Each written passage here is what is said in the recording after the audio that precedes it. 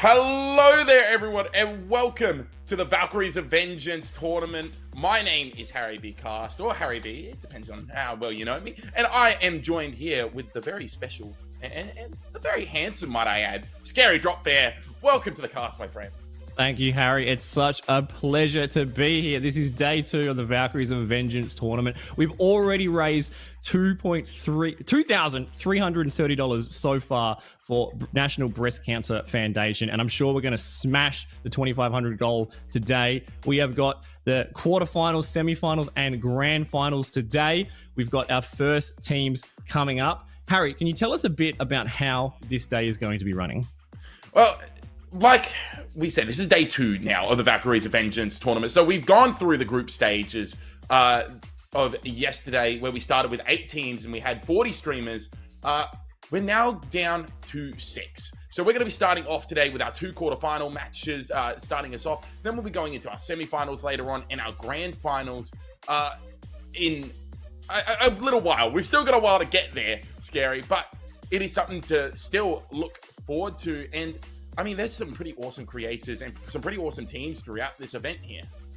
Yeah, I mean, we had 40 people join and so many teams jump in. And we're only going to be having a part of those teams today because it was so competitive yesterday. The teams have been so well balanced and everyone's been in really good spirits, but still trying their best, especially with the one special edition of this tournament, a rule you might not have seen in most tournaments. They have to have a Mercy player locked in. This is all about the Mercy players. That's what we're going to be focusing on. There is the Mercy skin, raising money for breast cancer, and that is the part of this. So every single team is going to have a Mercy. One lucky DPS on every team is going to have a pocket, which, as a DPS player, what a great idea. Well, exactly right. But Scary, you mentioned something very, very important here, because it's not just about the Mercy players. It's also about raising money for the National Breast Cancer Foundation. And Scary, why don't you tell us a little bit about that? Indeed. So the National Breast Cancer Association raises money for breast cancer awareness, and they want to try to make sure they can find cures. Obviously, breast cancer is something that will has affected a lot of us in that are listening to this right now. That's why we're hosting this event. All donations to the tournament the Breast Cancer Foundation, the National Breast Cancer Foundation of Australia, is our leading national body funding game-changing breast cancer research with money raised from the Australian public. And this is the best way to help find a cure, to help prevent deaths, and to hopefully get to the final stage of breast cancer not existing anymore. So every single donation, there's a Tiltify link in chat, !donate to bring that up. All that money will go straight towards that foundation for a great cause. So thank you for watching. Thank you for being here. And if you can spare the money of a coffee, chuck it towards this charity because it's a great cause. Yeah, 100%. And we have already raised so much money as well, Scary. $2,330 in just a day is absolutely outstanding. And it is a massive part as to why I love this community, because this is such a great cause to get behind. And like you said, Scary, so many people have been affected by breast cancer, whether personally or with relatives. So this is a major cause that is very close to a lot of people's hearts.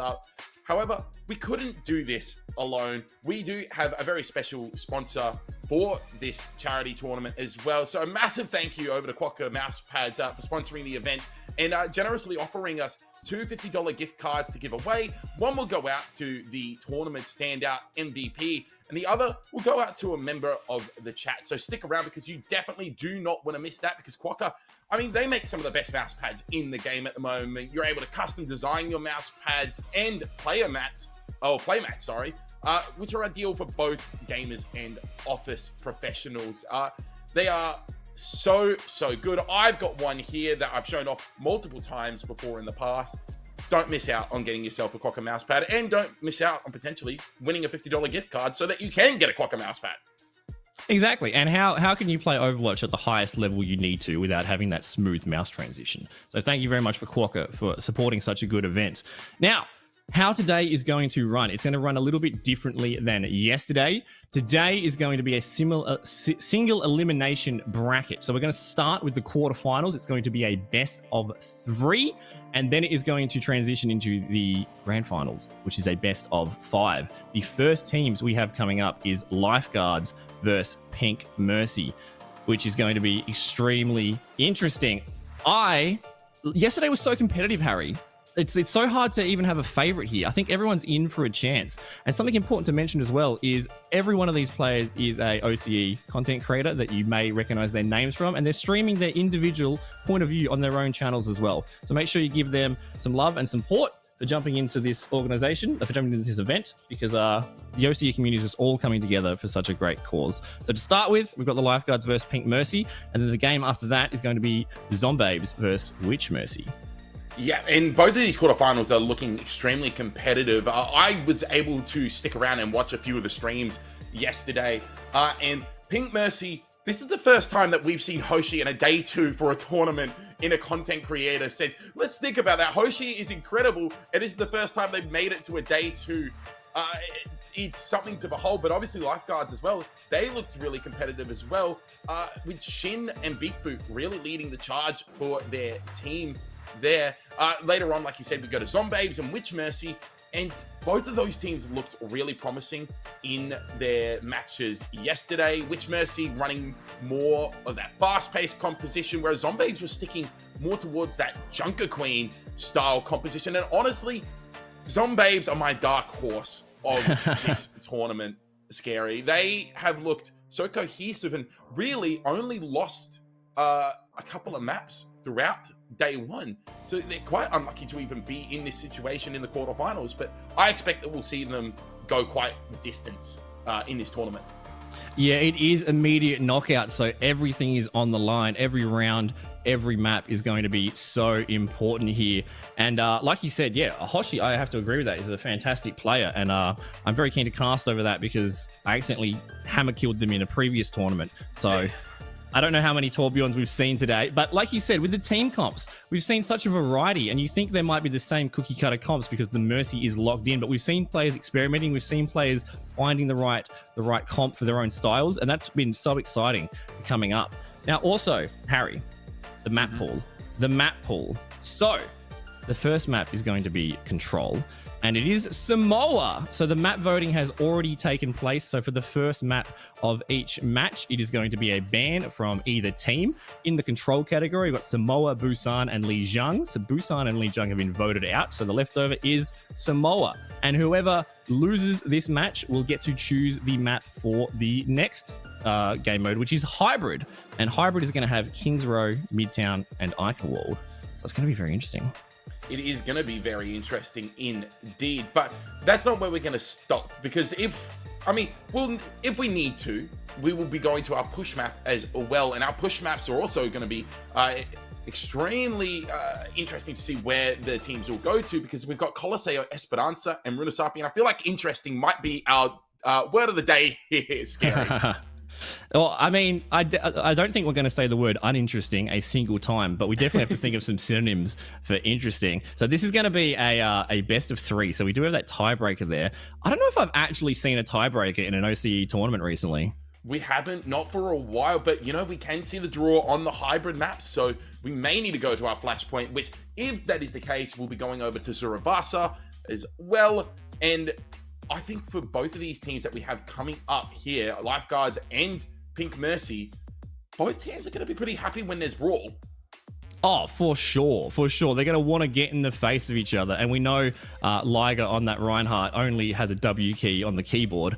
So we're going to see that maximum in-your-face style of aggression, and it's just going to be chaos. We're starting off with the control point, which is going to be like team fight after team fight. And then if we do manage to get the tiebreaker, Flashpoint, which is another extremely fast-paced game mode, is going to be really exciting. And also, we haven't seen too much Runasapi being played as a new map, obviously. So I think it's going to be interesting to see how players kind of decide. Are you seeing on the screen what I am seeing right now, Scary? That's not the hero that you're meant to pick, Liger. I mean, I think we have to check if he's. Can we do a welfare check on Liger? Is he okay? Someone call 000 right now. Oh, I have seen him swap from the right of the Winston occasionally, but this just shows how seriously these players are taking it. It's all for fun, but that Magna is going to do a lot of damage. We're going to actually a matchup from Shin there, which is going to be really interesting. Bray is on the Life Weaver, so we might be seeing some saves coming out but we do have Hoshi on the Ana. So some nano boost, maybe a nano boost Ryoto on the Reaper. And this is Mauga gameplay. This They've stopped. Wait a second. We're seeing a little bit of a death stare happening right now. Wait, what are you doing? Guys! Well, no Mauga v Mauga gameplay, that's for sure. We're gonna be seeing maybe a tank swap coming in if that's the case. It's making love, not war, in this scenario, and we do see the Reinhardts coming out from both teams. Scary. This is where it's going to start. Now, to some players that might be new to this game, they might understand what they're seeing. This is a high-level, extremely skillful strat. When in doubt, flirt with the opponent. It has a greater chance of success than beating them. If you flirt with them, it goes so much better.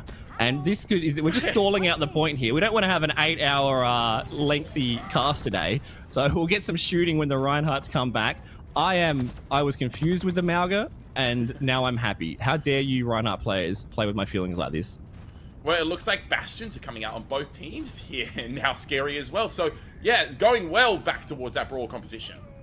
Look, have you heard that saying where it's like, if I'm going to cut down a tree in 4 hours, I'll spend 3 hours sharpening my axe? That's what these teams are doing right now. They're sharpening their axe. They're not willing to make the first move until all the pieces are in the exact spot they want. But that fire strike from Shin has triggered Liger's internal Reinhardt momentum, and it is kicked off with a bang. Where did Bray go? Bray just walked off the map there. Now we're going to see Liger having to back away here. A shot onto Draco means that they're going to have to take cover. But right now we see Lifeguards back here. Yeah, and this point on Samoa is the only one that doesn't have any barriers in the middle. So to contest it, you have to be standing in the open, and that is not a place you want to be with Ryoto's Bastion in your face. So if Ryoto and Exodus get some long-range picks with their Ashe and Bastion and wheel down that shield, we're just seeing a lot of poke. A lot of poke. They're going to be flanking around the side, trying to collapse onto the team and avoid that long-range damage. But Gray has the Brig now, which is going to be in the face. Ryoto shredding down at the moment. Shin gets very, very low, and the nano boost has been built up already from Hoshi. Now Liger trying to get aggressive. Doesn't get the pin though, gets caught on the corner, and now they need to try and find a way to get in. They do see Beep being quite low here, but Shin going for their own little flank here. No one's scouted out the Reinhardt for Pick Mercy here, but it's going to be Liger who turns around and gets the counter pin. Now it's the anti-nade that goes off the Shin. Shin taken down. Now it's going to be the Earth Shatter being laid down there from Liger. A pin onto Bray, some will finish off the Brigida, and that is a fight win for Lifeguards, although 59% picked up. Yeah, and Braysum there tried fantastically. I was surprised that Liger didn't check that spot. Ult coming in immediately. They're not wasting any time right now. The pin off the map. No! Finished just all the way in. They managed to find Liger earlier in the fight. Hoshi goes down to that artillery strike, and with Ryoto not being there, there's no damage, there's no healing really. They're going to try and invest the Bob now to contest the point here. Maybe keep it stalled out a little bit as Liger is coming back now on the Reinhardt. Shin has built up towards that Earth Shatter, looking for the opportunity to lay it down as Big Boop takes down Exodus' Bob. There's a pin coming through from Liger. Manages to get Draco off of the map right there. The great flip charge coming out from the Reinhardt champion himself. And so far, this has been a bit of a stalwart fight, but Liger doesn't want to give up the aggression just yet. No, this is play versus counterplay. Both teams are just going for that charge off the map. And when you're stuck in that charge battle, that is when the damage boosted Bastion can just shred you apart when that shield is down. They got to watch out for that. But both Reinhardts are being cheeky. They want... Oh, the solo shatter! They missed the shatter as well. It's a great fire strike that connects onto Kidspoon. In the meantime, the point has flipped over here for Pink Mercy. And the Resurrect does come through onto Dracos, meaning it's going to be a 5v4 if they want to try and re-engage, but it looks like Lifeguards will back out for now. Yeah, and we're just seeing the importance of the support characters here. That Mercy damage boost, especially on the Bastion, is just shredding those Reinhardts. And we know these players probably won't swap off the Reinhardt. But the Ana players, those antis on the Bastion, those sleeps, how fast they can build that nano and pump it into the kaiju of these Reinhardts is being so impactful. Now we've got the Sojourn and the Ashe matchup. Sojourn might not be getting as much impact as the Ashe here. The nano boost going on for both Reinhardts right now. It doesn't even seem to be about the DPS from either team. Anti-nade, Earth Shatter comes down, it flattens Bray, Fire Strike into the Dracos as well. Now it's just going to be stalling out for a bit more time on the point, but they can't really do it as the point flips in favor of Lifeguards. Shin will get cleaned up. Beep on the flank though, does manage to find two, trying to keep their team in this fight right now, but it will be all for naught as they get taken down. And now, Lifeguards look firmly in control. Yeah, good job there from the Pink Mercy's Bastion to get a couple extra picks there, but well done for that flip. This is going to be last fight territory right now. We do have the Bastion Ultimate and Kitsfu and Miki's Valkyrie, which is going to be pumping those heals and damage in, but there's a Bob coming up as well to store point. This is going to be a lot of ultimates drop right now. They got to go in. There's only 20% left. Liger, that is a massive first pick. Shin goes down early. It's going to be Miki who tries to come in with the Resurrect. Does manage to get it off. It's going to be an anti-net that takes down Liger. Miki has managed to save this round here, potentially for Pink Mercy. Now it's going to be Kitsfu using a Valkyrie of their own. Gets the Resurrect around the corner. Kitsfu with a little bit of fancy Mercy tech right there, getting the Reinhardt back into the fight. Shin now, anti-net has the Earth Shatter. Lays it down. Gets up the 3 members of Lifeguard. Ryoto taken down before they can use their ultimate. It's all cleanup right now for Pink Mercy. In 99-99 fashion, they will win round 1. What a close round 1. That was fantastic. Like you said, we are not seeing much DPS focus here. The DPS are just playing the heroes to enable their own tank or to disable the enemy tank. This is a 4 people pumping, pocketing into their tank player, and it's been such a pleasure to watch. Liger is going insane, as we always expect him to. Shin is putting up as equal of a strong fight here, but those Valkyries are just coming in play there. And look at this little crabby crab. I think that crab is going to be spectating 2 gigantic German kaijus charging into the beach at some point in this map. You know what? I agree. I think they are going to be spectators to that. But look at the comp swap here from Lifeguards. They've gone away from the Bastion over to the Reaper. And so have Pink Mercy, Beep Boop, not playing their normal hero here. And I think that is a great swap. I think that's a map-dependent swap. You can get, there's more choke points here. You can get close range. You can find those flank routes. Not so much that long range. You don't want to be collapsed on with a Bastion, and we know these Reinhardt players just press that W. So they're going to be close range in the face of each other. And this is kind of a tradition we're starting. Just the emote, the flourish, the wave. You know, maybe this is looking like it's a meme, but I think from the last map, we saw them just not engage in the first fight until their nanos had been built. What is happening over here? This is certainly something. I don't know how to really commentate over this. This is just something that seems to be happening. In the meantime, over back on the point, Hoshi has taken down Draco. There's a Resurrect coming in from Miki as the 1v1 is won out by Beep Boop there. Shin taking down Hoshi again, and it looks like, despite the point going in favor at the moment for Lifeguard, it will be Pink Mercy who will take this fight, even with Liger trying valiantly to get a finishing blow. Yeah, this is everyone's kind of in the face of their opposing role right now. That was kind of a high noon western, you know, drawing it at noon. We got the chat is quite funny here as well. Some nice shots, some Reaper gaps. It's good to see everyone enjoying it. Oh, come on, Shin. Shin just charges through, manages to get onto Kitsfu. Now he's in a little bit of trouble for some great peel coming out here from Miki, keeping the Reinhardt alive. Not enough though, as Liger does finish off Shin. It is still a safe Resurrect though here from Miki as they managed to get it off. Shin just decides that he doesn't like those canoes right there. Now Liger comes through. There's the Earth Shatter coming out from Shin though. Catches onto 2. Liger flat on their back, so is Hoshi. Hoshi gets taken down. There's the pin once again from Shin. So aggressive on this Reinhardt, and Pink Mercy is sitting pretty right now. Yeah, the Reinhardt players on either team just feel indestructible with the amount of support they're getting from their team. It's all about them. I don't know if that crab had like early release VIP tickets, because they were front row to all of that excitement there. Nano is coming in immediately. Yeah, speaking of excitement, it's going to be Shin pinning through with that nano boost now. It's still an Earth Shatter online here for Liger, so the potential for that to be used is there. Pin gets taken down before the Earth Shatter even gets utilized, and it's going to be Miki who tries to come in for a Resurrect. Shut down by Liger. Liger now pins on towards the point, trying to chase down Brailson, but it's going to be Exodus with the help of Kitsfu, who get the kill onto the Ana. Now the Bastion just trying to stall out here. Beep Boop in a little bit of a lost cause scenario here as the point flips in favor of Lifeguards.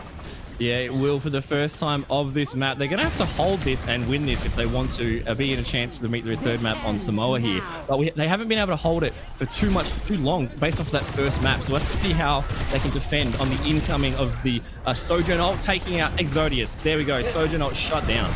the Overclock doesn't really find anything at all. It's going to be the artillery strike now being used. The Shin is pinned into the backline, gets Antinator, gets taken down immediately. The Immortality Field was utilized in the correct position here. Liger now holding on to this Earth Shatter still. Could end up using it to just try and end this fight quickly, but doesn't seem like they're going to be doing that as Dracos gets caught out by the axe swings of Avatar Liger, and that Mythic Sting goes unfathomably hard. It does, especially when it's controlled by a player that knows what they're doing. Quick mention, Hoshi's Ana is doing so much work on the intro, on the attack right now. Those antis are the reason that they're engaging like this. That is why Shin got caught out there being anti-nated. So we've seen Bray now onto the back, so that Immortality Field and that window is going to help be able to shred down the Reinhardt shield and also just survive when they do get anti.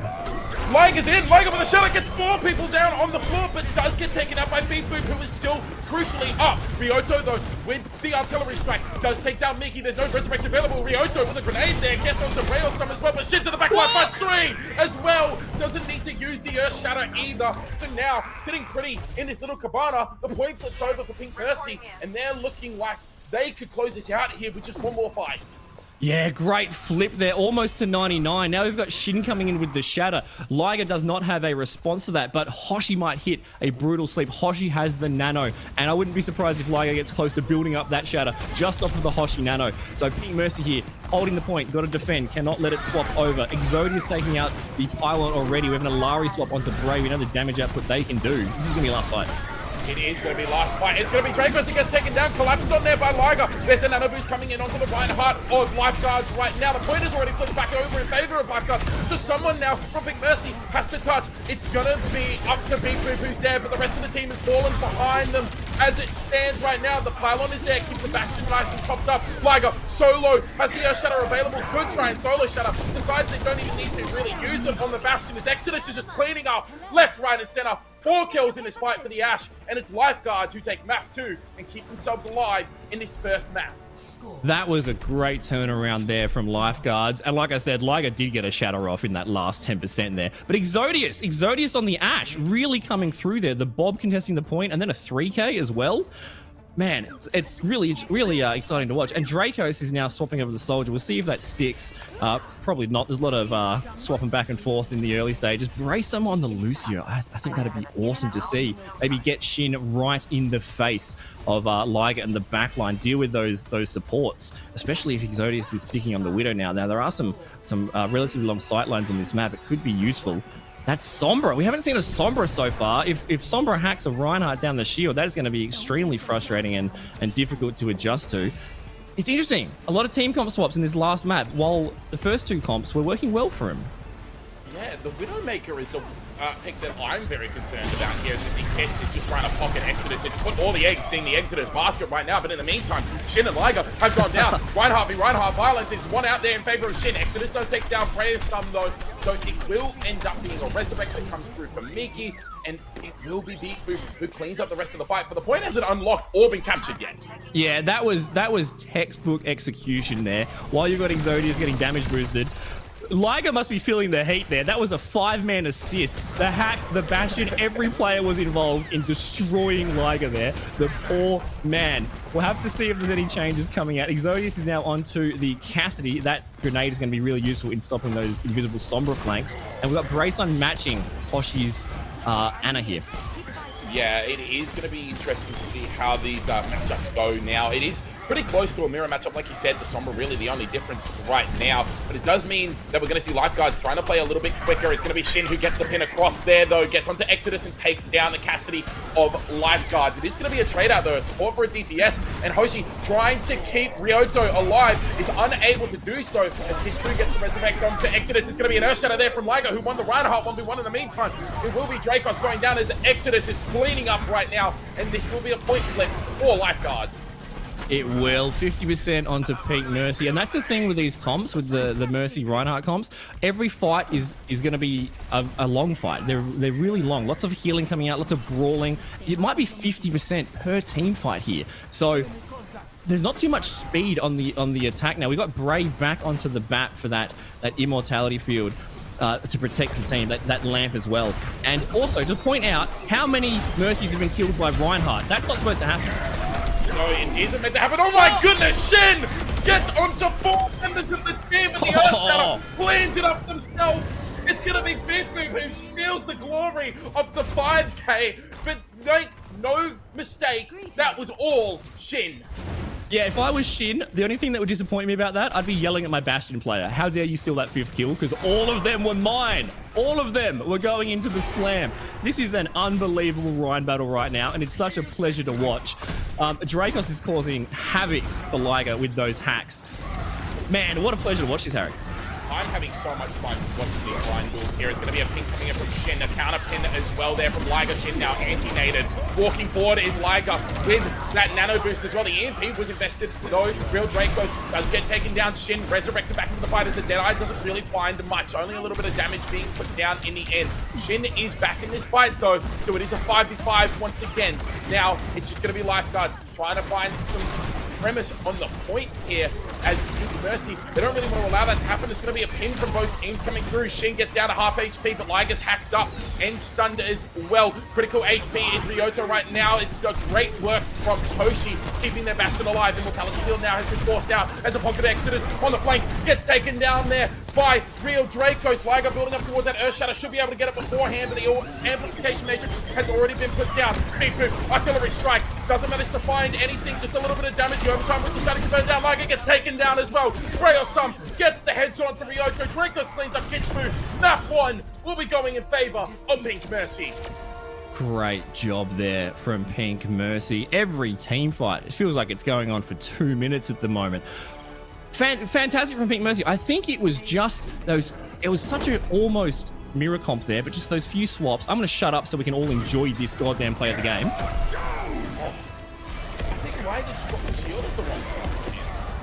It looked like just bad timing. It just dropped the shield, just flicked it.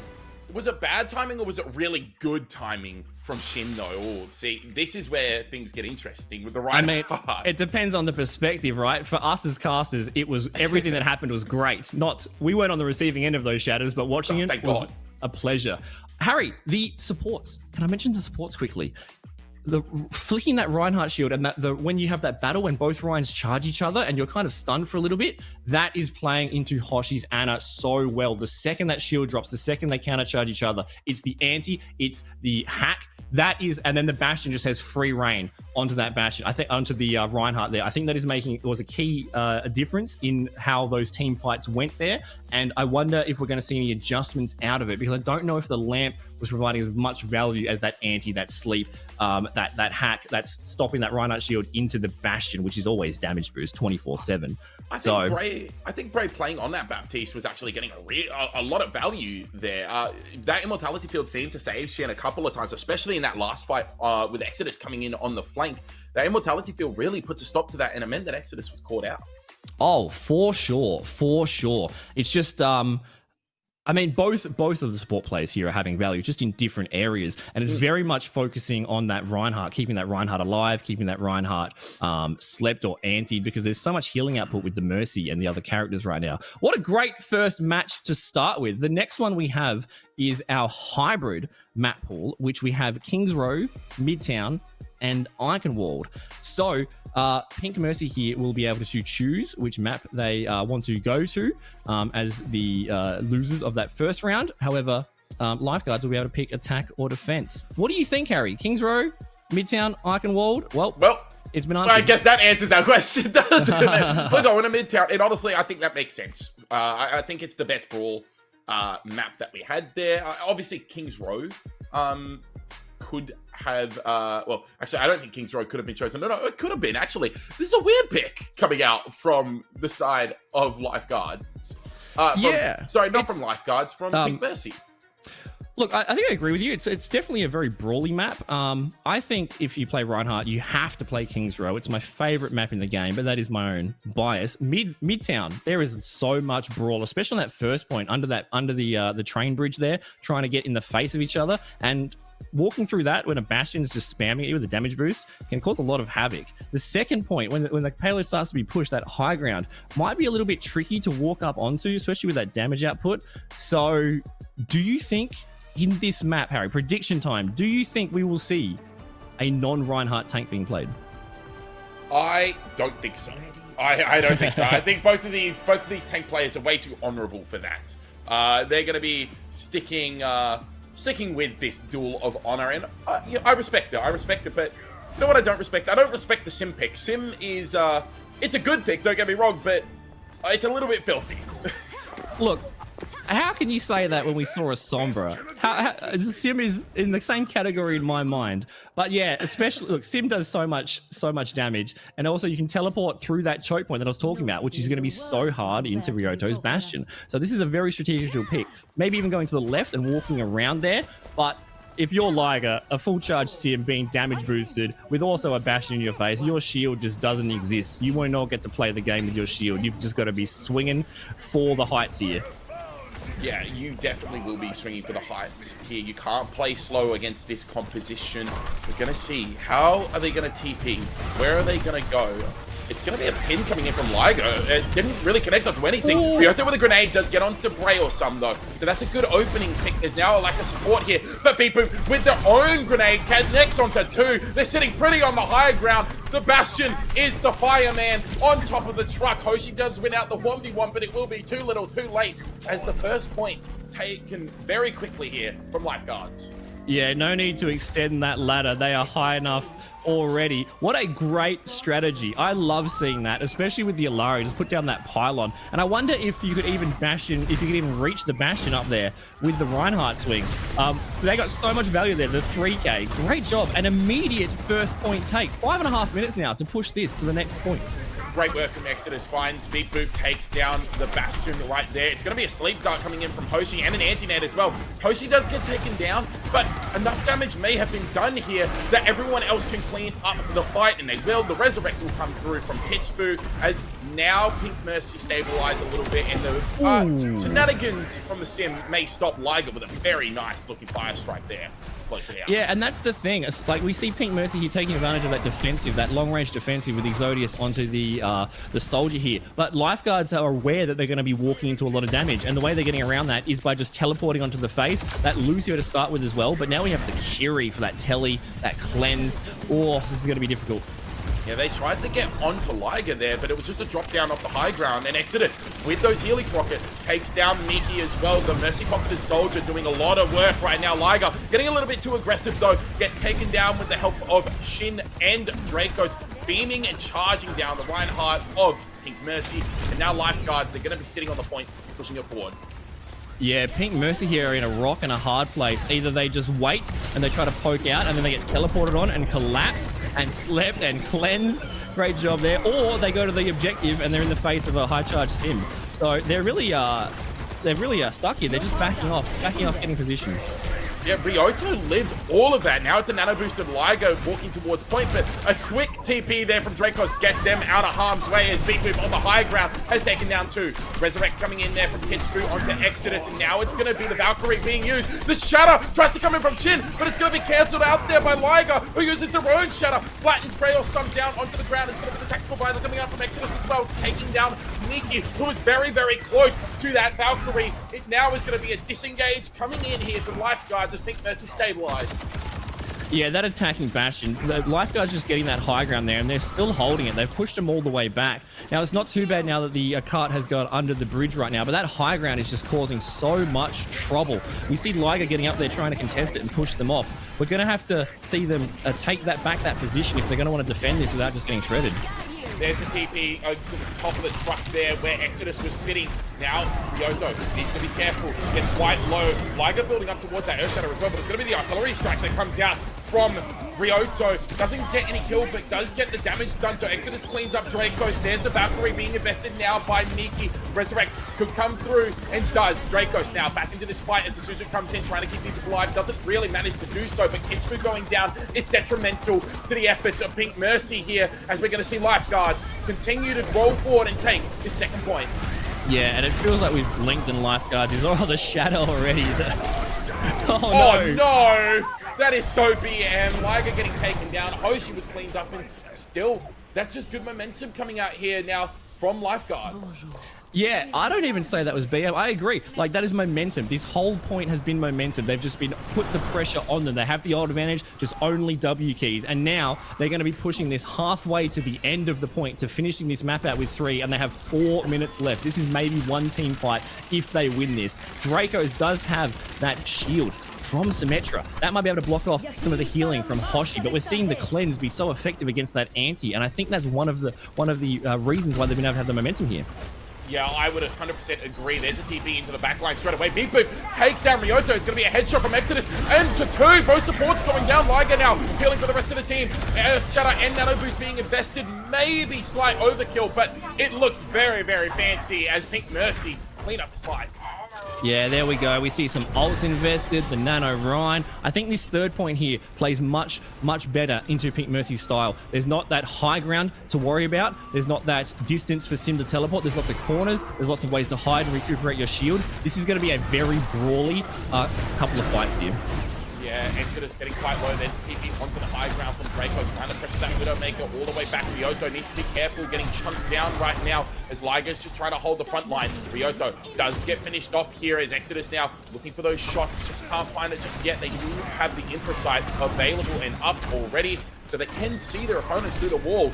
Now, Draco's looking for a TP. Gets it on top of the sign here. It's going to be Shin who tried pinning backwards towards Liger potentially, but doesn't find anything. Anti-Nay now into Draco's means that the Sim is going to get very, very low. Pinned, in fact, by Liger and taken down despite the immortality build going down as well. Exodus with the headshot gets onto Big Boop. It's going to be a Resurrect coming in as Kitsfu tried to pull out the Glock and get onto the Mercy, but it's going to be Exodus who finishes off the Mercy of Lifeguards as well, as now we just see the fight continuing to be prolonged, but it's a prolonged defeat for Lifeguards.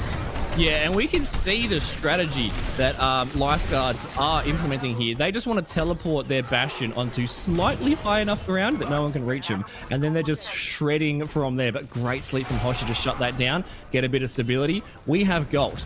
Oh, that is very surprising. What a strategy. Brace'em has just swapped off of the Baptiste with their ultimate, ready to go onto the Lucio. Much prefer- and he's immediately dead.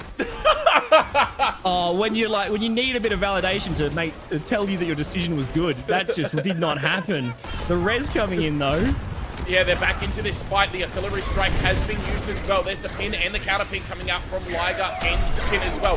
Shatter gets laid down, but a bigger Shatter coming out from Liger. You will not pass through the Reinhardt of Pink Mercy as Shin goes down. Ryoto was taken down by Big Boop. Hoshi healing for the Widowmaker as Grail's son gets taken down, and this is Pink Mercy's hole.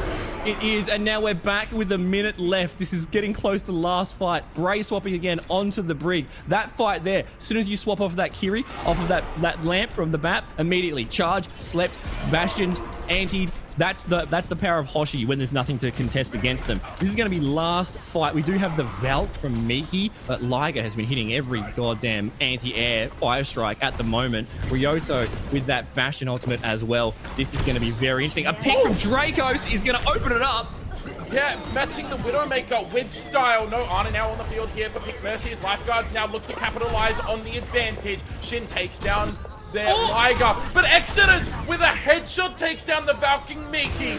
That is insane coming out from the Widowmaker of Pink Mercy, and it may give them the opportunity to get back into this fight. Shin now going really, really aggressive, trying to hold the choke point here as Hoshi gets choked down. Grailsum escorting this payload right now, trying to stay out of the sidelines as we see it's going to be a pin onto the point from Liger. But Dracos has decided, I can do anything that you can do on the Widow, but better, taking down both Ryoto and Exodus as well. Brailsum finishing off Kitsfu, and Liger fell earlier, so it is going to be a completion of the map here from Lifeguards in overtime. I'm almost speechless, which is impossible for me. They had 5 minutes on the clock at the first cap, and it got down to the last overtime there. That is crazy. We saw Dracos getting the value that Exodius was trying to on that Widow and just nailing it home, getting that first pick onto Hoshi, taking out a support, and then Miki with the Valkyrie going in to push him, but no, the Widow was too good, taking him out of the air. This is a Mercy tournament, and I'm feeling bad for Mercies. They are flying around in the air incredibly fast, and they're getting domed by the Widows. They're getting fire strike from across the map. This is I'm speechless, Harry. This is amazing. Yeah, it is amazing. It is incredibly amazing, and rendering you speechless is a task, that's for sure. We do see pretty similar comps coming out once again. Exodus sticking over onto that Widowmaker, and Dracos has gone over to the Ashe here, Scary. They have indeed. So they're going to get that. They're going to have that long range ability to just chip down and use those dynamite as well. We'll have to see. Pink Mercy aren't going to opt to the Symmetra strategy like Lifeguards did. And we're going to see if Pink Mercy decide to collapse on them very quickly, it's going to kind of shut down the range of Dracos if it gets in the face. Exodius is on the Widow though, so I think we're going to see a damage boosted Widow to open up with, maybe just to see if they can find a support hero that's not behind the shield. But they have got 4 minutes to attack this first point. They're going to have to cap all 3 if they want to be a contestant for this map and not let Lifeguards become 2-0. Yeah, well, 2-0 would mean the end for Pink Mercy here as well. Obviously, we're still in our best of 3 format. Railsum getting quite low here as Liga trying to push forward. A little bit of pressure here as Beep Boop uses that turret form. Same with Ryoto, though. He's just posturing for a bit of positioning here, Scary. Yeah, just whittling down those shields, getting those cooldowns out, dropping a little bit low. They're going to have to charge the shield now. Now, both shields are almost broken, and that's when we're going to see that push. Mercy just pumping as many heals as they can into it. Bastion's assault form is about to be completed and be on cooldown, and that's, I think, when we're going to see the engagement. Yeah, Ryoto so low, trying to get healed up here from Hoshi, who's building up towards that nano boost extremely quickly. Hoshi with these ultimates has been building these at a next level right now, Scary. Oh, Hoshi has been the background star player, in my opinion, just silently doing work, missing that sleep onto the Bastion, but still managing to get it done. Trying to keep their Reinhardt alive now as Shin's in the backline, but it's Bray who comes through, walking forward as the mini Reinhardt finds 3 kills as the support, and that is going to be a fight win there for Lifeguards, sorry, as Miki finishes off Exodus. There we go. Miki getting revenge. Not happy with how that ended on the last attack phase. Good job there. Bracer, we are seeing such versatility from their hero pool on support. We're seeing pretty much everything being played, and they're already at 70% for their Brig ult for the rally. They just got a 3k there. That stun into Liga's shield is going to be so important, and it's going to be really, it's going to open up for the Bastion to just shred him. Yeah, Hoshi hiding away from that turret form now. Liga getting very low. What are they waiting for here for the nano? That's what they're waiting for. The pin to come in. Shinno with an Earth Shatter finds 3. It's going to be the artillery strike that finishes off both Hoshi and Ryoto. Counter Shatter coming in there from Liga, but it's too little too late. There's not enough damage to be done onto the Reinhardt of Lifeguards, and that is another complete fight win coming in for them. I mean, we are seeing both incredible Reinhardt players here, but Shin's timing has been perfect. It's almost like they're in the head of Liga. They know when that shield's going to drop. That nano boost Liga, that was the push. That was the push. They were saving up for it. They got a minute and a half left. But no, one Earth Shatter from Shin takes them out. They're in danger of being full held here and getting knocked out of day 2. They are indeed, but they still have a bit more time to work with. And Ketchfu's holding onto that Valkyrie now. How can they get in here? Scary. It's, again, very slow for the engages to come through. But there's the anti-net that goes off the Shin, and that could open the door now. There's the rally coming through from Bray. It's still not able to use the shield bash just yet. 3 seconds left. But there's the resurrect that comes through from Miki.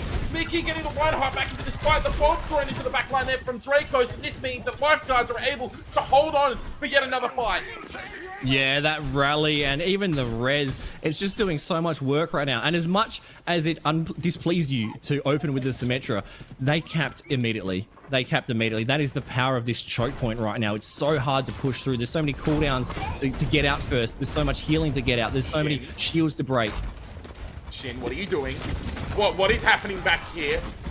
They're waiting. He's just waiting. I love it. Has anyone seen? Wait, can they see if they've seen it with the mythic skin doing that? Oh, finally Exodus gets scouted out. Ryoto does find Beep Boop as well. So now they're down the Bastion. Resurrect gets used there. There's a pin coming out from both Shin and Liga. They can't take each other out. Overclock now being used by Exodus, who can't quite get over the plane. It's going to be the artillery strike being used by Beep Boop as Ryoto gets resurrected in the back line. Earth Shatter's there. They do have to get onto the point. 2 seconds left. They get there. Liga finishes off their Reinhardt counterpart as well. So it looks like this fight is going heavily in favor right now for Pink Mercy. But with Dracos taking out Hoshi, there's a lot of healing that's missing now for this side of Pink Mercy. Exodus does take down Dracos and Miki though, and it should now be the first point being capped up here for Pink Mercy. Not a relaxing one, though. They are going to come back and contest, especially with Bray onto the Lucio. I don't think they're going to have a chance here, but we never know.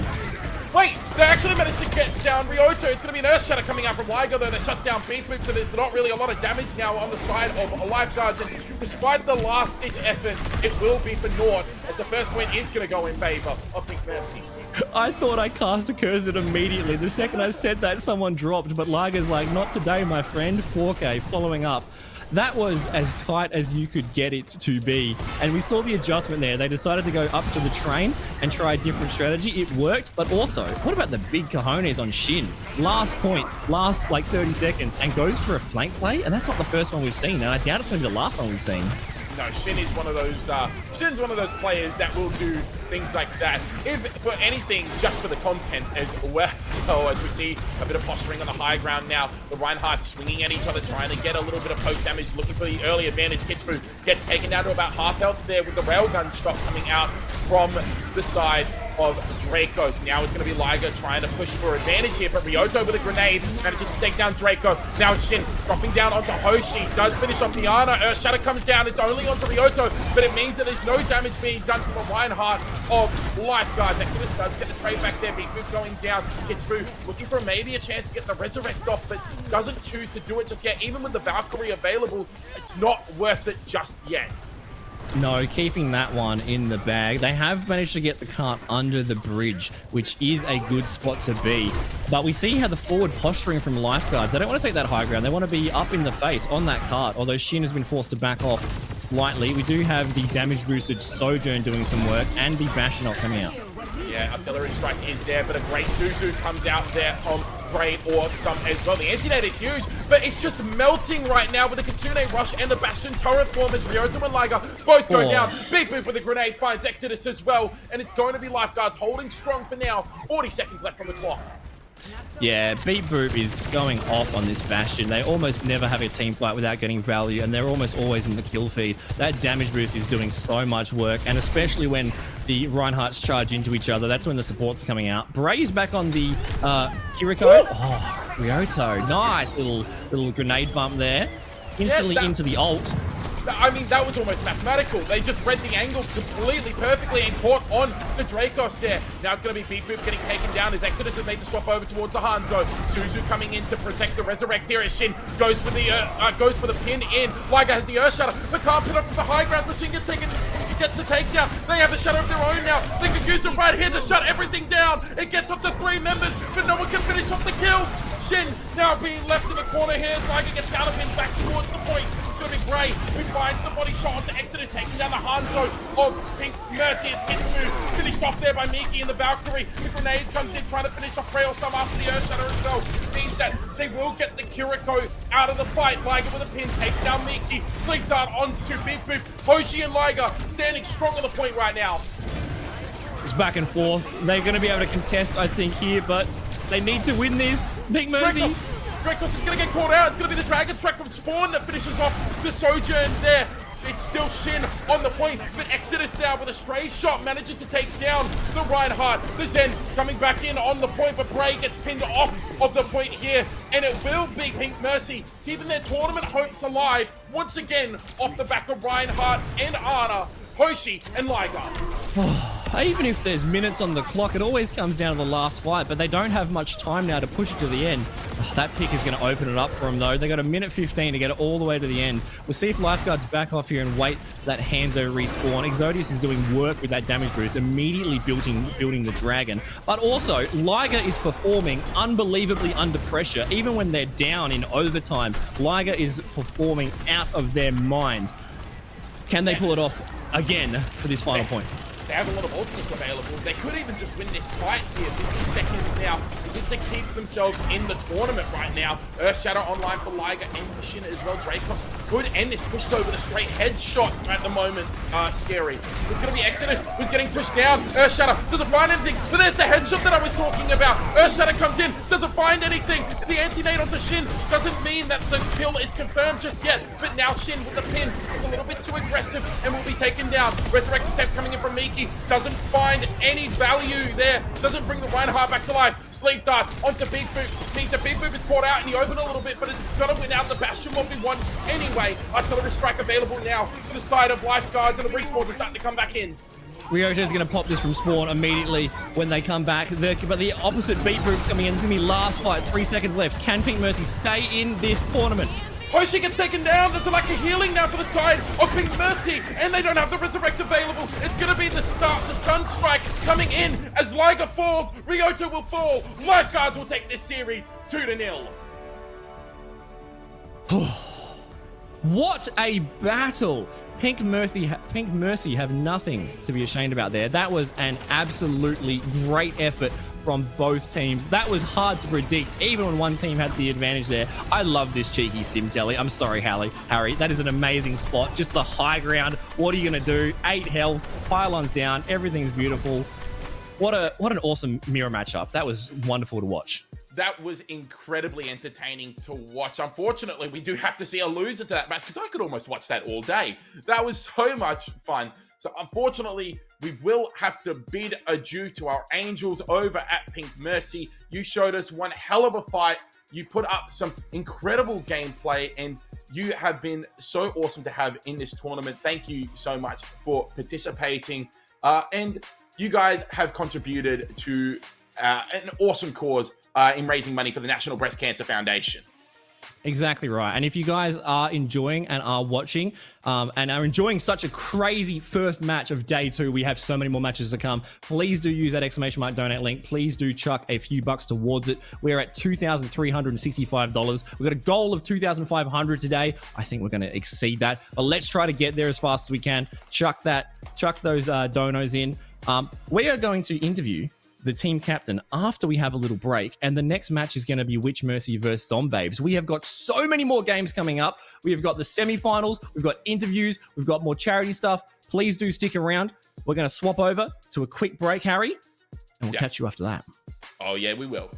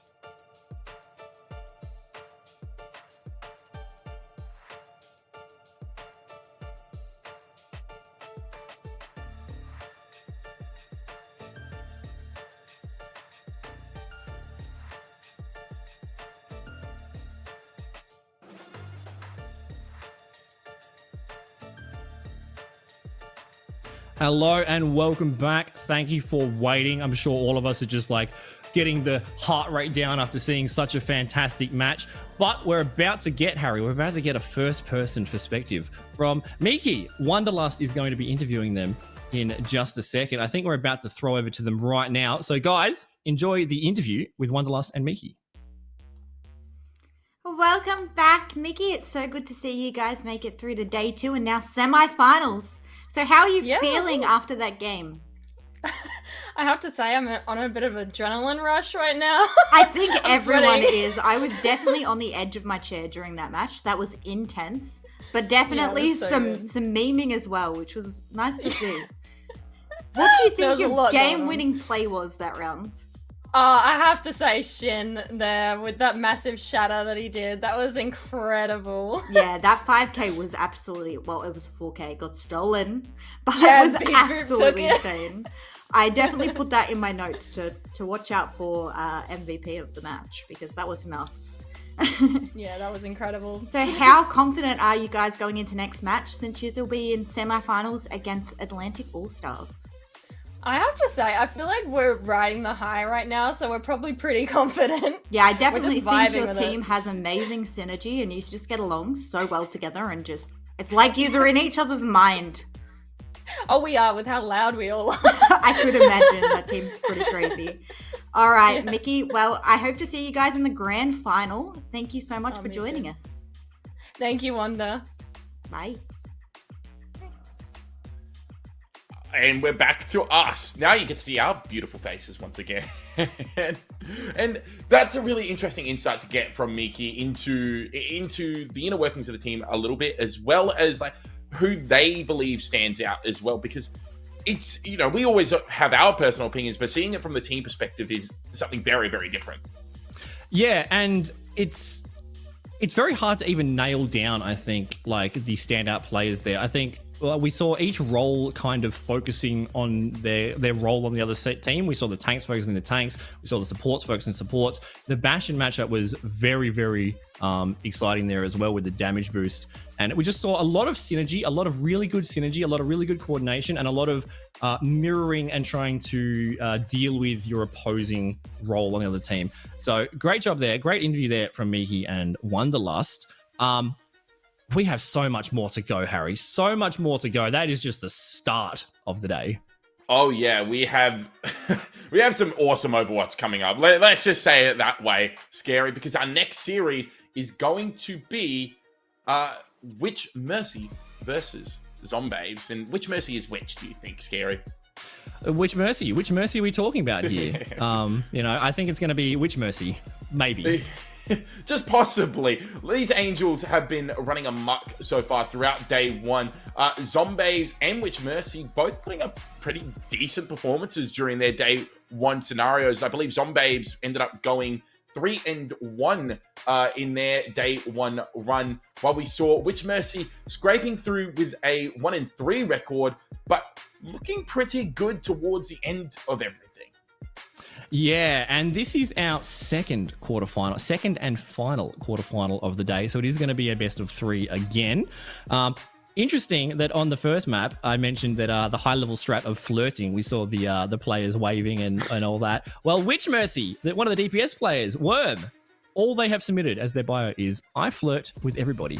So perhaps we're going to see that high-level strat come out once again. A little bit of cheeky good day. So that is the match that we have coming up next. We are going to be cutting to a short break while that is getting set up. So please do stick around while that is going on. Please do use !donate to keep supporting the charity. And when we come back, we will see Witch Mercy and Zombies going at it again.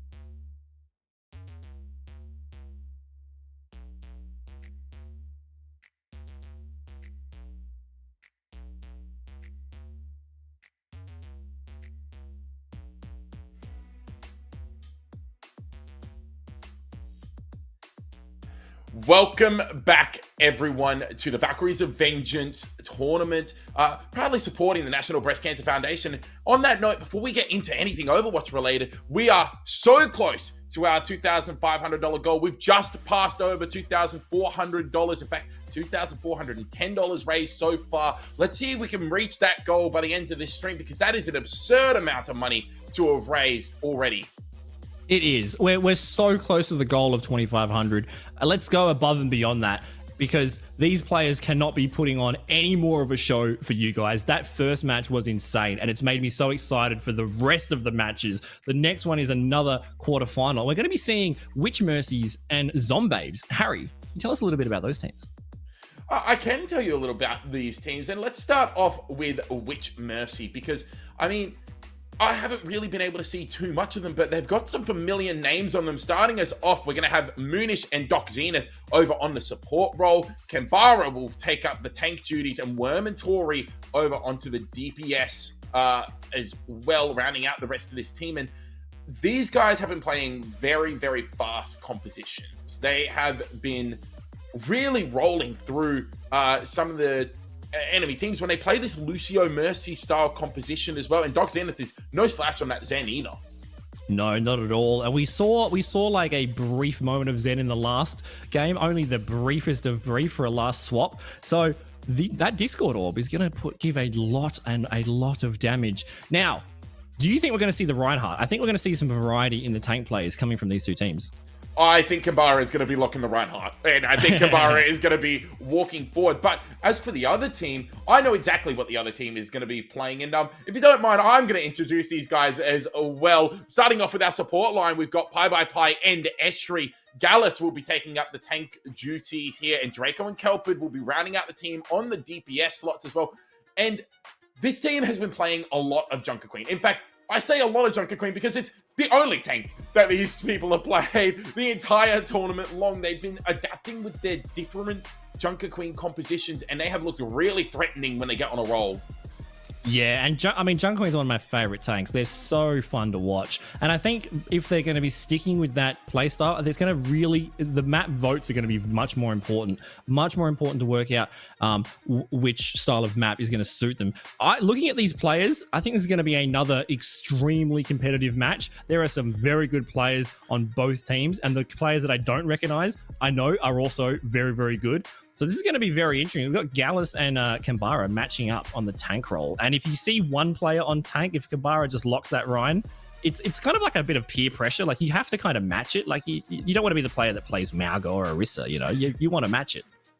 I don't think we're going to see any matching. I think it's going to be Gallus on the Junker Queen running it down onto the support lines here. And Busan is our first map, and it's a pretty good map to do that on. Yeah, true. A bit of a difference from Samoa. I like the Busan map. I mean, I like Control. I'm weird like that. So we're starting off with Busan. They both voted to ban Samoa and Li Jiang. I think there's going to be a lot of variety coming up in the next few maps, but of course, the first map really gets that momentum rolling, and we saw that from the last team. We saw oh my god, I've already forgot the names. My apologies. We saw the last team just win that 2-0 with that momentum. So this first map is going to be very important to set the standard for what to expect in the next few maps. Yeah, and the standard is going to be very interesting, I think. It is, again, interesting is our word of the day, because trying to come up with different theories on how these teams are going to play on these maps is almost impossible. But going into something like our hybrid maps where we could go to Kings Row or Midtown, I think we're going to be seeing Kings Row there. I think either team will be happy to play Kings Row. Scary. Our push maps, again, just to reiterate, are Colosseo and Esperanza and Rinasapi if we need to. And again, if we get a draw on hybrid, or I mean, that's the only way we can get a draw, we'll be heading over to our tiebreaker in Flashpoint for Surabasa as well. And this is a look at our bracket so far. Who out of Zombabes and Witch Mercy are going to be going into the semifinals against Snow Angel? Yeah, and so No Angel are going to be watching this match very closely. I don't know if they have the preference for which one to verse, an aggressive Ryan or an aggressive Junker Queen. But yeah, I think we will probably see King's Row. I was about to say Ryan's Row. It is Ryan's Row. I suspect that'll be the map that we see when we get onto the hybrid play style. Man, Junker Queen versus Ryan. I mean, they both have axes. but which one is better? Well, I think it depends on who you ask. I think it depends on who you are. Because if we asked Liger right now, I think Liger would be all over the Reinhardt propaganda here. And with the new Mythic skin, I'm almost inclined to agree. I mean, this is a kind of a skin-based tournament. We are in the zone of the Pink Mercy and the breast cancer charity. So, you know what? Skins do play a role here. They do say skins equals wins. This is going to be... This will not be as much of a mirror matchup as the last match we saw. And even though that mirror matchup was extremely competitive, I think we're going to see an equally competitive and an equally as intense, brawly, fast-paced, in-your-face, just mania of team fights here, even though it's most likely going to be opposite characters. And let's have a look. Yeah, We've got... Yeah, this is what I expected. Then I'll let you run through it next game. Like you said, Doc Zenith onto the Zen. Zen is the best DPS in the game. No footsteps, perfect flanker. That Discord is going to cause havoc onto Gallus. No way to avoid that without the shield. But we see for the first time Draco on the Pharah, and Pharah has been going out of their mind. Now, I do not see a Mercy player on either team, Harry. No, it looks like they're going to speed boost themselves out of spawn and then swap over to the Mercy, fly to the rest of their team. Yep, exactly as I said. Indeed, indeed. That was one of the stipulations. They are allowed to speed boost with Lucio, otherwise only Mercy. So we've got the Pharmacy as well. Estuary, we know that their aim is fantastic. Onto the Anna. Bastion, Kelpid already coming out with that Salt Form, but they're dropping low. Worm just stabilizing. Yeah, Gallus as well looking for a way to get in. There's an anti-nade that goes onto the Reinhardt, so now it forces Kambara to back all the way up. Great knife coming through. Carnage finishing off the Reinhardt of Kambara, and a sleep dart onto Worm as well, as Estuary has started off this series on fire so far. Witch Mercy now forced to retreat here as the first cap will go in favor of Zombie. Yeah, and they just have built up so much old advantage right now. Already halfway from the DPS of Zombabes, and picking off Zenith there out of spawn. Poor buddy. It's all right. We've got Worm is going to be looking for those flanks under Estuary with that Tracer, but we saw Estuary win that battle with Diana.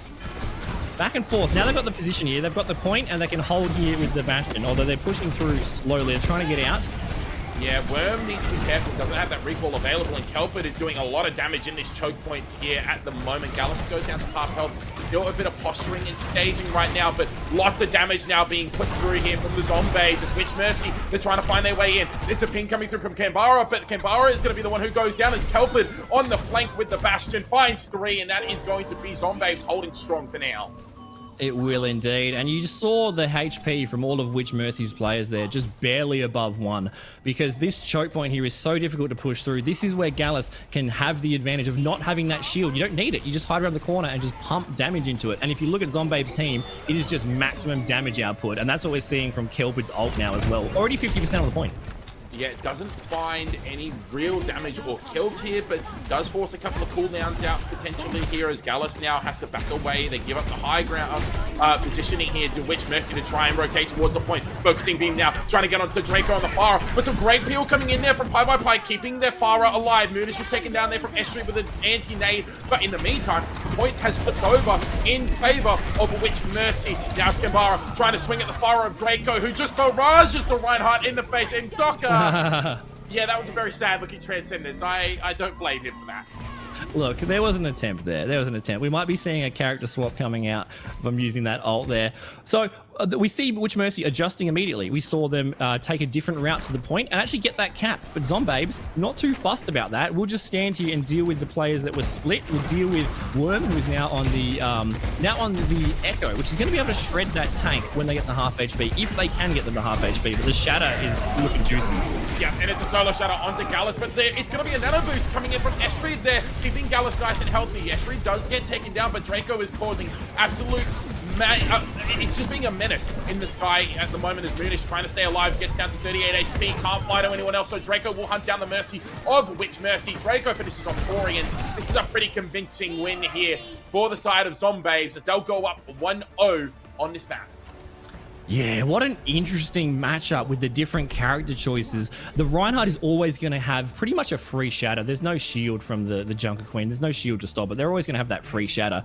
But with the Junker Queen and Zombabes not having a shield. They're not focused on defense, on moderation, on patience. They are focused on, we are going to spam damage at you and you aren't going to be able to move. So good luck with the Shatter, because the damage spam is just going in your face. And the poor support players, Zenith and Moonish on Witch Mercy, they have been the target of these Pharah Mercy dives of even Gallus. Gallus is just playing a thicker DPS in my opinion right now, and it's working fantastically.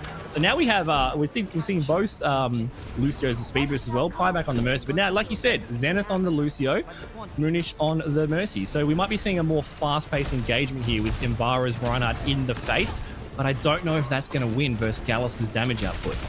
And Gallus' sustain as well is something that is behold for Junker Queen. It's a standout feature for Junker Queen here, as Gallus just takes up all of the room right now. Gets down very, very low. Esri being pressured at the moment from Worm, so Gallus now has to run away here and try and get healed up. Doc getting quite low. Draco is trying to hunt down Worm. Gallus goes down. The Tracer for Witch Mercy gets the finishing blow, and Witch Mercy will win this first fight and open their account on the scoreboard. Yeah, exactly. That was a very clean fight, and I think that's what they were trying to do on the first point as well. Worm is going to be the playmaker here. They're going to be distracting the team. They're going to be in the back lines dealing with those supports, and if that forces the Pharah Mercy to peel for him, it opens up the Junker Queen to be exposed and just get piled on by Witch Mercy's team. So Worm is going to keep trying to be annoying and keep being enough of a threat. They have to focus on him, and that split, Kelvin taking out Worm right there, so this is an advantage right now for Zombabes. But they're still going forward. Let's see if they can press this advantage. It's going to be an anti-nade that goes on to Kambara, so no healing available for the Reinhardt. Moonish goes down, so does Kambara and Doc, and that is a very efficient fight win coming out from Zombabes. It is, and Worm has given up on that strategy of being the distraction in the backline, and now we've got 2 hit scans from Witch Mercy. Draco on that pharmacy with Pi in support is causing havoc, so much damage. Pharah is so strong right now, but how are they going to deal with 2 hit scans in their face? This is going to be a really tough battle.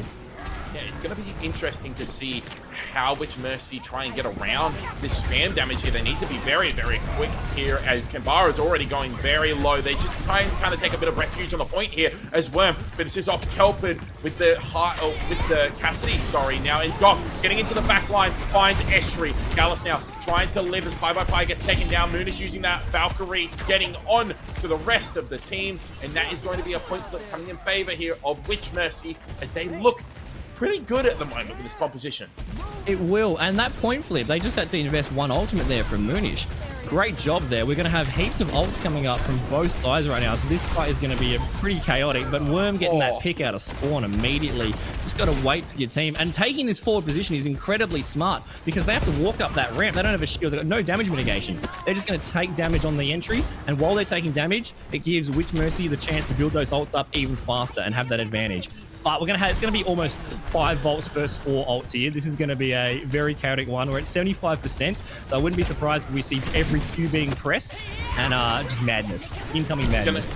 It's going to come down to this Shatter from Kambara. I think if they can shut down Gallus before the Rampage comes through, they might even just be able to win with only 1 ultimate. There's Pi using their Valkyrie, trying to get the engage going. Kelpin as well, using their artillery strike, looking for damage onto Worm. Doesn't quite find it, and it's going to be Gallus who gets quite low. Nano Boost and Rampage being used now. The Earth Shuttle tried to come out, but it was a slip down, I believe, that came out from Esri. They cancelled that ultimate. The Deadeye does find Draco, but Gallus, Tori, and Kambara has gone down. Finish, trying to stall out onto the point, gets taken down by Kelpin there as well. Resurrect coming through from Pi, but Pi gets traded out there from Worm.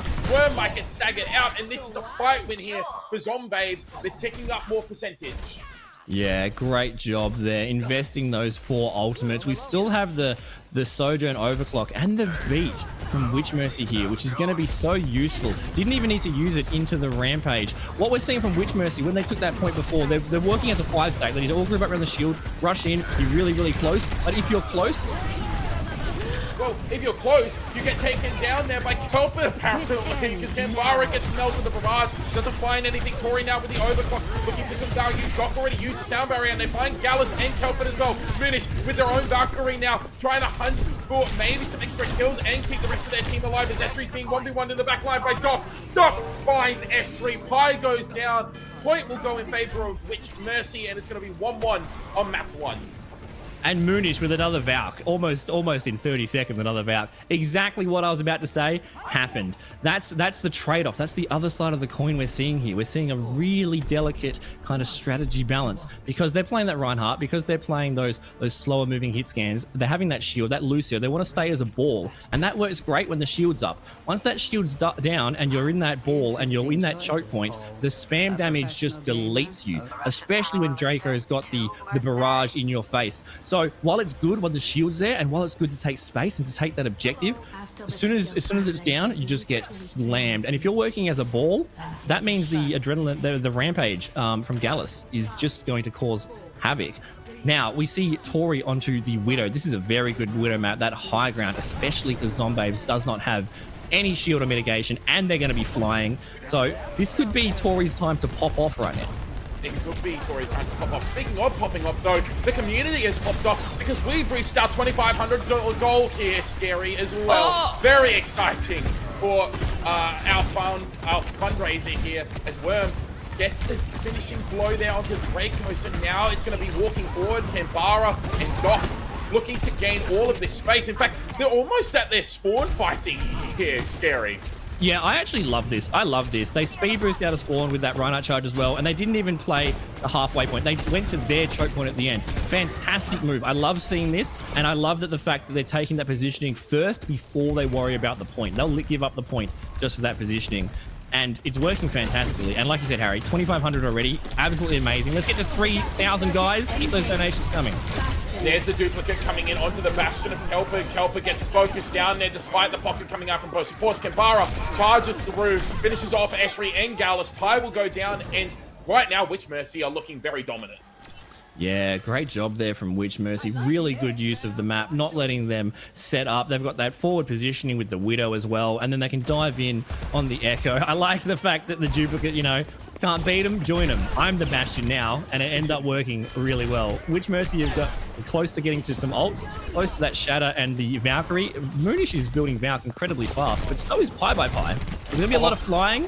Oh. What in the world is that? Worm with the sticky bombs and with their primary fire will take down Kelpid, who swapped over to the Ash to try and help deal with that Echo Draco on the Tracer as well, but now they're surrounded, boxed in. It's like they are just about to get collapsed in on, and that is exactly what happens. There's a duplicate coming in from Worm onto the Tracer as Gallus gets pinned across the map there from Tambara. Worm finishes off Draco as well. This is the Echo show right now. Moonish does get taken down, but the Earthshatter's online, utilized immediately, finishing off Gallus. 70% ticked up here to the side of Witch Mercy and Zombabes need to reset.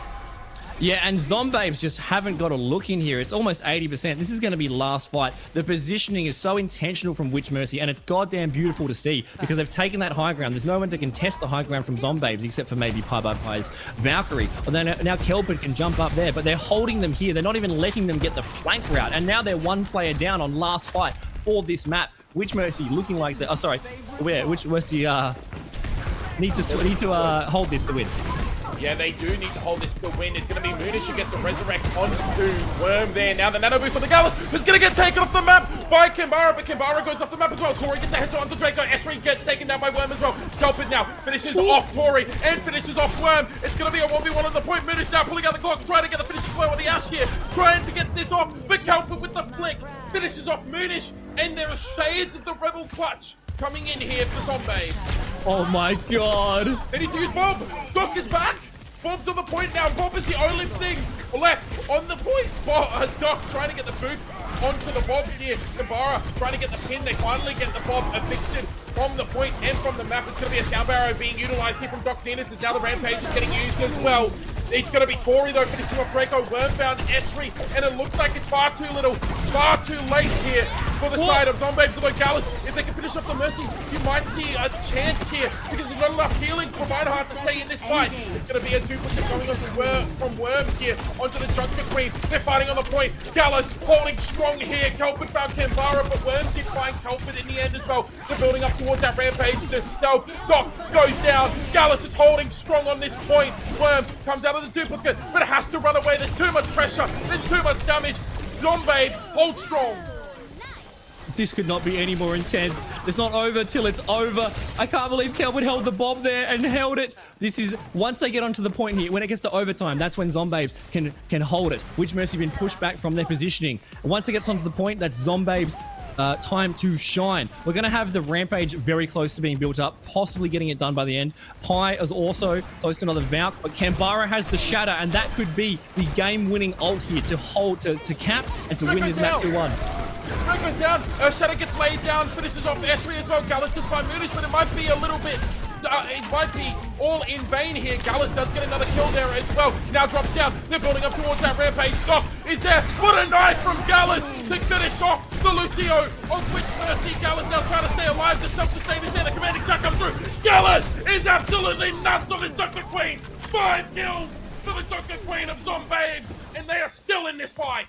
Gallus is a one-man army right now. That is unbelievable. You think Witch Mercy with the 3K. Gallus is killing everybody by themselves. They have so much healing on the Junker Queen. This is last fight, 92%. Who is going to win the first map? Valkyrie online here for Moonish. Pi by Pi building up towards theirs as well. It's going to be the battle of the angels right here. It's going to be the cuts coming in for Witch Mercy. They're trying to stay here. Kambara swinging away. Recall forced out of Draco, who has the pulse bomb available now. Kelvin looking for a way to get on. The Worm finds Esri. The Lucio is down. Gallus gets the kill onto Pi, who used the Valkyrie to get that res onto Esri as well. Moonish is still there. Using the Valkyrie. Does get taken out. Now it's going to be Pi pulling out the clock as Worm. Using the over onto the Ash. Everyone from Zombabes is falling. And Witch Mercy, they've had to clutch up, but they will win map 1. And what a map it was, Harry. 99, 3 in a row, 2-1. These matches are so close. They are so competitive. That was amazing to watch. Let's watch Worm on the play of the game. I thought it might be an echo play from them, to be honest, but that Cassidy was shutting down, everybody, as we're seeing. Yeah, I mean, this is something that I've noticed from Worm. Worm seems to be able to just play everything as Pi just kind of gave their life away at the end there to get a quick reset. But that was insane. What is it with that map and being the most competitive, competitive map ever in any tournament? This has happened twice now. This can't be a coincidence, Scary. It's I think the maps are going to play such an important factor into these two teams and their preferred team comp, because when they held them at the front there, that positioning was so good from Witch's Mercy, not letting them get the flank, taking the high ground, because what they want to do, the other team, they want to get onto the point. They want to be in your face. And once they went to overtime and there was forced to have that team fight on the objective, that's when they started to perform. We saw Kambara get a 3K and then Gallus just kill everybody. So even if you have the player advantage, the tank is such an important role right now. And I love that we're seeing the Lucio, we're seeing that speed boost, we're seeing that anti-air, that Pharah, that Echo. We're seeing such a variety from the hero pools here. And I don't know if there's much adjustments to be made in the next one, Harry. I don't know, because both teams, it was so close. It's not much to adjust. Yeah, exactly right. 100% correct. Sorry, something that caught me very off guard there was I looked down at our total raise and suddenly we're at $2,700 because Perks VB with a massive $200 donation comes in. We're getting closer to that $3,000 goal here, Scary. That's absolutely incredible. I can't believe we got to 2,300 on day one. Let's see if we can match that today. We've already smashed the 2,500 goal. Let's get to 3,000 because the quality of these matches are unbelievable. 40 plus people, production staff have all come together with their time to put on an event to raise money for a great charity. So please do keep supporting. Also, check out the POVs from each of the creators involved. They are live streaming it themselves. Vote for your team with the donations. Give it big ups. And thank you so much for 2,715 so far. Yeah, exactly. Only so far as well. Like, every time we seem to set a new goal, we have to set another new goal because you guys are just absolutely crushing it so far. But now we have to get back into a little bit of focus on the game because, well, there's still something very, very interesting. And I've been told it's Midtown, but also to give it a sec. So maybe I shouldn't have announced that it was Midtown. Well, I mean, we'll see if we're right or not. You know, there is that caster curse. You say something as a matter of fact and immediately you're proven wrong. But next up, we do have the hybrid game mode. So the options are Kings Road, Midtown, and Eichenwald. The loser of that map Zombabes will get to choose, have their pick from that. What do you think Zombabes is going to choose? Do you think Midtown is a good pick out of those 3 for Zombabes? Look, they've looked comfortable on Midtown in previous maps. I think it has been maybe their best map so far. And you know what? I think that going to that map will suit them better, more so than it will suit Witch Mercy, because it means that they won't be able to play the Reinhardt as comfortably. But also, Eichenwald is very good for the Pharah, and we did see Draco playing a lot of that Pharah. Yeah, exactly. I mean, you can make the pharmacy work on Midtown. I mean, you can make pharmacy work anywhere, especially with the skill level of these players. But if it does go to Midtown, I think, and especially because we're seeing so much Lucio, we're going to see that speed boost into the face of them. We might even see I don't know if they played it yesterday, but that sim telly was very cheeky today and allowed you to get that close range brawl rather than suffering from the poke. Although we did see the occasional Widow, there are some really good sight lines on hybrid maps. So regardless of which map gets picked, it's going to be close. It is going to be very close. If that last map was anything to go by, Scary, of course it's going to be close. They looked so neck and neck throughout, but I really still think that Zombabes can run it back here, and Gallus was showing just how dominant of a performance they can put up on their Junker Queen. That's the hero. And that self-healing, Junker Queen is so... I mean, there's not many tanks that aren't strong right now, to be honest, with the last few updates. But Junker Queen is in such a strong position with that healing. And if you can do your own healing and, anti the team with your ultimate, then your healers can just focus on doing damage. And we did see a lot of Glocks coming out from Pi there as well, trying to get a cheeky shoot onto the opposing Mercy. The first point here is just going to be about getting into the face of them. It's going to be about getting through that choke point, getting under that, just like we saw in the last matchup. And once you're in the face, and once you have that brawl, that's where Gallus can really shine on that Junker Queen. The second point is going to be a little bit interesting, again, because of that high ground, that pushing, and we saw the teams adapt to it last game. So I think we're going to see some different strategies than the last matchup. We do see that sim. We'll see if Worm sticks to it. Like you said, Harry, it seems like they've got a very deep hero pool, and they haven't really played poorly on any of those roles. So it's going to be interesting. Zenith back onto the Zen. We'll see if we can get some Discord value at the moment. Draco and Pie's Pharmacy have very much been focusing them and diving on the Zen, and that's not a fun experience to be the Zen player there. Tori onto the Cassidy. Look at this little cheeky positioning from Draco, the little spam position. Yeah, I wonder how that Witch Mercy are going to try and navigate through this here. They can't really just TP because it's just going to leave Draco to be able to spam from any sort of positioning. In fact, it looks like they're going through the subway here. The subway with the sim, they're going to be able to telly maybe behind them, maybe on the high ground. This is really good already from Witch Mercy. This might be a TP onto point. In fact, it is pretty much a TP onto point. They go around a little bit more towards the right. Now they're over more towards Zombie spawn, and rotation's coming through once again. Exactly. You see Esri immediately rotating. You see the assault form from Bastion was used already. They didn't want to capitalize on that. They're going to sim telly the back line. Yep, there's the anti-nade coming through as well. Kambara gets taken down. Esri and Pi both managed to get out. Great usage of their movement there from the support of Zombabes, and they're going to stagger out Moonish. Oh, no, Moonish! How could you do that to Witch Mercy? You're going to get a curse put on you guys if you do that. But yeah, that's wonderful rotations. Really good attacking positions there. The patience, trying to find the right opening, and then immediately collapsing. They worked out the strategy immediately and just collapsed and protected their backline. Great job there. We'll have to see if they attempt it again. There are lots of options here. They can tell you onto the fire truck. They can tell you to the left-hand side. But their first strategy is known. Now we see up the top here. Okay, they're going to the left instead of the right. Yep, turret form has been forced out from Kelford here, though, so a lot of damage will be missing once this gets used up. But Esri snipes Tori out of the building here, and Kelford takes down Worm as well. I think still not giving up here, as it looks like Witch Mercy are kind of struggling with their TP rotations right now. Yeah, the TP to the point is working as intended. The problem is that Zombabes have a lot of long-range damage. It's only really Gallus that has to get in your face and deal damage, and you can't really kill them because they just have infinite HP. And while you're dealing with them, you've got the long-range spam, and that shield just gets deleted. There's not much long-range from Witch Mercy, although the swap, that is a bold. Right, that may have been a misclick, but if not, very bold. And that's a very bold resurrect attempt coming out from Pi. What a sleep dart coming in though from Esri to save the mercy of Zombies. Was that a knife hit onto Moonish there from Gallus? That's filthy. Dog Zenith has gone down. The resurrect is still available here for Moonish, but with the rampage being used and catching onto both DPS, it should be only a matter of time until this fight ends. Although in saying that, they're unable to confirm the kills until just now. Worm gets taken down. It's going to be Pi using that Valkyrie, trying to get away from the Echo here. Does manage to do so as Gallus finishes off Mercy. Now Kambara sitting on the point here. No one has looked at Kambara the whole time. Pi gets pinned.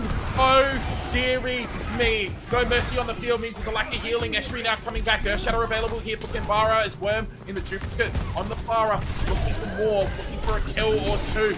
Great knife, a great axe finishes off the duplicate form here as Kelpin uses their artillery strike. Tori goes down to 1 HP as we see the nano boost coming in onto Gallus, but it's a solo shatter onto the Junker Queen of Zombies that stops that in its tracks. Although, as I say, that Kelpin is back, so they couldn't complete the pin here. Doc Zenith using the trans couldn't save the life of Kambara there, but it will allow the resurrect to come through. Gallus on the point, trying to fight their way out of this as Worm is tearing their backline to sunders at the moment. As Pi goes down, which Mercy will take point 1. Yeah, they will manage to cap it just with 30 seconds left. Esri might get split spawn here, although Worm is 10 HP. Who's going to win? Oh, they didn't hit the shots. Esri gets sticky bomb, but Draco takes down Worm. Esri does go down in the end, but Resurrect should be available here for Pi. Yeah, I know Esri was probably trying to like Apex wall strafe and all sorts of crazy movement there to try to survive, but Gallus just won't die.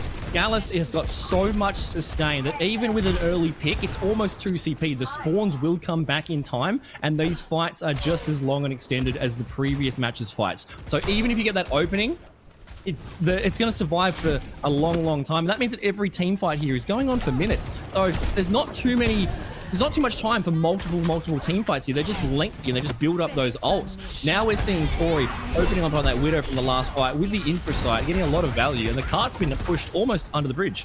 Yeah, Anti-Eggs went on to Kambara, but they can't follow up on that ability just yet. Now it's going to be a rotation back up to the high ground here. Gallus holding on to their rampage. Worm, once again, uses the duplicate onto the fire, but gets taken down there from Gallus. Now Kambara charging into the back line, gets hold of Esri Moonish with the Valkyrie as well, is providing so much healing. Focusing beam from Worm is there. Gallus with their rampage does connect on Kambara, but someone has to touch the point, and no one can. The Resurrect will come in far too little too late here, as Doc Zenith will probably get traded out, but maybe we can see a bit of a spawn hold coming here for Zombies, but I wouldn't think so.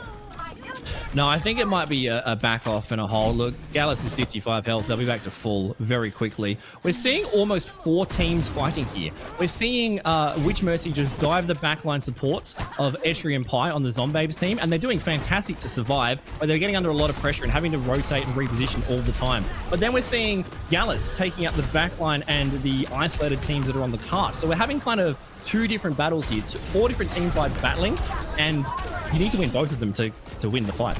Look how aggressive they're being onto Gallus right now. Gallus is going to get taken down. In fact, the rest of the team started to back up there, but Gallus was still so far forward. Now they're just trying to separate and conquer this team here, as Pi did use the Valkyrie to keep the rest of the side alive here. For Zombies, they need to find some stabilization, and maybe that's through Kelp. We're getting the pick here onto Worm. The barrage available, so is the Bob. It's going to be a resurrect onto Worm here from Moonish, who has been pretty clutch with these reses so far. There's a Transcendence being used in return to the Bob. Bob gets taken down, and now it's going to be Draco looking for some value. Earthshadow into the back line, connects only onto Gallus, I believe, but they can't get the pin. Esri, headshot there by Tori, and the duplicate comes in from Worm. There's a barrage coming out from Worm as well. They're going to resurrect onto Esri, but Pi going down, there's a lack of healing. Still no barrage came out there from Draco, and with a minute and a half left on the clock, Witch Mercy will complete this map, and things are not looking good right now for Zombies. Minute 37 on the clock. It's a bit of a back and forth, but we can see the momentum building there for Witch Mercy, and we're seeing the adjustments from Zombies with the character choices they're picking there. Kambara going for a great little cheeky slam, but that just allowed the DPS of Zombies. It just allowed, it allowed the DPS of Worm and Tori to just go off. Zombies were distracted by the Reinhardt, and Tori and Worm just dove the backline and got 2 kills each. The Farah and the Echo and also the Widowmaker are such impactful characters. If they get in your face or they have a little bit of freedom and they're performing well, that can change the fight just from 1 or 2 picks from that onto the backline. This has been a very focused, a backline focused match here. And now we're going to be seeing, oh, this is interesting. This is interesting. This could spell trouble for Kambara. Draco on the Mei. Yeah, Kelper going over to the Soldier and Estri onto the Iari. That's a pick that we haven't seen just yet from this team here, Scary. Yeah, the Alari is going to be able to put out a lot of damage with just having that pylon do the work, but they are an attacky, so they're not going to want to hold their ground too much unless they keep doing cheeky stuff, unless they keep trying to swap the positioning and get behind them and then just take the real estate on the point here. Zenith, once again, on that Zenyatta, and we saw them starting to get into form there at the end. If they get a little bit of space, that Discord can do a lot of work. Yeah, the Mei is going to be interesting here. Kambara is going to be walled off and slowed pretty much non-stop. We'll see if this tactic works out for him on this first attack here. Gallus already very low critical HP. Pylon being used now from Estri, but it's not in a good position. It's going to get taken down. The main wall has already been utilized as well. Worm getting taken down very low. Great knife there from Gallus. Pulls the Cassidy back in. They get the finishing blow there. Now, there's the shield beat coming in for the resurrect attempt, and the way wall isn't going to be able to stop that, but it should mean that Worm does get taken down again. No, they can't get on top of the Cassidy again this time. Not trying to get those volleys through to try and find a pick as Estri's pylon once again gets taken down. Still staging for positioning right now, Scary.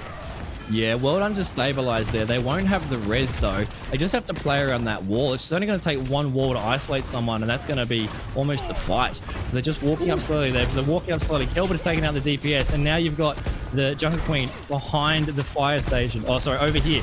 They're in the face now. They can be doing that close range damage.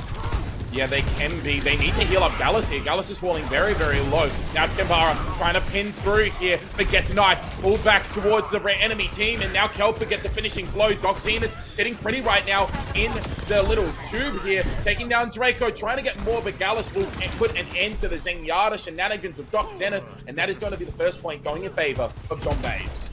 Yeah, they're still contesting a little bit, but it is going to swap over.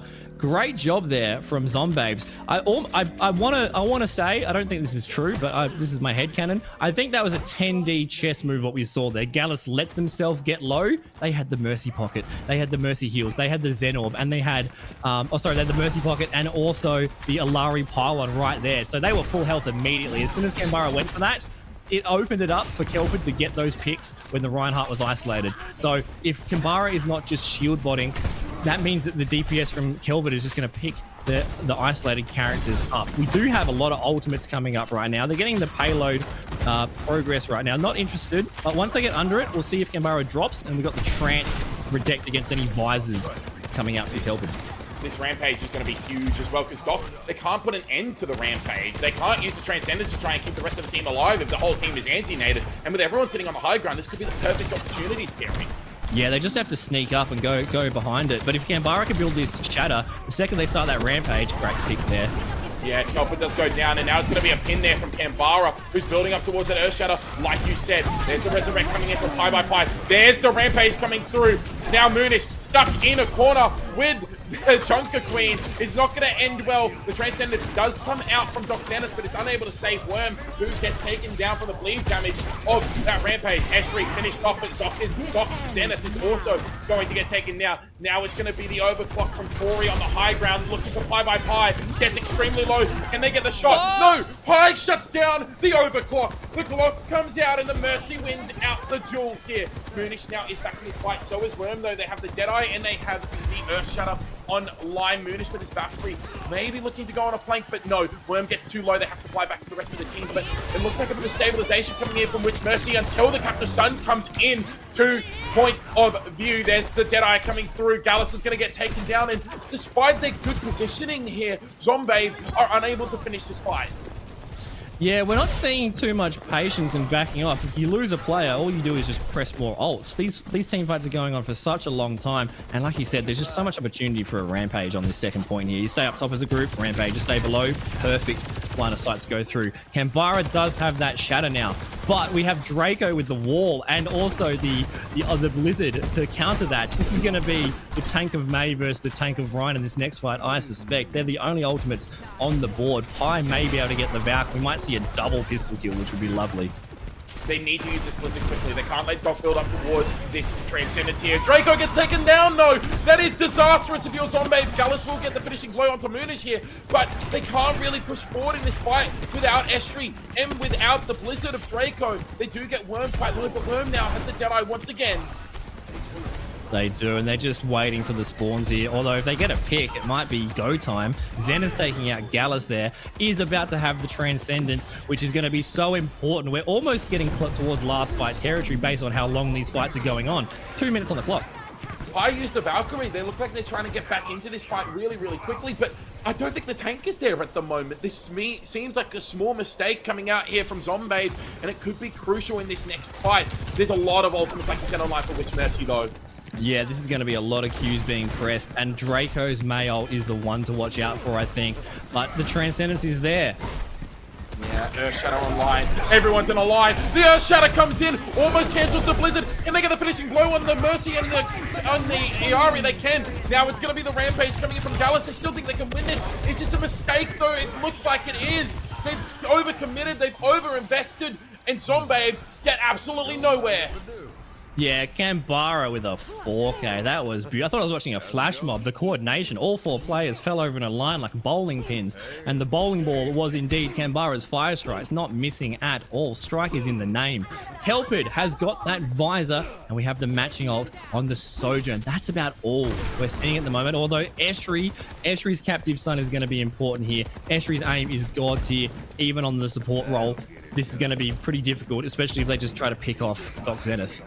Overclock versus Captive Stun, because I don't think that the visor is going to be able to get too much done. The shield for Canberra has gone down now, so maybe they can get something done here, but they need to try and move forward.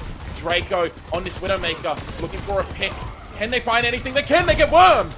That's huge! Now they get the knife onto Doc Zenith. Doc Zenith is pulled back into the rest of the team. It's going to be the Captain Sun being used. It doesn't catch on to anyone but Kelvin with the visor. I was trash-talking this ultimate just before, but they managed to find 2. The cart needs to be pushed, but Gallus goes down. They need to get this resurrect. Touch, Still to the point. Oh, that can be a heart attack. They might be able to get back here for another fight. They are indeed. They are sending it. We still have that overclock, but not much else. Gallus not too aggressive though. There's no tanks on the side of Zombies here, and Canberra is going to chase down Kelvin. Now it's the overclock, the Earth Shatter. This is it. All she wrote here for Zombies is Witch Mercy casts a spell over the entire tournament, and we'll move forward to the semi-finals. It's so hard to predict. It's so hard to predict. It's so back and forth. Every player is playing out of their mind. Oh, look at this. Look at this. It's so beautiful. I wish they hammered from the left-hand side. It could have been a 4-man strike. So nice. I mean, it's incredible gameplay coming out from Canberra. It really just was one of those shatters where you just see 5 people lined up and no shield, and you go, well, I have this, so I'm just going to use it now. And it really worked out well for Canberra and for the side of Witch Mercy as well, as they advance on throughout this tournament. They do. And I think if you're a Reinhardt player, you get excited if you're versing a Rein match, but also you get excited if there's no shield, there's no mobility. It's just a ball of players with nothing to protect them. Every time you get a shatter, it's going to be as juicy as that. And Draco's May Blizzard tried to stop them there, unfortunately didn't. That was another great match from both teams there. Well played to both players. We're seeing such depth in terms of hero characters. We're seeing a few like, this is my hero and I'm going to play it extremely well, but we're also seeing a lot of good adjustments. A lot of almost mystery heroes in terms of the adjustments, but they're all playing extremely well. So great second match of the day. We're at $2,715 for the National Breast Cancer Foundation. So let's keep those donations coming because we have so many more matches up ahead. Yeah, most definitely. And we're going to be going to a little break before we get our interview with one of the members from Witch Mercy. So until then, we will see you guys on the other side.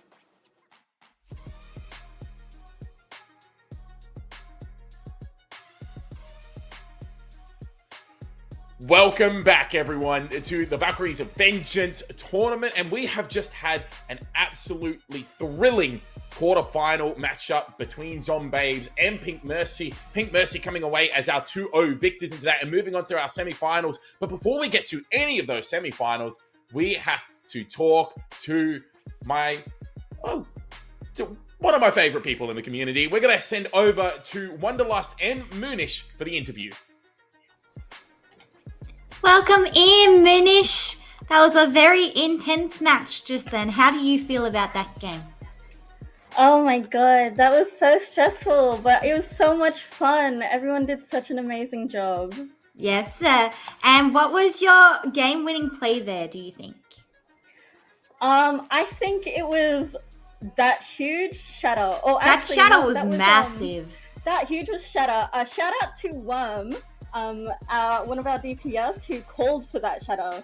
Oh. That actually started the whole fight, and it was just a huge call. Yeah, I definitely think that shatter just secured that round for you guys because they had so many ultimates online, and that shatter just shut them all down. Yeah. We were all scared of the Mei. Yes, that Mei ult was very scary. Blizzard. All right, how confident are you and your team moving forward since you will be versing Snow Angels, I believe, in the semifinals? So this will be our second time versing Snow Angels. This time we'll get him. A dent in that undefeated record. Yeah, no, we were the only team, I believe, to take a map from them. So this time I think we're going to take 2, no? Ah, that should be very interesting to watch then. I am very excited to watch that match. Well, good luck with the rest of your games, Moonish, and I hope to see you in the finals. Bye. Thank you. Good luck, everyone.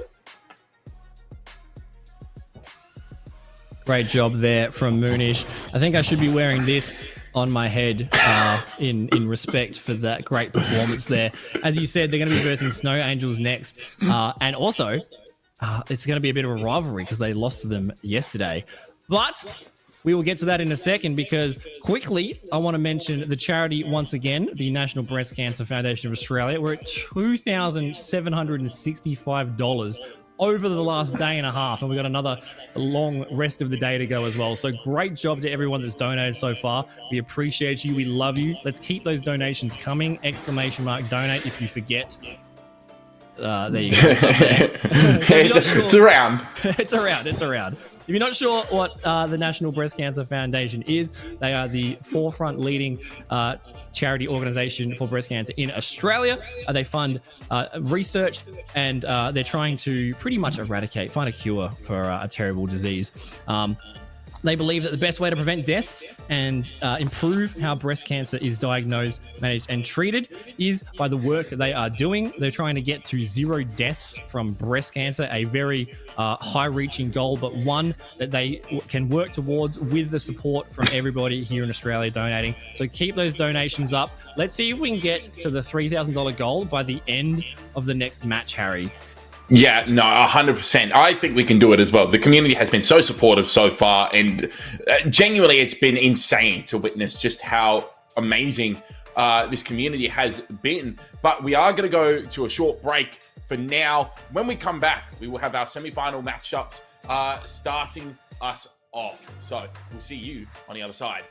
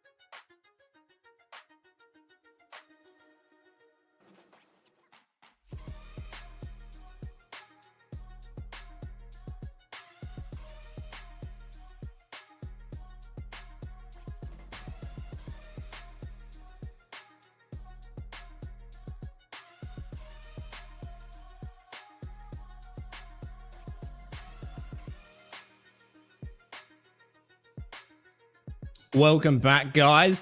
We have got the first semi-final of the day just ahead. We've got Atlantic Stars versus Lifeguards. That's coming up in just a moment. But quick mention to the charity. Thank you for keeping that money going. We've got 4 more games ahead. 4. We've got many more games ahead. And also to Quokka, who are sponsoring us from the mousepads. Harry, tell us a little bit more about our sponsor today. Yeah, so like you said, massive thank you to Quokka Mousepads for sponsoring the event. These guys are offering 2 $50 gift cards, one for the tournament standout player and another for any chat participant. So make sure you stick around, get involved in that. Maybe you can find yourself going home with a $50 voucher to the best mousepad creator that I've ever had, in my experience at least. They are incredible. They allow you to design premium custom-made mousepads and player mats as well. Ideal for both gamers and for professional office workers as well. These mousepads, like I said, completely customizable. You have the freedom to select your preferred image. You can adjust thickness. You can select different sizes. So yeah, definitely come and level up your gaming setup with a Quokka mousepad. Exactly right. And especially if you want to perform as well as the players that have been performing today, because it's been outstanding. And I see no reason why the next few matches won't be either, especially now we're in the semi-finals and the upcoming grand final. We have got Atlantic Stars versus the Lifeguards that we saw earlier. So Atlantic Stars have been sitting here. They've made it straight into the semis. They've just been waiting. Who's our opponent? Who are we going to be versing? And it is Lifeguards. And we have seen all the teams today 2-0, even though it's been incredibly close. We haven't actually gone to that tiebreaker third map. The semifinals coming up will be, again, a best of 3 with the same map pools that we saw previously. I wonder if we're going to see any different maps out of these teams, Harry. Potentially, because the hero pools for these teams are very unique as well, especially Atlantic Stars, who they don't have a hit scan DPS at the moment. Both of their DPS players are known for projectile plays, but to go through their roster very quickly, we have Nova and Jess on the support roles, Runaway Train on the tank, and Blaze and PPG will be taking over the DPS here. Blaze coming in for day 2 here, and he's looking to explode onto the scene with their DPS duo. Yeah, and I mean, you know what? Not having a hit scan, I don't think is actually that important, because we've seen Reinhardt's be hit scans. Every tank player has been a hit scan. If you're flying and you're only versing like Symmetras and Junker Queens, you're not safe. You're not safe. Everyone is anti-air today with their skill. The team they will be versing is the Lifeguards. We have seen them previously today, winning 2-0 in the quarterfinals. Once again, we have got Miki, who was in the interview earlier, Bray, Shin, Dracos, and Beep Boop with the all the lines in a row on their account name. That is Beep Boop. We saw Beep Boop have a fantastic outing on the Bastion, especially with that damage boost. We saw Bray playing a whole variety of heroes very well. Dracos with the hit scan with some picks on the Widowmaker, but I've saved the best till last. Shin's Reinhardt. My God, how long do we have for me to just compliment that play? They are the anti-air. If there's a Pharah, if there's anything flying, their fire strikes are homing missiles. It's fire strike aimbot. It's unbelievable. And we've seen them go for some cheeky plays, some hiding behind the enemy team, even when it's 30 seconds left, even when it's the last fight of the whole elimination final they were in. They're still going for those cheeky plays, and I goddamn love to see it. And I hope we see more of it, Harry. Yeah, so do I. I hope we do see more of it. But Shen is also very flexible, able to play that Doomfist and able to play any other tank that is thrown at them at the moment. But this is our match schedule. As we said, Lifeguards ended up winning their quarterfinal game against Pink Mercy 2-0, and Zombabes went down to Witch Mercy in our last quarterfinal 0-2 as well. So now going into this, it is going to look like Atlantic Stars versus Lifeguards, and it's Snow Angels later on will take on Witch Mercy. But like I said, focusing on this map pool is going to be what really sets these teams apart, because like I said, there's a couple of one tricks on each team.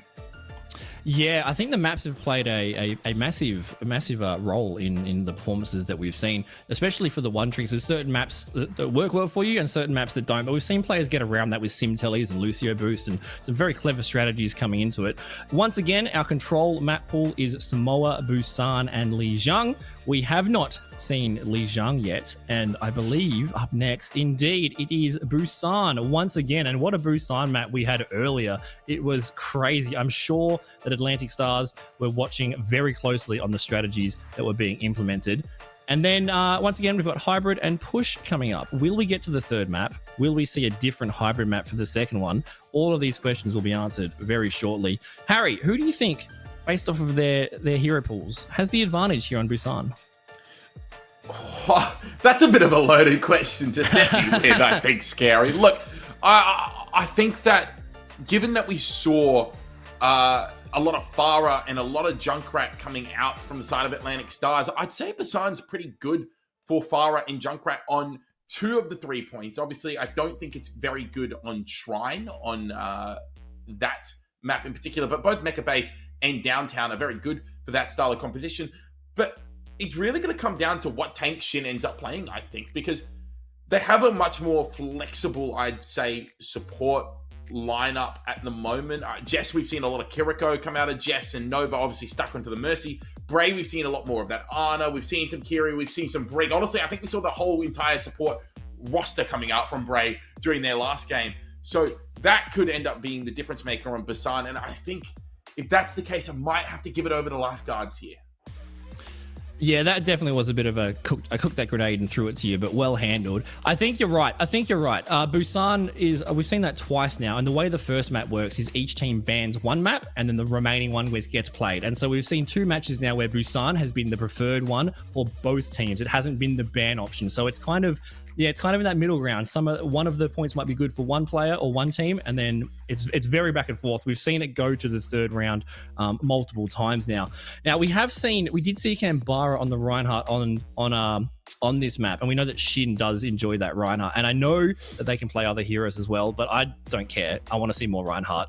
That was just such a pleasure to watch. So we've seen the back and forth. We do know that Dracos can whip out the Widowmaker sometimes, and not all of the points on Busan are good for Midwaker, but there is one that's very, very good for Widowmaker. There is. But then we've got some Mercies, when you've got a Widowmaker aiming up at the skies and you've got a Mercy player flying around, they are the prime target. And especially if, like you said, there's no hit scans on the side of that team. So we might see some Junkrats flying around. Junkrat's pretty much a flying character, let's be honest, with those mines. We might see some Farahs coming out, maybe the odd Echo or 2. And that's where the Widowmaker on those maps can actually get a lot of value out of it. But they're so different. Each of Busan's map kind of cater to a different play style, which is why I've been seeing such a competitive back and forth. Now, do you think we might end up getting 2 interviews from Miki if Lifeguards do manage to win? Do you think there's an advantage for Lifeguards in this next match purely because they've already played one today? They're already fresh, they're already warm. Atlantic Stars might have done some scrimming earlier, but this is their first match of the day. They might have some rust to shake off.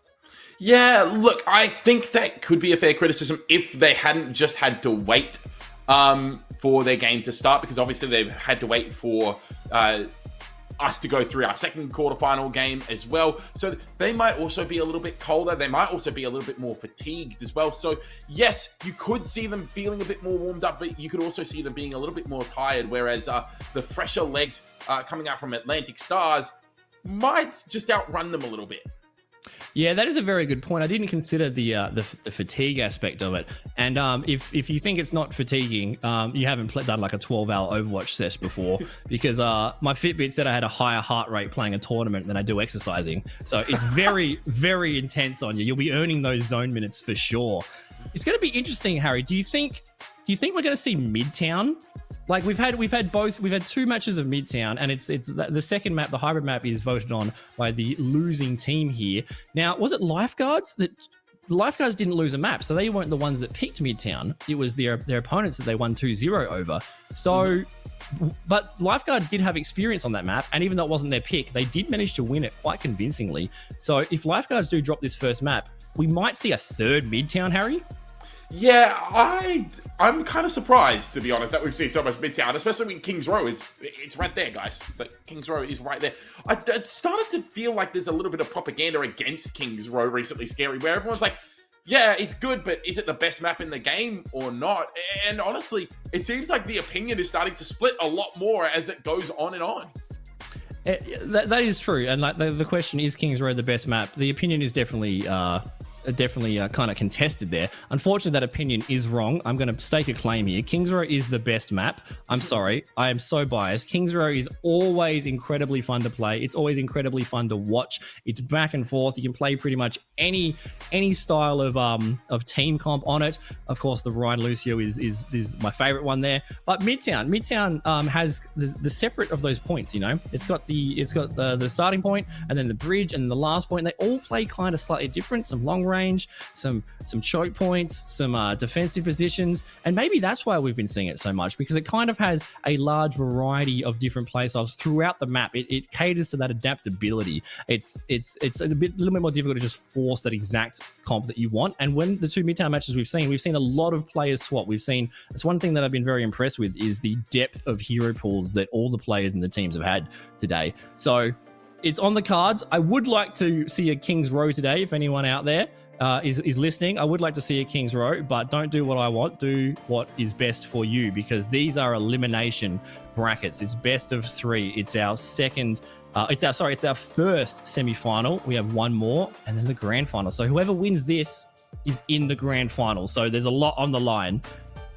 There is indeed a lot on the line, and at the moment you may notice we are waffling a little bit. We have got some tech issues because, of course, this is an Australian tournament. We need tech issues in these things. It wouldn't feel authentic, scary, if we didn't have some sort of OCE moment, but it looks like we're getting close to entering the game now, and all of the questions that we've had are about to be answered, Scary. Yeah, indeed. And I think once again, like all the matches we've seen today, the first match is going to be so important. It's the momentum setter. It's planting your flag and standing your ground and getting into it. And we are in. The Pigeon has carried the USB full of the internet to the players' servers. The Australian internet is working. We have got the Mauga opening. No, go back. Where's the Mauga? We might be seeing the Mauga. We haven't seen a Mauga properly today. Shin is on the Roadhog. Oh, yeah. The Hog is coming out. Dracos on the Widow. This is the best Busan map for the Widow. Blaze matching on the Widow as well. And then we're gonna have a flying Junkrat. It's gonna be a Roadhog versus a Junker Queen matchup, and the Kiri matchup as well from Bray and Jess. This is gonna be an interesting. Oh, we're having some flirting. Flirting. There's a smooch coming in. It's a Miki and Nova with a little bit of a smooch, and we saw this in the last game from Lifeguards as well. They seem to love spreading the love here, and oh, that's very cute. Wow, Blaze takes out Dracos. In the meantime, a Shin with the hook goes, okay, well, if you're going to do that, we're going to take down your Mercy. No support now online here for Atlantic Stars. Blaze is now on the high ground, uncontested from an enemy Widowmaker, but it will not matter if Bray can take down PBG and Jess goes down to Shin.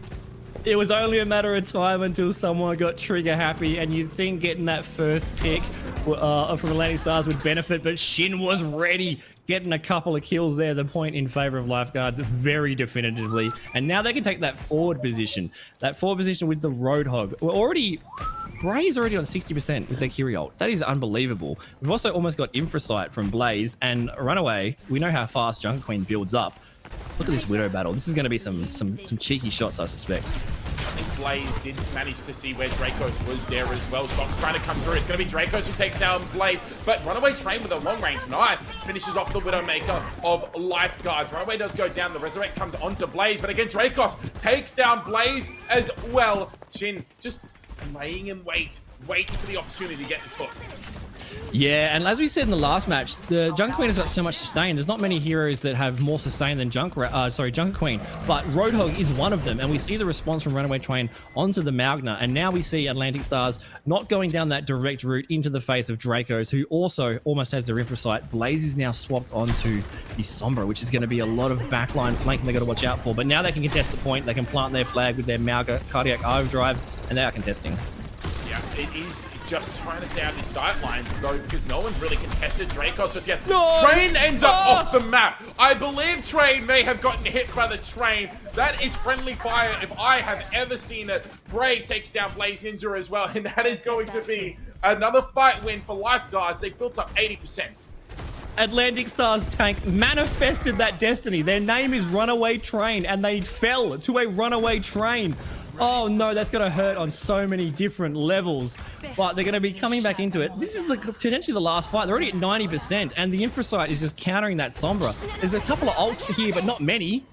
Yeah, how do they touch the point here? 94% now online. Nano Boost and, sorry, Tine Rush being used here from side of Lifeguards. Now it's Beat Boop using their artillery strike. Runaway Train trying to get onto the back line, but the Riptire doesn't find anything. It's destroyed by the artillery strike. Now it's Shin who tries to do a launch there with the Roadhog hook, but can't quite get it to the whole hog. Not really finding any value right now other than booping Runaway Train away. But Nova gets flanked, taken down. The Bastion of Beat Boop, but before getting taken down by Jess. But it will not matter. Shin stands tall on the point. The flip did come through, but it will end up being Lifeguards taking this first point.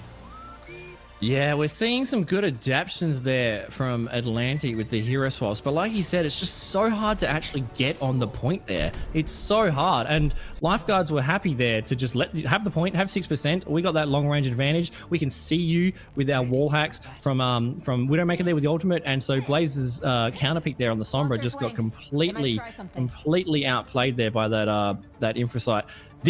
That Busan map is incredibly good for Widow, so that is expected to happen. This one, not so much. There are some flank routes and stuff, but we do see Dracos onto the Cassidy, and Blaze is on the Hanzo, maybe in expectation of versing a Widowmaker, but this is going to be a much more in-your-face fight. We're going to see both teams collapse into each other. You see Dracos taking the middle path, get some cheeky off angles and spam some damage, and we know how much damage they can do, especially with Miki's pocket right now. Runaway Twain back onto the Junker Queen, not bowing in the face of the Shin's Hog. Yeah, well, it doesn't really matter who bows in the face of who, especially if Blaze with the damage boost can just destroy Beat Boop there. Beat Boop does get resurrected. Now it's a hook onto Jess. Shin on the flank is just being a menace. Blaze once again though takes down Beat Boop, so there's a lack of damage at the moment for Atlantic Stars. If Lifeguards, if they can't get onto anyone, but Shin with a hook once again takes down Nova, and now Shin is just walking forward. This Roadhog's doing so much work. Bray with a headshot takes down Blaze Ninja. Another hook. Bray this time gets the finishing blow. The point does flip in favor of Atlantic Stars, but it will just be a little bit of percentage ticked up as Lifeguards win this fight in the point. Yeah, great job there from Bray. I'm very impressed with their Kiriko. Of course, that cleanse is going to be able to counter the anti-ability of Junker Queen's Rampage when it comes up. We're seeing the Kiri matchup. The pick. Shin. I mean, that's just a straight fight disengage, isn't it? You can't really win without the damage of the Junkrat there. No, and like it's only 20%, so that's fair enough. We saw it struggle and to get actually into those team fights. We do have the Hanzo ultimate from Blaze Ninja, just looking for it. If they can get in a difficult spot, they're going to be able to use that effectively. We do see a spawn swap coming out. Jess onto the Ana. That anti and that sleep is going to be so important, especially when Bastion's assault form. The hook is great. The pick. Dragon Strike is online. He's going to get used immediately, but will not find any sort of kills. But will get a lot of damage onto Dracos, and it will be the finishing blow onto Dracos. There's a sleep dart onto the whole hogging Shin, but they will still find the kill onto Runaway Train. Jess is put in a corner as well, taken down. Now Shin is just walking forward with the support from Bray as well, and Lifeguards are so in control right now. Yeah, one thing we've seen from Busan, from all teams that have played this map today, has been controlling the choke points. That is such a tough choke point to push through. Blaze with another pick to start with. We're at 70% now. They're going to have to try to get towards the point if they want to, but the ults are just coming out. Yeah, Rampage was used as well, so Bray does get taken down there with the help of PVG, and now it's just going to be Shin, who's trying to go on the flank once again. Gets onto Jess, but it's not going to be enough for right now. Can they stagger out the Roadhog potentially? There's the Resurrect coming out onto Jess, and it will mean that Shin goes down. And there we go. There's the adaptation. Once that whole hog is out, once that choke point isn't being spammed as much, especially that flank on the side. Blaze with the Sonic as well. Blaze has been in picks consistently, as consistent as Chin has been on these opening ones. Just backing off now. Now they are the captain of this boat. They can hold the choke point in the face of Lifeguards. It's going to be difficult to push through this now.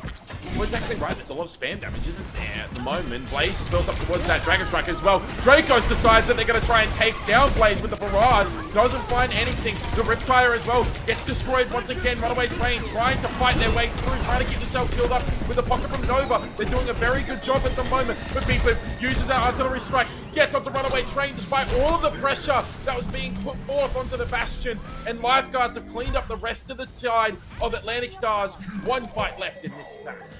Yeah, Atlantic Stars have to hurry here. They will have the old advantage from the Nano Junker Queen if they can get it off in time. Trading a Hanzo cooldown for a Pharah ult is always in the benefit of the Hanzo there. They're going to be pushing through the left-hand side. Very creative positioning up the top there from Lifeguards. They're going to have to touch and fight on the point. That's a good anti-nade there. Suzu was already forced out as well. Shin gets extremely low, but it's PBG gets taken down first. Jess so low on HP right now. They need to try and keep that Ana alive so they can put some sort of pressure onto the Roadhog. Blaze can't quite find the shots just yet, but the longer they leave this Hunter alive, the more chance he has. Now it's just going to be the hook onto the Junker Queen, but now it's a Nano Boost and a Rampage. Shin gets antied and taken down. Resurrect coming through right now from Mickey though. Gets the Roadhog back into this fight. There's a continuing rush in the Valkyrie being used now from the side of Lifeguards as Dracos gets extremely low. Takes down Blaze Ninja though, and there's no way for Runaway Train to live through all of that. Nova does get the resurrect of the Blaze Ninja, but it will not be enough, especially for the Valkyrie still providing so much healing. The anti-nade put onto Dracos. The 1v1 will be won out there by Jess. It was actually a 2v1 in the end with Nova getting the assist. Whole hog there from Shin means that Lifeguards will be oinking their way to victory on this first match. Oh, the ball coming back though. This is not over. No, now it is. It certainly is over, that's for sure. The recall comes in. PBG might try and get the last touch. Blaze does get the touch, but will get finished off by the Pharah. And yeah, this is all she wrote. Well, it should be. This is all she wrote. It's over. Look, I've seen crazier things. Once that ball comes back with 1 million damage, the Kiriko Telly, the Tracer.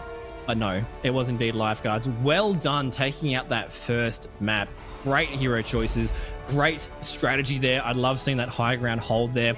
And just a great match, back and forth.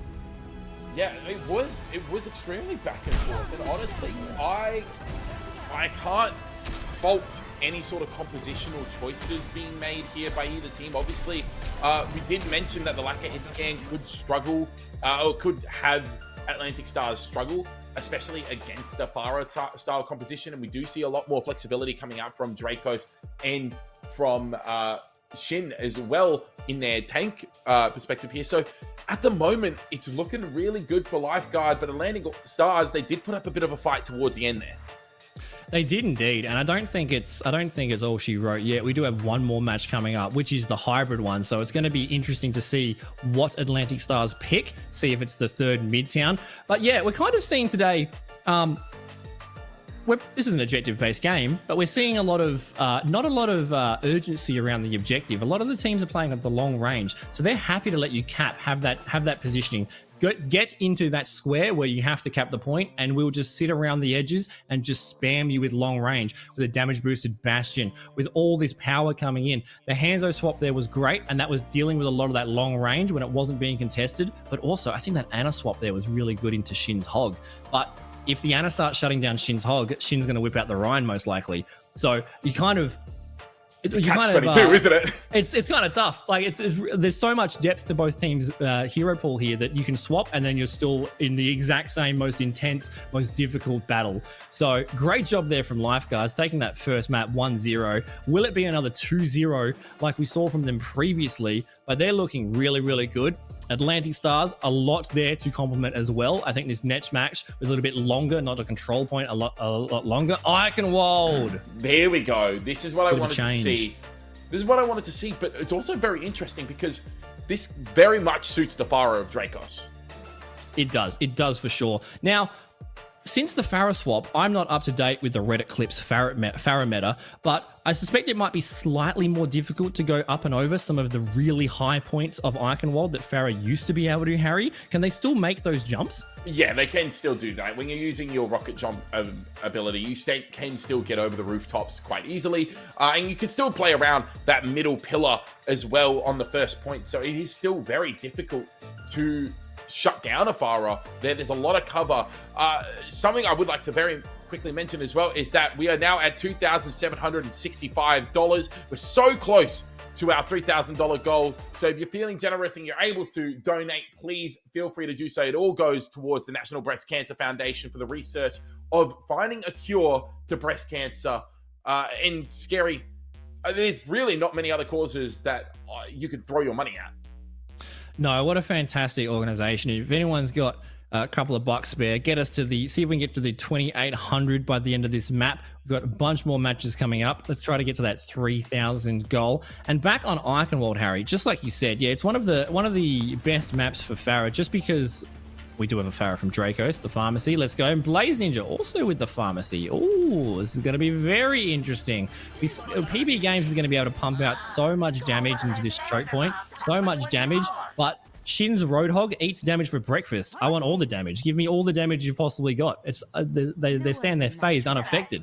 But the Farah is going to be the playmaker here. We do have the swap to Echo. We'll see if they swap back and forth before I finish spieling here. But Beat Boop's Damage Mastered Bastion has been getting nothing but value here. Nothing but value. So Atlantic Stars here, they're going to have to play those corners, be very careful with their positioning on that Junker Queen, and try not to let anybody get isolated from that all-in Echo dive.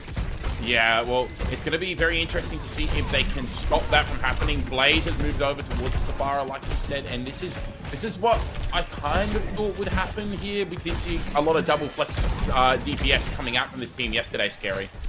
Yeah, this is going to be a much more patient. You've got to find your window to enter. You've got to make sure some cooldowns are out. You're just going to poke back and forth. We see PB getting a little bit isolated here and immediately collapsed upon by the team. Now we're going to see some aggression. But the payback, Miki dropped.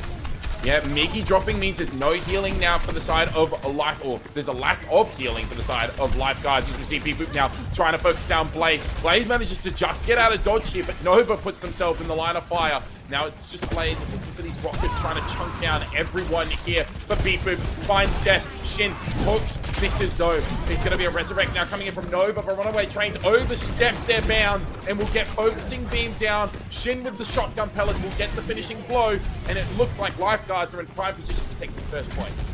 Yeah, they've got the position. I don't even know if Atlantic Stars are going to be pushing in to try to contest this. They won't be. Good decision. Back off. There's going to be some split spawns as well. They're going to have to make sure Blaze is going to make sure not to get picked here. They've got to regroup. We've got the barrage coming in from Blaze to possibly defend this. Maybe if we go really far forward onto this gate here when the payload stops. But we also have the Kitsune Rush from Bray coming online right now. And if you look at the percentages, everyone is almost at their ultimate. Runaway Train has swapped onto the Winston. A bit more mobility, a bit more ability to punish the backline. It's going to be interesting. I feel like it'll work. If you can just kind of ignore Shin a little bit, you should be able to get a lot of value done. They're trying to shut down Dracos at the moment. Runaway Train chasing after the Echo there, but there's the Rocket Barrage coming out from Blaze Ninja onto Beat Boop, who was using that artillery strike. They did find Nova though, so there's no ability to resurrect for the side of Atlantic Stars. In the meantime, as the resurrect coming through from Miki, Shin tracking down Runaway Train there, gets the Roadhog hook, and Winston in a straight up 1v1 cannot stand up to that Roadhog, and it will be Atlantic Stars capitulating so far, and Lifeguards continuing to move forward. Oh, we have a tie coming out. That's quite aggressive. Taking out the Mercy. Like, PBG's found both supports right now. The hook attempts, tries to get through, but doesn't really find the target there. Now it's just going to be the duplicate from Dracos onto the Mercy to resurrect Miki, who might be able to go and resurrect someone else. In fact, they used the Valkyrie themselves. They're trying to keep Shin alive, but they can't do it just yet. Now Miki has that resurrect available. They're trying to block down the Bastion. It's Nova, though, with getting onto Beat Boop there. Miki does get the resurrect onto Shin in the end, so the whole hog now comes out from Shin in the corner, but PBG finds not Prey or some Runaway Train does go down. They've swapped over to the Reinhardt now, trying to give a bit more shield presence, but PBG is still on a tear. PBG has taken out 5 players, not just both supports, but also took out, this is the second time PB Games has taken out the Echo. I told you, Junkrat is a flying character, it's anti-air. Not surprised at all. Shin finally putting a stop to the tear of PB Games. They're about to cap the second point. Yeah, I was going to say, if PBG is anti-air, then Shin is anti-PBG, and it looks like, because Shin has just stayed alive for so long and has been able to push the point, they're going to be able to capture this second point as Beat Boop cleans up 3 kills at the end of the fight. Yeah, this has been just a story of momentum. I don't think any of the tank swaps from Runaway have been a poor choice, but swapping, unlucky, couldn't retreat fast enough. But swapping between the Winston now, it's just been Shin has had the old advantage every time, and that's what's let them win all of these fights. That anti is amazing. The cleanse is followed up, also amazing. Well, we're gonna have the shatter before we have the Roadhog ult.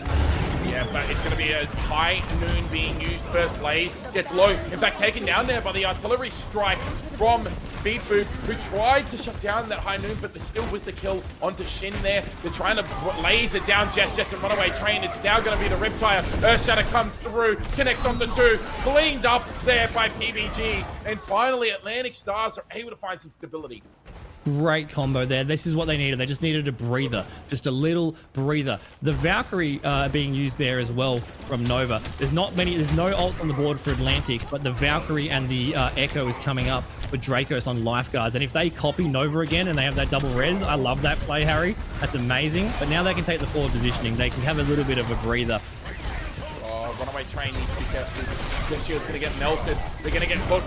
Now they need to try and pin out here. I think the nade from Jess is blocked there from Nova, and there's the duplicate onto the Reinhardt. Draco takes a lot of damage already and is trying to build up towards that Earth Shadow. It could be massive, but in fact, it's going to be Beep Boop who takes down Runaway Train. The duplicate does get destroyed here, and Blaze Ninja takes Dracos out of the sky. Nova now trying to just live, trying to support. I believe that is Blaze Ninja as Jess gets taken down. Whole hog online now for Shin as the point continues to move forward. There's the Resurrect coming in from Miki and the Valkyrie as well. Dragon Strike now from the side here as Shin just takes a breather through all of it. And again, PBG shut down using that Riptire. That's the third time this has happened in this series. Shin finishes off Blaze Ninja. Whole hog onto the Nano Ride means that Brave will get pinned and taken down. Nova with the Resurrect onto Blaze Ninja means that this fight is still going here for Atlantic Stars. They're just trying to keep themselves in it. It's going to be an artillery strike being used, but Dracos has already found both supports. No one's on the point, and it will be 2 minutes and 15 seconds left on the clock for lifeguards. That is a lot of time for lifeguards. That is a lot of time. We just saw that momentum, just that constant momentum. They had a little bit of a breather there, but maybe a bit too far forward positioning from the Reinhardt. This has just been momentum after momentum, and it's been very tough to catch a breather and to find an answer for it. I really like the fact that we're seeing that Junkrat being played so well. We're not seeing it struggle in the face of these air characters with more mobility or more range, and the Atlantic Stars, lifeguards have to be aware that that tire is always heading for the Mercy. It's always heading for Miki, and that's something very tough to deal with. Although we have seen Beep Boop shut down that tire.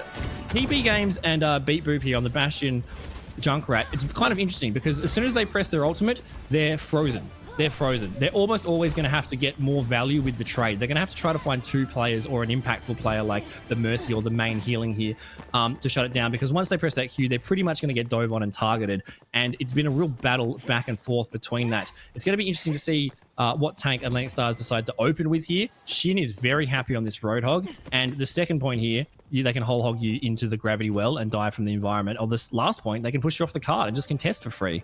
Now we're seeing the Orisa, a little bit more sustain, a little bit more W key, get through that choke point and get into the face. It's going to be tough, especially with the damage with Bastion and Shin's Roadhog. And that's a great hook immediately. Like, what are you supposed to do? Fortify out of spawn? Come on, man, that's rough. Well, Shin still struggling right now. Misses the next hook there. They do take down the big 10 as well. And Atlantic Stars, they managed to move up a little bit, get some good damage. There's a good spear as well. So now they're just going to be able to walk through this choke point here as PBG goes over the rooftop and hunts down Miki. Does get traded out in the end, but the Roadhog gets trapped. Shin now being lasered down, focused now by this Orisa. They're so low on their HP, but they can't get the finish off on the Roadhog. And Runaway Trains is going to go down as Nova gets the Resurrect onto PBG. It doesn't seem like it will matter too much. Shin anti-nated, but it can't follow up on that cooldown at the moment. And now Beep Boop is just on the side, left completely uncontested. There's no tank. What a hook from Shin to reel in Nova. And that is going to be the fight win in favor of Atlantic Stars. Great job there from lifeguards, defending that very well there. Atlantic Stars are still going to be pushing in with the, unless the graphics are incorrect. One of us is incorrect. Blaze Ninja on that Echo, very difficult into the Bastion, and also Dracos is on that Ashe now. We've got the ultimates already there for Atlantic Stars, almost at 100% for Blaze and for the Orisa ult. And if they can stuck the other players in, especially if the cleanse isn't there, they can get some real value, especially if they combo that with the tire, which is not too far away, and we know how quickly PB can increase that. It's going to be interesting to see what Blaze decides to copy, depending on whether it's the Mercy or likely the tank player again. Here we go. There's going to be the Terror Surge being used from Runaway Train, but Runaway Train just gets absolutely obliterated there by the Kitsune Rush and the Bastion's Assault Force. Now Shin trapped trying to find some more value, but it's going to be Nova who falls. Nano boost onto the Echo of Blaze Ninja. Focusing beam now being used, trying to get onto this Roadhog. It's going to be another anti-nade onto the Roadhog as well, but they just can't capitalize on any of these cooldowns. And it will be another fight win for Lifeguards as Runaway has swapped over to Azaria pick. Yeah, that is a fantastic stabilize from Lifeguards. Even when Atlantic Stars have been in the face, and even with the advantage, Lifeguards is holding extremely well. Jess is now swapped onto the Moira. I think the Ana was getting a lot of value, but it was hard to time around those cleanses, especially with the healing output from Lifeguards team. That Zarya is going to enable them to have double bubble. They're going to be soaking up damage. They're going to be 100 at all times. This might help them push through. They've only got 2 minutes left to cap the first point if they want to be in contestant for Eichenwald. Another trap laid down there for PBG, and they get hold of Dracos this time. There goes the Ash from Lifeguards. Big Boop getting focused down there by Runaway Train. The Zarya pick is working out for them at the moment. Shin on the flank using the whole hog, trying to find some value with it. Just displaces a few members. Now it's going to be the Riptire being used from PBG as they take down not Grey or some. Shin goes down, and finally Atlantic Stars are able to crack the defense of Lifeguards. And my champion, my hero, my love, Blaze Ninja, onto the Genji, the best character in the game. We all know this. Look at the swaps we've seen from Atlantic Stars and how well they have worked. Jess now has a bit more mobility and survivability on that Moira compared to the Ana. Can kind of try to dodge and avoid those Roadhog hooks that Shin has not been missing, but now they've got the forward pressure. That Zarya is going to be charged at all times. Wait out the bash in assault form and then just press W. This is a really good adjustment from Atlantic Stars, and they've got the momentum right now, and we've already got a Blade as well, so be careful for the support. Well, there's a Bob coming out at the moment from Dracos to the Blade, not being invested just yet. Jess onto that Moira, trying to keep Runaway Train alive, but is unable to do so. Shin just walks forward, gets the hook onto the support, and now the point presence is there for Lifeguards as they win this fight pretty handily. Yeah, Shin is just performing their brains out right now. They're such good hooks. Even when Atlantic Stars had the momentum there, Shin just doing work. We're going to have a Grav Blade coming up. We don't have any defensive ults on the side of Lifeguard. Shin just picking people off. Yeah, once again, Shin is just the alpha threat on the battlefield. They hook Runaway Train in. That's another pick, and this is things starting to look a bit rough right now for Atlantic Stars. Yeah, Shin is a very difficult character to deal with here. They tried the Ana with the sleep and the nades. It wasn't working too well. I think with this play style, you want to just dive the backline and just ignore the Roadhog. Ignore him till the end and then 5v1 him, you know, because otherwise, you've got the grab coming out. Will they invest the Blade as well? I don't think so. No, they just solo grabbed Shin. They decided he was indeed the alpha threat, and so they decided to give a solo grab over towards the Roadhog. PBG does find Miki to get taken down there by Beep-Boop, and now it's going to be Blaze Ninja getting onto the high ground, trying to shut down this Bastion.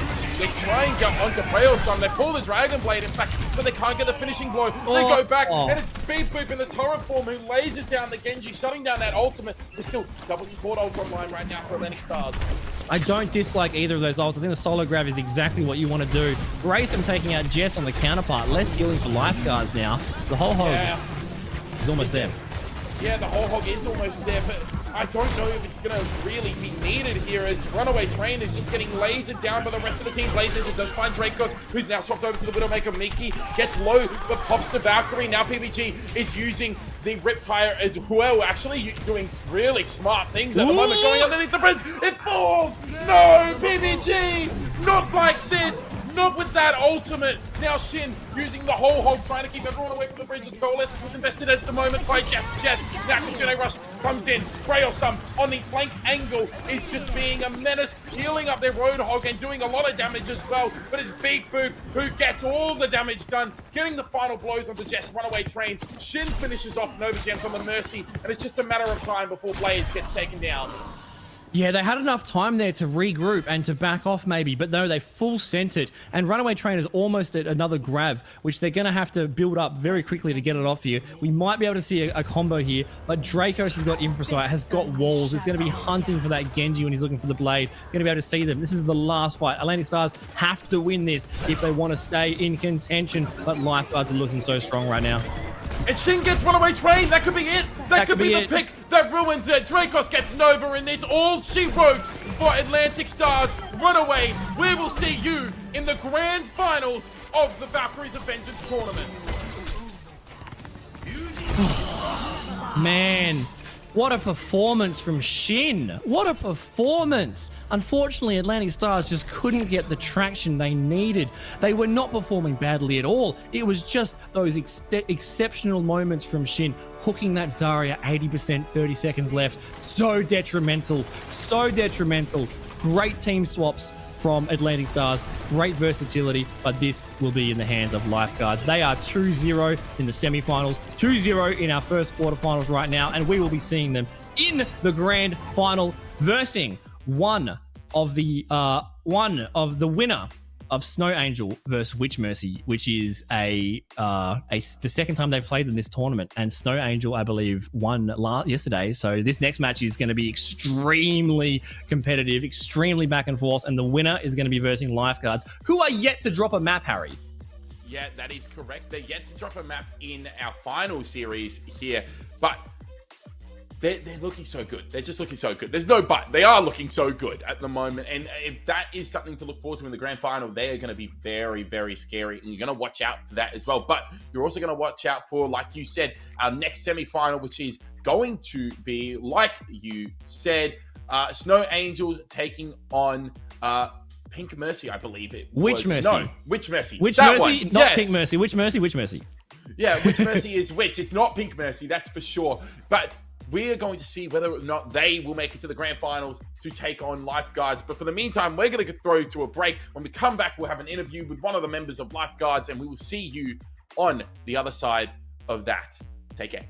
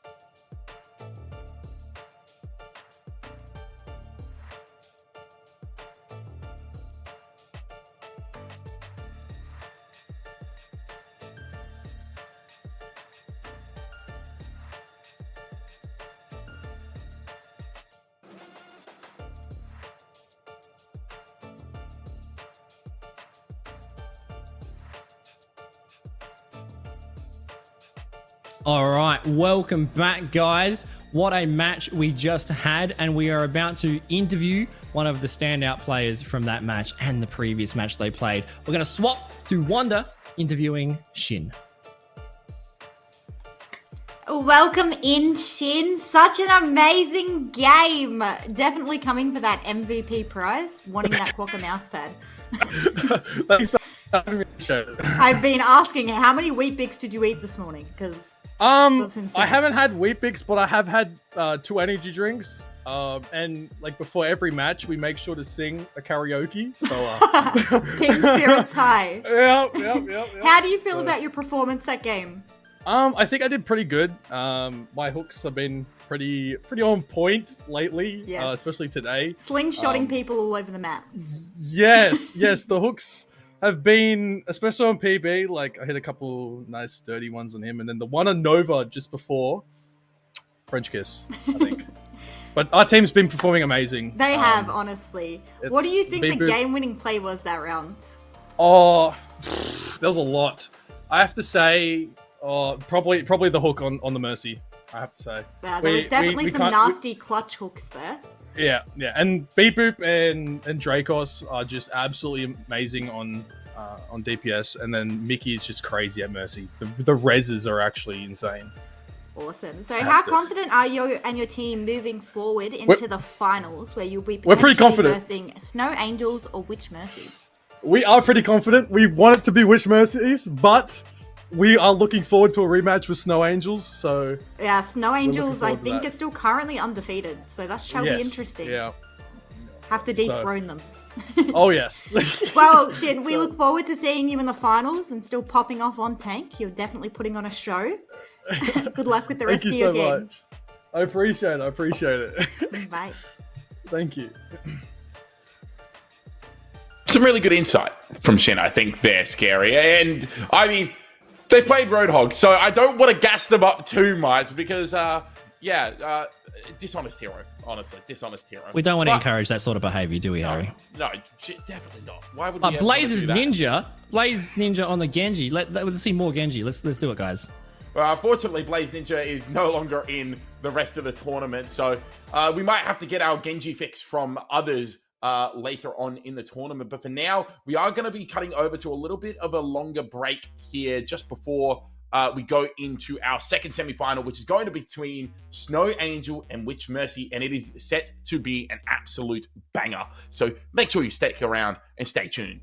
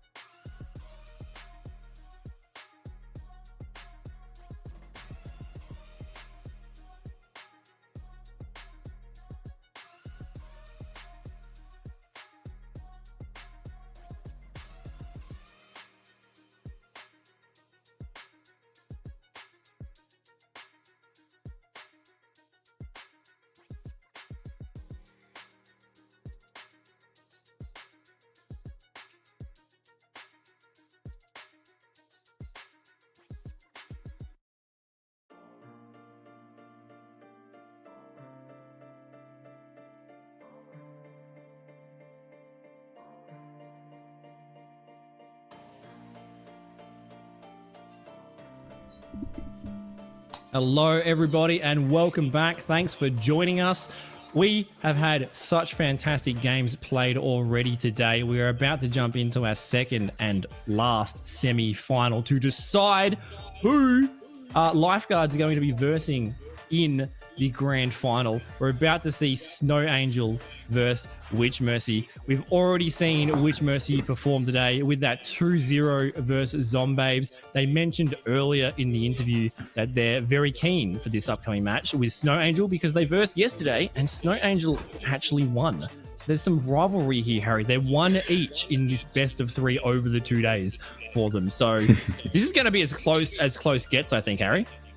Yeah, that is 100% correct. It is going to be very close, especially because, yes, Snow Angel did win the last time these two teams versed, but Witch Mercy are the only team to have taken a map from Snow Angels. So it's going to be really interesting to see whether or not that's going to continue to occur in this semi-final as well. And we haven't had a 3-mapper yet, Scary, but this, I think, has high potential to be that 3-map series. Yeah, if anyone's going to topple the dynasty of Snow Angel and take a map, take it to 3, it's going to be the team of Witch Mercy. On Snow Angels, we have got Teacup, Zazastack, Blue on the tank, and Keely and Punch on the damage rolls. There are a lot of skill in these players and these teams upcoming. We have not seen Snow Angels play yet today because just like Atlantic Stars, they were straight into the semifinals by how well they performed yesterday. So they're going to be versing Witch Mercy, which has had to slog its way up to this semifinals, but in a convincing fashion with the 2-0, Harry. Yeah, and I mean, this roster here is looking dangerous at the moment. Moonish and Doc rounding out the supports here. Kambara taking up that tank position. Worm and Tori will finish off this team in the DPS zone. And Worm was a major threat in the last game, being able to play pretty much everything to an exceptionally high standard. Yeah, an unbelievable performance, especially on that Echo. That Echo was really, really spicy. And I think having that versatility and depth in the characters you're comfortable with playing with is going to be so important, especially now that we're in the semifinals and especially now that we're going to be going towards that grand final, because these teams are going to be able to swap, they're going to be able to adapt, and they're still going to be able to perform at a high level. So this is once again a best of 3. The next game, the next match, the grand final will be a best of 5. So if it is indeed Witch Mercy that get there, that means they've played 3 matches today, ending with a best of 5. Maybe that fatigue will come into play. But we have Lijiang Tower, the first time this map has been chosen, or chosen by default from the bans, Harry. Yeah, and I think that's very interesting because we didn't really see anything that would... But I didn't see anything that would predict that Lijiang would be picked here from either one of these teams. I mean, it doesn't seem like there's a lot of fire that's going to get played from either one of these teams, so it's going to be very interesting. But Blue is on the Reinhardt, and so is Kambara. They are. It's a matchup indeed, and both of them are very good at that. That is not the matchup that I'm most excited for, Harry. I think you know what I'm going to say. We have a Torb mirror. Torbjorn showing. Torbjorn's hammer is way better than Reinhardt's hammer. I'm making a stand. Punch. I know Punch loves a little bit of Torb. I hope we see some spicy attacks here. We're going to be speed boosting out of spawn from Teacup back onto the Mercy. Zaza on the bat being able to put out a lot of damage. Doc Zenith staying on that Lucio to help Kambara with that speed. And we have the Cassidy matchup as well. Now, I was about to say, 1v1. Are we going to be flirting? I like the fact they've stuck to this, even though it's a serious semi-final. I like the fact they've stuck to this. Now, who's going to break it, Harry? Who's going to be the first one? You know what? I'm predicting that Snow Angel is going to be the battle. first one to break it. It's a Torb battle for now, though. And we've got Doc with the music as well.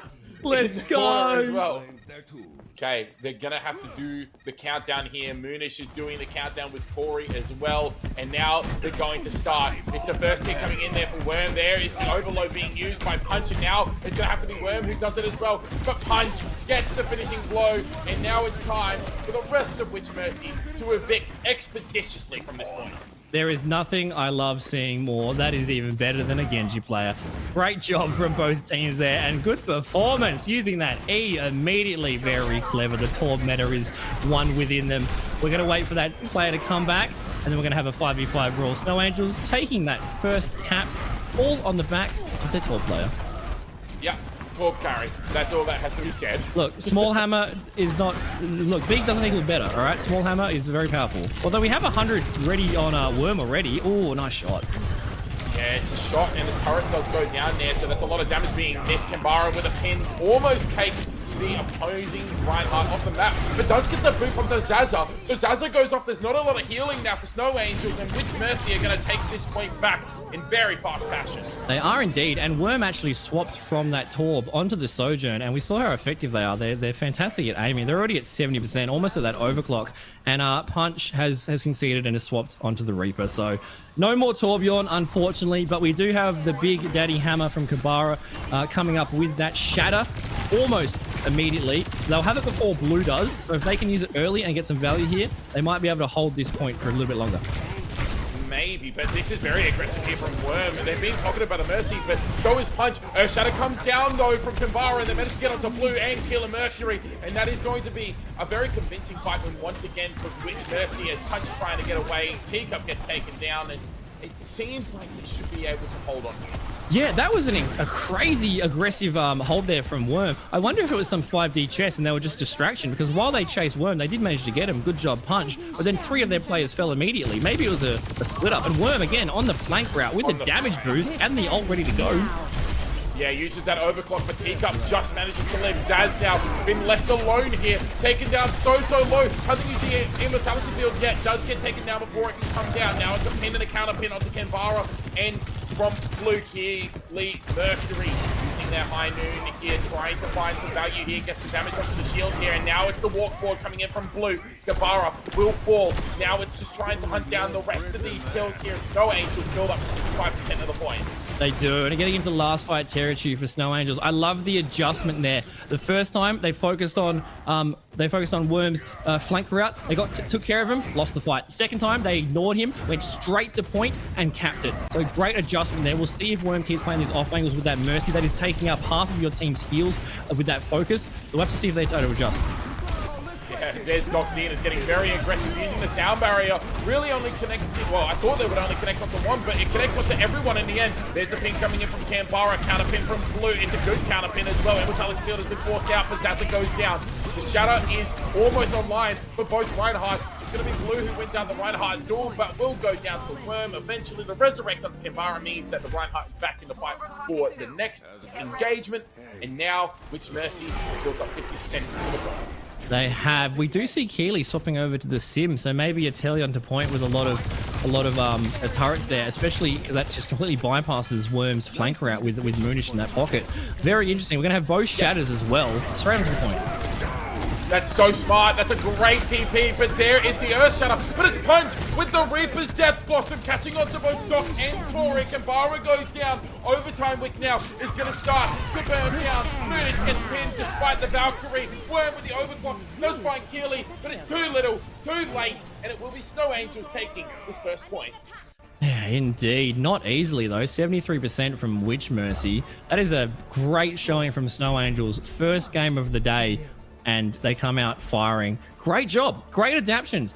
I was just thinking before, Harry, and as a Ryan player, you can probably agree, this is much more of a relaxing Ryan mirror. You don't have the immediate sleep, lamp, Bastion damage boost. If you get stunned, if you counter charge, you can probably survive it. So there's a little bit more survivability, especially with Doc Zenith's boop, and also that sound barrier, which is very effective there. We see Punch going from the Reaper onto the Echo. This is definitely a good Echo map, just popping over the top, and Worm mind reading, matching it immediately. We're going to see that teleport as well, especially with that speed boost from Tika. We got speed boost into the Sim Telly. They just want to position on the point, not worry about that Worm flank. They know they have to deal with. They want that positioning first, and they have got it. Yeah, there's a ping coming in from Blue onto Kambara. Kambara now being down, finished off there by Blue with a fire strike. Blue now just walks forward, takes down both Doc and Echo. Kambara. Punch almost falls off the map, gets finished off there by Worm. Now it's the Mercy pocketed Echo trying to do all of the work here. Zaza on the Moira is going to get taken down low, but it's a good heal for the rest of the team here. Witch Mercy, though, can stabilize a little bit. Yeah, I think this is a great adaptation from Snow Angels here. Really, really good. Trying to take out those turrets there, trying to deal with Keeley. Dropping low and going to be taken out.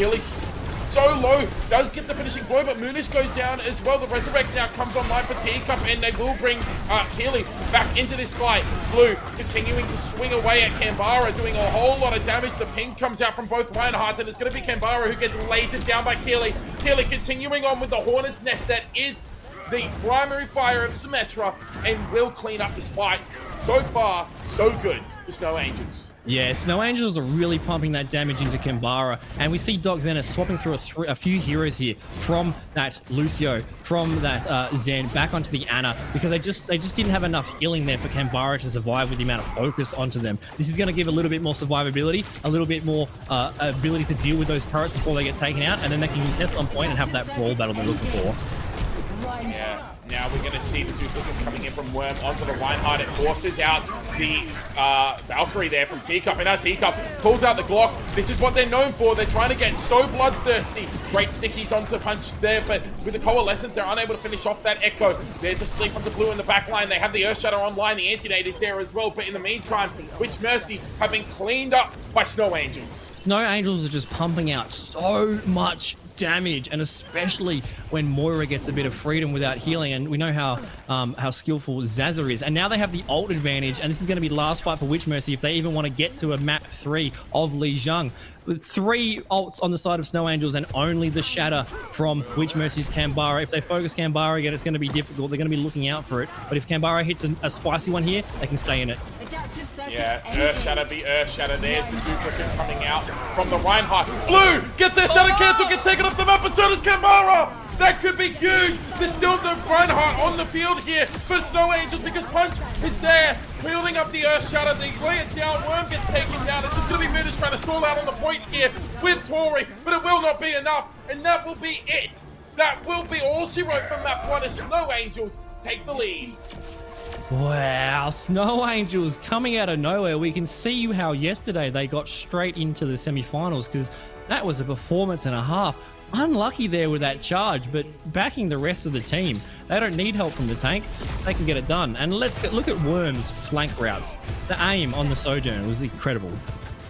Yeah, it was, but it just wasn't enough to secure them this map, unfortunately, for Witch Mercies. But Snow Angels, they looked so good in that second map, especially. They looked so cohesive, as you know, rallying around the Reinhardt and the Symmetra of Keely and of Blue. Yeah, you can tell. You can tell they practiced. These aren't strangers. They have played together. The coordination between the ultimates and the positioning was definitely a point to focus on because of how impressive it was. I loved the fact that they went the Symmetra. I think that was a great choice. They got to the point straight away with that Lucio speed boost, but they weren't staying on Lucio. That was just the Mercy swap. And then they were focusing Canberra because Canberra had the Lucio speed themselves, which meant they had a little bit less healing output than the 2 main healers on the other team. So take that positioning and then just focus down the tank who doesn't have that sustain, that ability to pump damage healing into, and it worked incredibly effective. But this is a best of 3. We have another match coming up. Now they've seen Snow Angels Symmetra. They've seen the play style. They're aware. They've got the idea. How are they going to adjust going to the next one, Harry? I think you have to go to Eichenwald. I really struggle to see if you were struggling to get past the Symmetra on Lijiang, you're really going to struggle on Kings Row and on Midtown. But something really exciting has just been whispered into our ears, Scary. We have hit our $3,000 goal with a massive donation from Abe of $250. That puts us up to 3,015 reasons as to why we say fuck cancer. Damn straight. Goddamn, terrible bloody disease. Thank you so much. Our original goal was $2,500. We almost got there yesterday, and now we're sitting at $3,015. Thank you for that massive donation, Ape. And thank you to anyone that's watched or contributed to this. If you can spare the money of a coffee, if you can spare a few bucks, the link is in chat. !donate. Chuck some money towards a good cause. We've already smashed 2 of the goals we've set, and we've got not only the rest of this match to be played, we've also got a best of 5 grand finals coming up. So chuck some cash in, support the charity, and let's raise money for a good cause. Yeah, 100%. And also, while we are in the middle of our map selection here, we do have to give a shout out to our sponsor for the event. That is Quack and Mousepads. They're giving away 2 $50 gift cards to their store. And that will go to both the MVP of the tournament and to one of you lucky participants in the chat. So stick around. Make sure you keep donating as well while you're here. And if you can, of course, don't put yourself in any risk for it. And yeah, thank you so much to Quokka Mousepads. They are the leading mousepad creator that I know, at least. You can customize your own mousepads with your own images, thickness, stitching, anything that you want to upgrade your play area. Make sure you go and give them a check out as well. Up next, though, we're going to Eichenwald, and that is the map that I thought we would go to. Yeah, indeed. We've seen 2 Midtowns and 2 Eichenwalds. I want to see Kings Row, maybe in the grand final, the best of 5. But these are good map choices for these team players. And like you said, with that Symmetra, not as bad as the old Car Wash, which I think we will repress that trauma, but still very effective, especially on that first point. And like you said before, Snow Angels only dropped 1 map yesterday, and it was to Witch Mercy. So if anyone's going to be able to overthrow them, it's going to be Witch Mercy, but they've got to win this map. This has been the first time that we've gone to 3. The first time we'll see a push map if they are able to manage it. But they've got an uphill battle, almost literally, with the push on this map right now. This is going to be tricky, Harry. Are we going to see any changes in team comps purely for this map? Farahs, Echoes, what do you think? I think Farah would be a surprise to not see, and in fact, we are going to see Worm going onto the Farah, Doc onto the Zenyatta as well, and I think that suits Doc a lot more here. Their Lucio is great. Doc's Lucio is great, but I think their Zen is on a completely different level. Sheer scary. Oh, for sure. The only problem is Zen needs a little bit of breathing room, and we know that when Doc Zenith gets that, they can perform outstandingly. That Discord, that aim is so powerful. We don't have any air characters from Snow Angel on the defense right now. I do like the hit scan of Keely on the turret and also the long range of Ash. That's going to cause a lot of trouble. There's going to be a lot of spam coming down that choke point when they enter. And Worm on that Farah, even with the pharmacy, is going to be taking a lot of damage. Zaza also, with that pylon defending that first choke point, can just focus on the headshots, which we know they almost never miss. So this is going to be a real tricky push here, a real tricky battle. If Worm can flank and get a cheeky pick, it could open the gates here. It's going to be an interesting defense from Snow Angels. Going to be hard to flank when you have the Torbjorn on the field. Oh, here's scary. The turret will cover for any angles that the rest of the team just can't do. Blue holding their shield, keeping the rest of their team safe while Punch gets the headshot onto Worm, and the Echo is taken down. Moonish now gets the resurrect through, and they do manage to get through the choke point for now, but they need to be careful because they're still taking a lot of damage. Punch doing so much so early on in this game. Yeah, I love this defense. You can just sit there and put the long range. No one's going to be able to push forward and rush you when they're half health. They're going to have to stabilize. But even when you do get in their face, you have to take out the pylon and then you have to take out the turret. There's so much extra stuff to shoot at, which is such a pain in the butt. This is a really difficult push. They have managed to get around a little bit. They're pushing up more forward, but Punch is just putting out that damage with the damage boost. Almost a bob. Yeah, there's no pressure on Punch. In fact, the Bob is up already, and they just, at the moment, Witch Mercy can't do anything. They almost have a lot of the ultimates themselves, especially Doc, who now has the Transcendence, and Moonish has the Valkyrie, but again, they're still waiting to engage. And Captive Sun immediately, the response with the Trance coming out. It's so difficult to get any purchase, any advancement in meterage here. Yeah, no one really did any damage there until Kambara decided to just walk at Blue there. Earthshatter comes down. Only connection to the pylon, and now Kambara is not in a good situation as Punch gets the finishing blow. Doc now sitting around the point here. Keely extremely low, discorded, but Doc has to reload. They can't get the finishing punch on the Torbjorn here. It's going to be Tori who takes down Keely Mercury, and Pow is going to be a solo shatter onto Doc. Pow. Trying their best. Powers were managed to keep Doc alive there with the duplicate over on towards the Iari. Blue, solo, Fire Strike comes through. Worm has managed to claw this fight back from the jaws of defeat. What has this game become when you solo shadow a Zen with a pylon and you can't kill them? That's unbelievable. What have I just witnessed? Great job there from Witch Mercy to take that point. I think, like you said, Drop Center Zen. That Discord orb was the difference in that Ryan 1v1 there, and it allowed them to get that kill, and that Transcendence completely shut down Zaz's Captive Sun. Great choice there. Tori is almost up to their Deadeye. Got Keely with their molten core coming in. If they can use it at this choke point at the start here, that's going to be very effective, especially to keep people off of the cart. So now we've got Snow Angels with the high ground. They've got their pylon set up. They've got the damage boosted Ash. But the flank, great choice of positioning. But you can't go in alone, Kambara. no, you can't go in alone, especially if Blue's just going to follow you into the room and start swinging their hammer at you as well. Punch is getting very pretty on this high ground right now. The Torpedo currently has been destroyed. Kambara having a little bit of a tussle right now with Killing Mercury on this Torpedo, but there's the Molten Core being used. Blue now gets taken down there with Doc Zenith and Deadeye as well being used. Doc with the Transcendence now. They're moving forward, trying to get onto Keely. They just can't do it yet as Worm gets taken down. Punch finishes off Doc as well. Bob now has been invested onto the high ground here, but the cart is still moving forward as we speak, Scary. Yeah, that's the thing. You can't really just sit on the cart and AFK. You can't really get progress because you're just going to take damage from the high ground. So they have to flank and contest them on the high ground. But most of that fight there, it wasn't being pushed. So not much payload has advanced, although Kambara with that damage boosted fire strike just straight to the face of Blue. Yeah, and it's way too much damage for anyone to really sustain through. And at the moment, Tori has just been allowed to do whatever they want on this Cassidy here. Kambara swinging, taking down, punch there, and now Witch Mercies are continuing to move forward. Yeah, great advancement there, pushing off the high ground. Now they can contest. We've got Kambara with the Shatter if they need it for this, and Wormkin with the Duplicate if they need it. This is going to be a tough thing to hold from Snow Angels. Blue with the pin now. Doesn't take the Reinhardt Kambara off the map here, and an Earth Shatter now is available. Keely gets shattered as well as Punch. Moonish using the Valkyrie alongside Teacup as well. The Resurrect came onto Blue, but it's not going to do enough here. Now it's just going to be Teacup trying to get back in. There's Kambara with the Fire Strike, finishes off the Valkyrie Mercy, and a little emo. A little bit of showboating here from Kambara as they have destroyed Snow Angels in this fight. Yeah, and fair enough. That was a great performance there. I was thinking that it might not even be worth contesting because of the advantage Witch Mercy had. But they did, and they almost got there, but they invested so much. So many ultimates. They've only got Blue Shatter to contest now. But Tori does have, I mean, Worm has been taken out immediately. That's not going to help.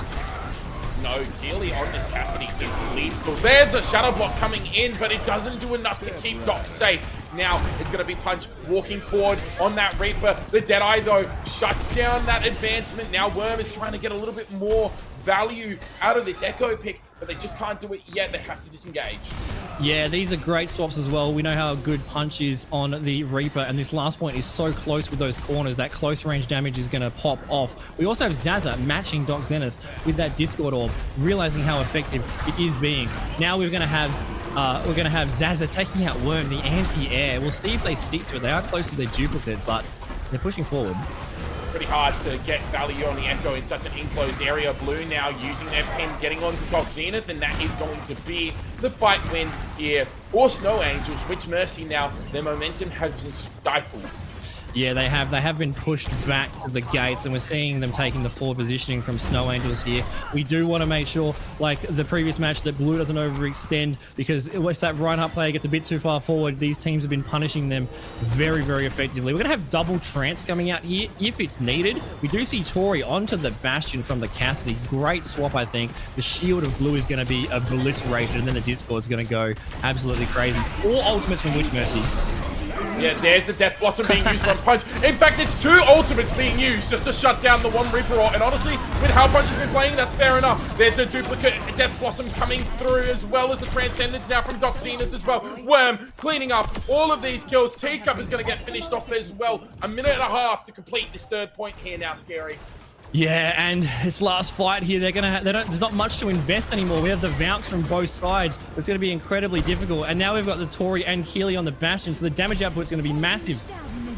Yeah, they're trying to get onto the Bastion here. Tori discorded, taken down there by Zaza and by Punch. Moonish gets finished off as well during the Valkyrie as well. Now Kambara is still just trying to back out here as Doc decides that they'll go the peaceful way. Yeah, Doc needing some mercy from their own doctor there. Unfortunately, they could not recover that health. This is a very good battle. These ultimates being used are very, very intentional, and you can see each team targeting specific players right now. When Worm gets a little bit of freedom, we know they love that flank. We know how much damage they can do when they're not being looked at. And how can you look at Worm when you've got Tori's Bastion in your face and you've got Kambara going crazy? So dry fight now, 30 seconds. They're gonna have to try to build ults up. Blue might be the only one here with a shatter if they need it, but this is last fight for Witch Mercy. It is indeed the last fight for Witch Mercy. Kambara might has to block this Earth Shatter from Blue. Keely, very, very low. Zaza almost takes the head of Doc Xanathop right there. Earth Shatter comes down, doesn't connect onto anyone. It's a good block, and Kambara punishes Blue for their over-aggression. Now Teacup getting taken down from Worm. The duplicate comes in as well from Worm. They go onto the Zenyatta of Zaza, but they're unable to get the kill there on the punch. Keely trying to use that artillery strike on the point, gets taken down by Tori, but it's punch! Death Blossom finds 2! This could be it! It is in fact going to be it for the push of Witch Mercy, but they have made a very considerable amount of distance. Yeah, indeed. That is an unbelievable adaptation there from Snow Angels. I couldn't believe that they got the Transcendence from Zaza and also Punch's Death Blossom. They built that up so fast, and when they were down the players in that last fight, those two ults turned the tides. So performing extremely well under pressure. It's not over till it's over. What are they going to do on attack here? What are they going to do on attack? Just run run what's been working for them? We are seeing the versatility, but Witch Mercy on the defense, they're going to have to be very, very careful with what hero choices they make, because they know they're going to be running into a lot of damage. I think you can start off on the Pharah here if you're Witch Mercy. I really think that Pharah on this defense is insane. So I would be surprised not to see it, although I guess I am going to be surprised, but we're going with the Cassidy and the Bastion.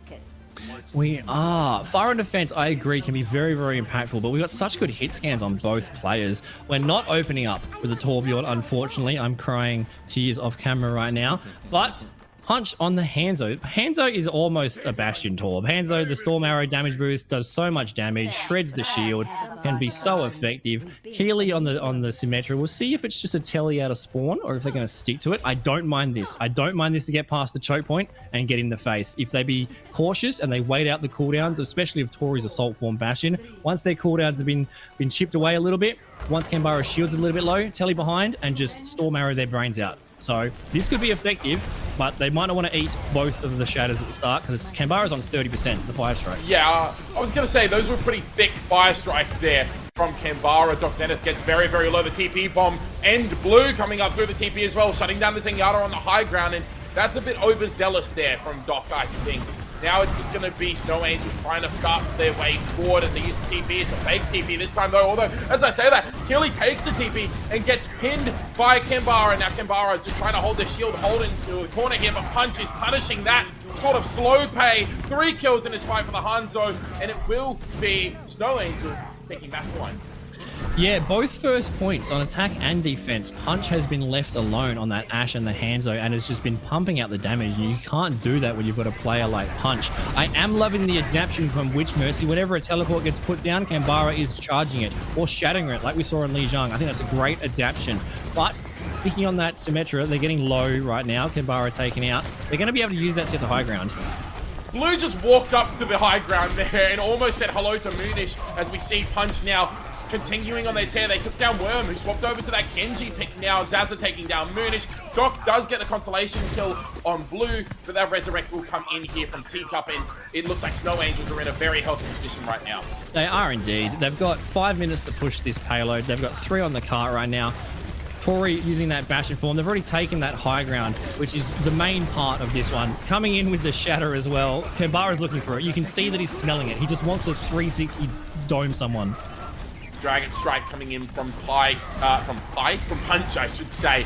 Here, Teacup holding on towards that Valkyrie as well. Like you said, the Shadow online. Kambara maybe looking for a drop down. A little bit fancy play coming through here. There's a TP onto the high ground. Kambara, the ping gets stopped, then counter pin by Blue. Kambara headshot. Keely finishes off Tori, and this is all falling to pieces right now for Witch Mercy. It is. Great job there from Snow Angels. Again, the adaptions, they know that Kambara is going to charge they know they're going to charge the teleporter, but if you've got 4 people spamming you, that's the correction there. Worm has swapped onto the Genji for the last few fights, which is a very interesting pick. Nope, onto the Pharah. I think the Pharah plays better here on this open ground. You can kind of delete the Zaza and maybe even the Sim with that Genji, but it's a bit more tricky. This is going to be able to put out a lot more damage. If they can survive, they're kind of exposed. I was going to say, they almost got immediately dominated there. It's shatters from both teams, but the biggest shatter comes out from Kambara. It was a pin that goes onto Worm, but Worm can't be charged off the map, so it will be Blue falling. Kambara finishes off killing Mercury, and this fire swap has paid immediate dividends as they win this fight. Yeah, the Pharaoh was a big point of why they won that, but also Doc Zenith, that was unbelievable Transcendence timing. That countered that Shatter, and that kept them in that round there. That was a great Transcendence. Both Zaza and Doc Zenith now do not have that online. Moonish does have the Valk. We might see a Valk and a Barrage coming in for Witch Mercy, but that's all they've got to defend. We've got the Dragon and also the Sim Barrier, and the payload is so close to being captured for the second point here. If they can sneak onto that... Oh, come on, Punch. What are you doing? Punch just climbed over the roof and then found both Moonish and Worm asleep at the wheel right now as we see there's a counter pick onto Punch there from Tori, but Keely is just lasering them down. 3 kills for the Symmetra, and the DPS from Snow Angel stand up and secure this point and this fight. That is an amazing effort from both DPS. I don't think you can contest here. It's a 3v5. They have the Valkyrie though, and they have the Barrage as well. They keep Worm alive for a very, very long time. Dragon's Back comes through, but Zaza does take down the Mercy, and you're right, unfortunately, it was a good effort on the recontest, but they're just unable to bring it to any sort of fruition.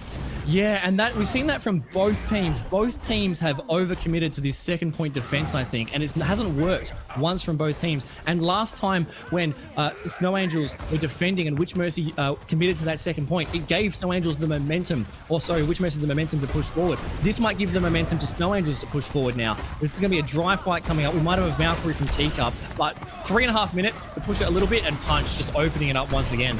That could be the kill that secures the grand final berth here for Snow Angels now. They're in fact going to keep rolling forward. Blue walks forward. Keely is lasering everyone down. Punch has found all the shots in the world. And with 10 meters left, it seems as though Snow Angels will be in your grand finals for the Valkyries of Vengeance, even with the last little bit of stall coming out here from Witch Mercy. That will be all she wrote. We will see you in the grand finals. My God, Snow Angels, definitely angelic, blessed from the heavens above. That is an amazing performance there. Witch Mercy did not play poorly at all, but it was down to a few individual moments, a few individual ults, a few individual plays. It was fantastic. The adaptions were great. The back and forth. That sim from Keely was so important. And the Sonic Arrow from Punch. He's only punched 3k. It's not 9k yet. But that's 3 melees in one match. You know, that's not supposed to happen from a long-range sniper character. So, great job. What a match, Harry. It was indeed, it was something to behold, that's for sure. It was a very close 2-0 as well. Like, these 2-0s that we've seen today have been really competitive 2-0s, and it's just unfortunate that they've not gone to another map at the end of the day. Yeah, these have been the most competitive 2-0s possible. It's all come down to one tiny mistake or one massive performance from individual players. It could not have been closer back and forth. I think if we had like a best of 15, the scores would be so close the whole way through. Unfortunately, we don't have a best of 15, but we do have a best of 5 coming up. The grand final is going to be 5 maps, so it's not just going to be a 2-0. I don't think it's going to be a 3-0. I don't think it'll be a 3-0. These teams look very, very close to each other in terms of their skill level and compositions. But until we get to that point, we are going to go to yet another break. Then we'll be back with an interview, and then we will be going to our grand finals. And you will not want to miss this, so stick around.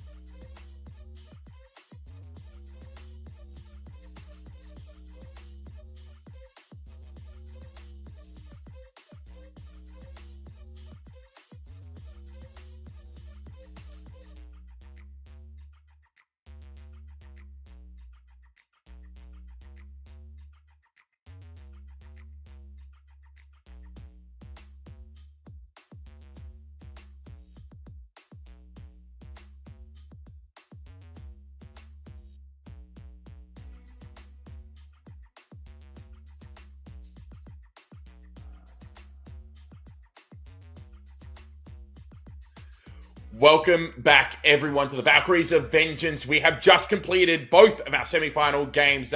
Obviously, we've just seen Witch Mercy go down 2-0, and we have a member of the winning team, a member of Snow Angel now to join us. It is the one, the only Blue, the Reinhardt for Snow Angel, and they're going to be interviewed here by Wanderlust. Hello, Blue. Hello. You've been a consistent tank throughout this series. How do you feel about that game you just had? Well, I was nervous. I won't lie. You're doing very well. You've made it to finals, Blue. I was going. I'm grateful though. I'm grateful for my team as well. They're really good as well. They helped me out, back me out. Hold your hand. They hold my hands for sure. Going against Canberra, that was an experience. I wanted to go against Liger as well, but Canberra is also the same level of Ryan, though, which was really good for me going against Ryan versus Ryan. Yeah, Still you keeping unlocked Ryan, the achievement. You're Yes, dethroning the Ryan's, Blue. I still want to keep Ryan momentum, though. I don't want to play any other tank. I respect that. What do you think the game-winning play was that game, Blue? Punch getting the kill on that fire. I don't know how he did I it, but he think Punch did has it. been very consistent on the Reaper throughout this whole series. Oh yeah, Punch is off. helping me a lot. Though. I won't lie, to take the pressure off. Like as a Ryan main, I have too much pressure in front line. So Punch is helping me out on Ryan, keeping me help with the kills and everything, keeping the pressure on the tank. The enemy tank, So yeah, it's I helping me. acknowledged that yesterday in our streamed games, saying Punch is just putting out way too much damage output that it's really not putting any damage onto you. Yeah. How confident are you feeling going into the finals against the Lashguards, Blue? I have a strat for them, but I won't say it now. But yes, I do. Ooh, I'm excited to see these sneaky strats. Yeah. Because they have a weakness. I know their weakness, but yes, I will be going against them. And I will try my best to win for everyone who I promised. I'm gonna be the first YouTuber as Ryan main to win this thing, so that's gonna be awesome though. That's I hope you do as a fellow VTuber, Blue. I will do it for all my VTuber friends though, everywhere, family, everywhere. Yes. Well, good luck with the rest of your games, Blue, and I hope you win the finals. Thank you. Good luck on the casting as well. I mean, the streaming thing. Bye-bye. Bye. Blue's so sweet. We love Blue around these parts here, Scary. Definitely more sweet in character, because their Reinhardt was nothing but dominating. That was a great performance there. We have got... Harry, we've got the grand final coming up. This is the final, the finale, the magnum opus of this entire event. And we've already raised $3,065. Another donation coming in during that interview. Keep it up, guys. We're so close to 3,100. Snow Angels versus Lifeguards in the grand final, Harry. Yeah, it's going to be very, very exciting. But for now, we are going to go to another short break. And when we come back, we have the coup de grace of this event. We will see you there.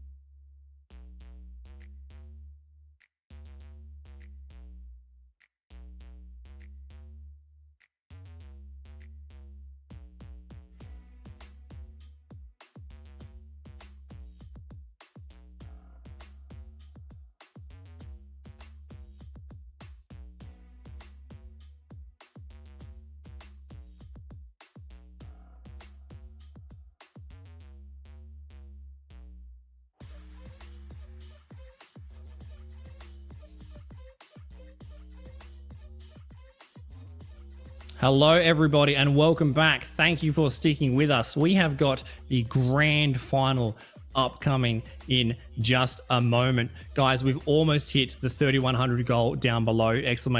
Donate. This is such a good event, and we're coming up to the end, and I'm sure it's going to end with a bang, Harry, because we haven't seen a single boring moment of this entire 2 days. No, we have not. It's been exciting Overwatch the entire time, and honestly, I'm so happy for that. It's really incredible to see this level of gameplay coming up from all of these teams in a charity tournament as well, raising money for such a good cause as the National Breast Cancer Foundation, Scary. It has, and I think we have to do it's a very quick thank you just to OCE, just to the Australian Overwatch community. There is so many lovely people in this. We've got probably 50 plus people coming together on their weekend, all towards raising money for the charity. And everyone's been so supportive. I've been seeing the raids come into the chat as well. So shout out to the community. You guys have done great. And let's keep that going as well and try to get to the 3,100. Yeah, that would be absolutely incredible. And we couldn't do this without our sponsors over at Quokka Mousepad. So thank you so much for generously offering two $50 gift cards, one for the MVP of the tournament and one for chat as well. So stick around because who knows, you might end up with a really cool custom mousepad from Quokka Mousepads where you get to choose what image you want on it. You get to customize the thread, the stitching, the thickness, and the size of your mousepad to bring your gaming space to the next level. And Scary, I've got one here. It's pretty damn good. There you go. And Harry's also a great tank player, and it's all due to the mousepad. So get on board that. The more we support the sponsors, the more that we can put into these events. So thank you for the support from them. And also, a little thank you to Blizzard, because we're on the Battle.net launcher as well this weekend. So thank you to everyone that's been helping out with this. Harry, it's Lifeguards versus Snow Angels. This is not a best of 3. This is the first and only best of 5. There will be no 2-0s in this match. I don't think it's going to be a 3-0 either. I think these guys are going to be very competitive. And we did hear from the Lifeguards interview. They were pretty keen to verse Snow Angels. They were pretty keen to verse them again. Yeah, and I mean, you could see why, because both teams have players that are just popping off. But for the final time, we will introduce our players. So starting us off, we are going to have Lifeguards, which has Miki and Bray on the support, Shin on that tank role, and Dracos and Beat Boop rounding out the DPS. And if we're looking at a standout player so far in this tournament, it has to be Shin. Yeah, I mean, Shin's Roadhog was insane, and also their Reinhardt was insane. It's real difficult to pick out an MVP at the moment because everyone's been playing out of their minds. It's so impressive. But on the other team, Lifeguards will be versing Snow Angels that we just saw previously. I think Lifeguards will be happy to have a little bit of a break because they were playing a lot. But Snow Angels, fresh off the bench almost, but not rusty at all. We have got Teacup and Zazastack on the support role, Blue on the tank role that we just had the pleasure of chatting to, and Keely and Punch on the damage role. We've seen that teleport from Keely be so important in positioning their team, and we've seen Punch living up to their name, trying to become actually 9 melee kills. They only punched 3k in that last one, but their Hanzo has pretty much almost single-handedly won some of those team fights and the maps as well. So this is going to be a battle of the champions, and I have not a single clue on who is the favorite here. This might be a long one, Harry. Yeah, it will be a long one indeed, but we have something very special for you guys right now. We are actually going to do our $50 Quokka mousepad giveaway in the chat right now, so keep your eyes peeled because Wonder in just a second is going to be running that giveaway. And I mean, you could get hold of one of these awesome custom mousepads from Quokka Mousepads. You could indeed. So pay attention to the Twitch chat. We're going to be giving those away.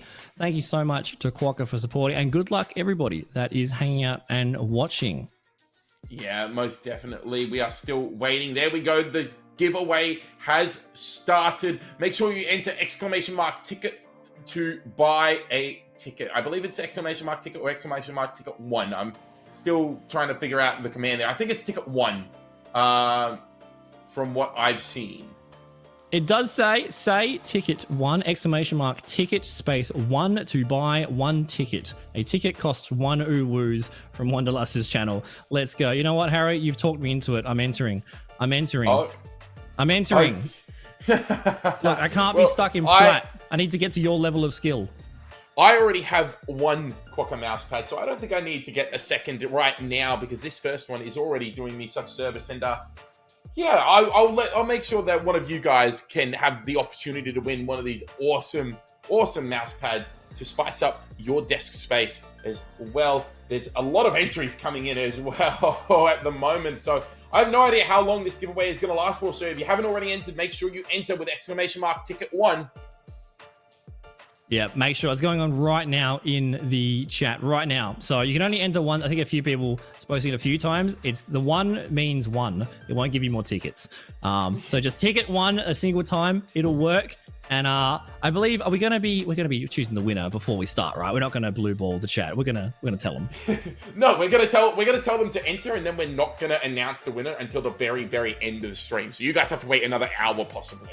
No, of course we're gonna make sure that the winner has been announced before we get into this grand final series, and it's a good time as well. It means that we are going to give the team some time to get themselves set up and have a little bit more of a break, especially if they've just played a game as well and done the interviews and things like that. Give them some time to chill out, go to the toilet. We're closing in 10 seconds. So here we go. Scary. Who is going to be the winner?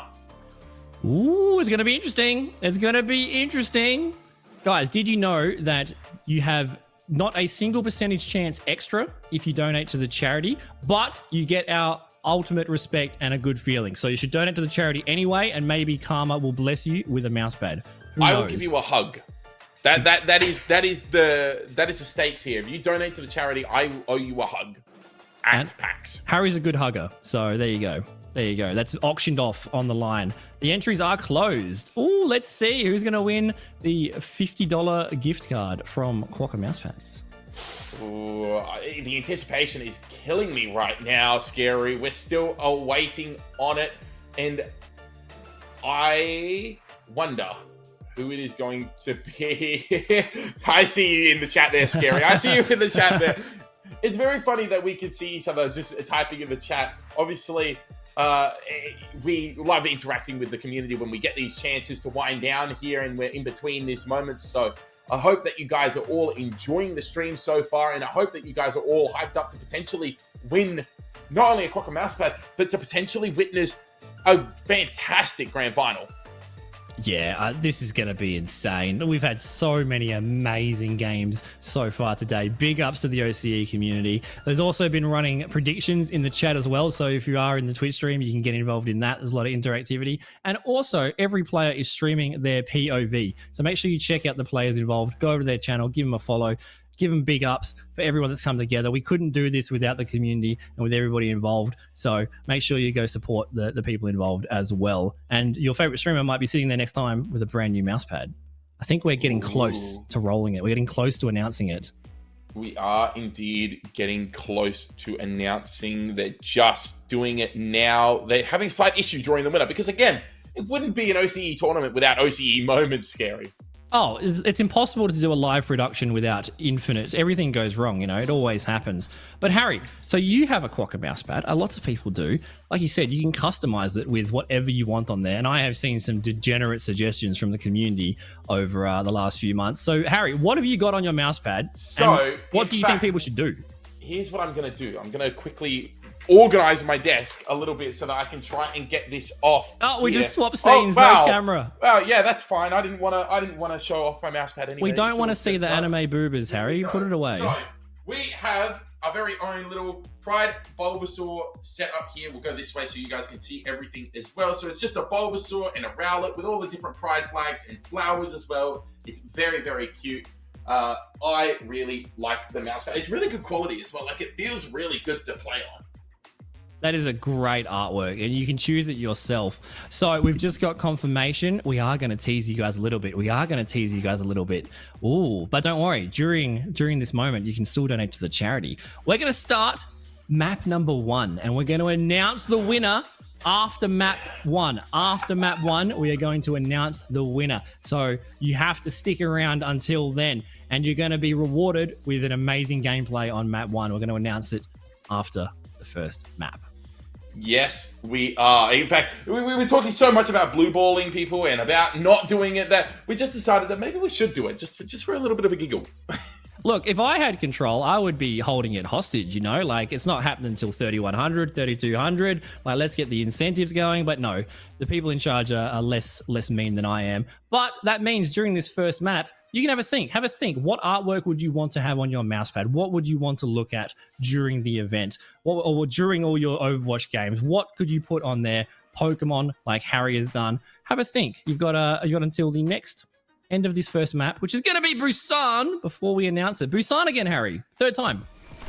Yeah, it is indeed. In fact, we're going straight into it already. That is very interesting, as Punch has already been taken out early into this fight. Blue now has to back away from Beat Boop on the Bastion here. Shin trying to move forward with the Roadhog. They have a lot of pressure now to put on Keely. Taken down there on the Soldier on the flank. But Blue with the pin finds Bray or some. Teacup gets hooked in and taken down. No mercy on the side of Lifeguards. And wow, that was a very fast start. Yeah, production is like, I'm sick of these casters teasing. We're just going to go straight in. And Lifeguards have taken the first point. They captured it first. Snow Angel's on the back foot for the first time, it seems, ever. But Miki's been picked off. Miki's respawning. Miki has to respawn. There's the Nano Boost that goes on to Punch. The Nano Reaper now just walking towards Shin, using that fade to avoid the hook as well. Shin going down, and now Snow Angels, they look in a good position now to be able to take control of the choke point. They are. Now they can take this forward positioning. We've got Blue on the Reinhardt that they absolutely love. Shin deciding not to match them instead on that Roadhog. It's going to be hard to push up here through this choke point now that their Snow Angels can hold it back. They're going to be pumping that damage in, especially with Punch's damage boosted Reaper. The Nano's already been used, but already at 30% again from Zaz, and Punch can just Death Blossom here when they push too far in. But it might be a Riptide to entry, to be honest. The ults on Lifeguards are almost 5. That's a great hook there from Shin, but they can't get the finish off on Blue. Riptire, like you said, now being used. Draco's looking for a way in. Zaza takes down the Riptire, and Punch with the Death Blossom finds two. Now Blue with the pin onto the anti-dated Shin finishes off the Roadhog, and it will be the cleanup coming in here for Snow Angels. They take up to 50% on the point. Yeah, this is going to be a really tough push here for Lifeguards. Great choices from Snow Angels. They're going to be able to hold this choke point for a long time. Lifeguards, great choice with that Junkrat tire. They're going to have to use something like that to get the entry in, or to flank as they're doing now. You might see Beat Boot use it, but the Kitsune is in. Yeah, there is indeed the Kitsune rush. Lots of ultimates still there. The Shadow came down as well from Blue, so it actually stopped a lot of that forward momentum, but Blue still going to get taken down. Now the Tactical Visor, Keely gets onto Dracos, but will get taken down by the artillery strike, and Big Whip as well finishes off Punch. The anti-nade doesn't come to much here. The Resurrect from Miki will just put the icing on the cake in this fight, and Teacup is off on an adventure, we'll say. Yeah, they needed that though, Lifeguards. I think that's what they're going to have to do. They're going to have to invest so much, the Kitsune rush, the whole hog, just to get past here, because they're going to be eating every single anti-grenade from Zaza. There is no defense to that. They're going to be popping that on the choke point. Blue taking out the Beat Boop is going to be a massive advantage of pushing through here, and Punch following up. Yeah, Punch taking down Dracos is used as the hook onto Punch there, but the Reaper living all of that right now. Shin getting pinned down by Blue, hunted by the Reinhardt. Teacup finishes off Beat Boop as well. 53% built up, but it will be a point flip now in favor of Snow Angels as they look very firmly in control. They look... Oh, someone has to touch the point again. There we go. Okay, there we go. Yeah, like you said, Snow Angels, I think they have the advantage here on attacking and defending. They can hold the choke point, but they also have the abilities to push through the choke point. Although they have given Lifeguards some space to come out now, and they've hooked Zaza. What a hook! Zaza gets taken down. There's Punch, though, using that Death Blossom. It gets onto Bray, and the Resurrect now to Zaza in the midst of the carnage. Punch using that Raid form now, trying to get onto Beat Boop, gets hooked there by Punch, but the Valkyrie comes in from Teacup, saving Punch from a deadly fate. Resurrect from Miki onto Bray or some, but there's no tank now on the board here for Lifeguards. Miki finished off there by their Merchant counterpart in Teacup. Healing taking down Dracos and Bray, and that will be point one going in favor of Snow Angels. For the first time, Lifeguards look vulnerable. They do, but they put up a performance there, 60%. We're actually seeing Snow Angels getting a little bit challenged there. That was a little bit dangerous, Harry. I honestly think that getting off the point and not capping it, that full 100%, that might have delayed them in holding that choke point, and that gave the opening to Shin and the rest of the Lifeguard team to actually escape the choke point. So they were actually in contention there to cap that back. But no, Snow Angels did indeed take that first point.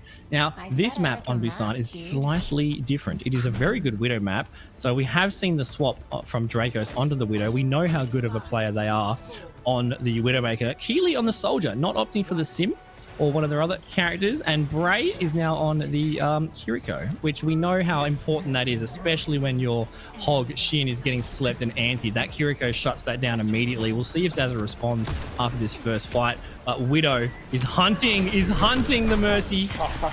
Punch gets the kill onto Dracos, but it will be Killy Mercury who answers back, or who gets answered back, sorry. Getting taken down there by Bipu. The resurrect immediately though from Teacup means Achilles is back in this fight. The Soldier is there, and now it's going to be Lifeguards who have to disengage from this fight.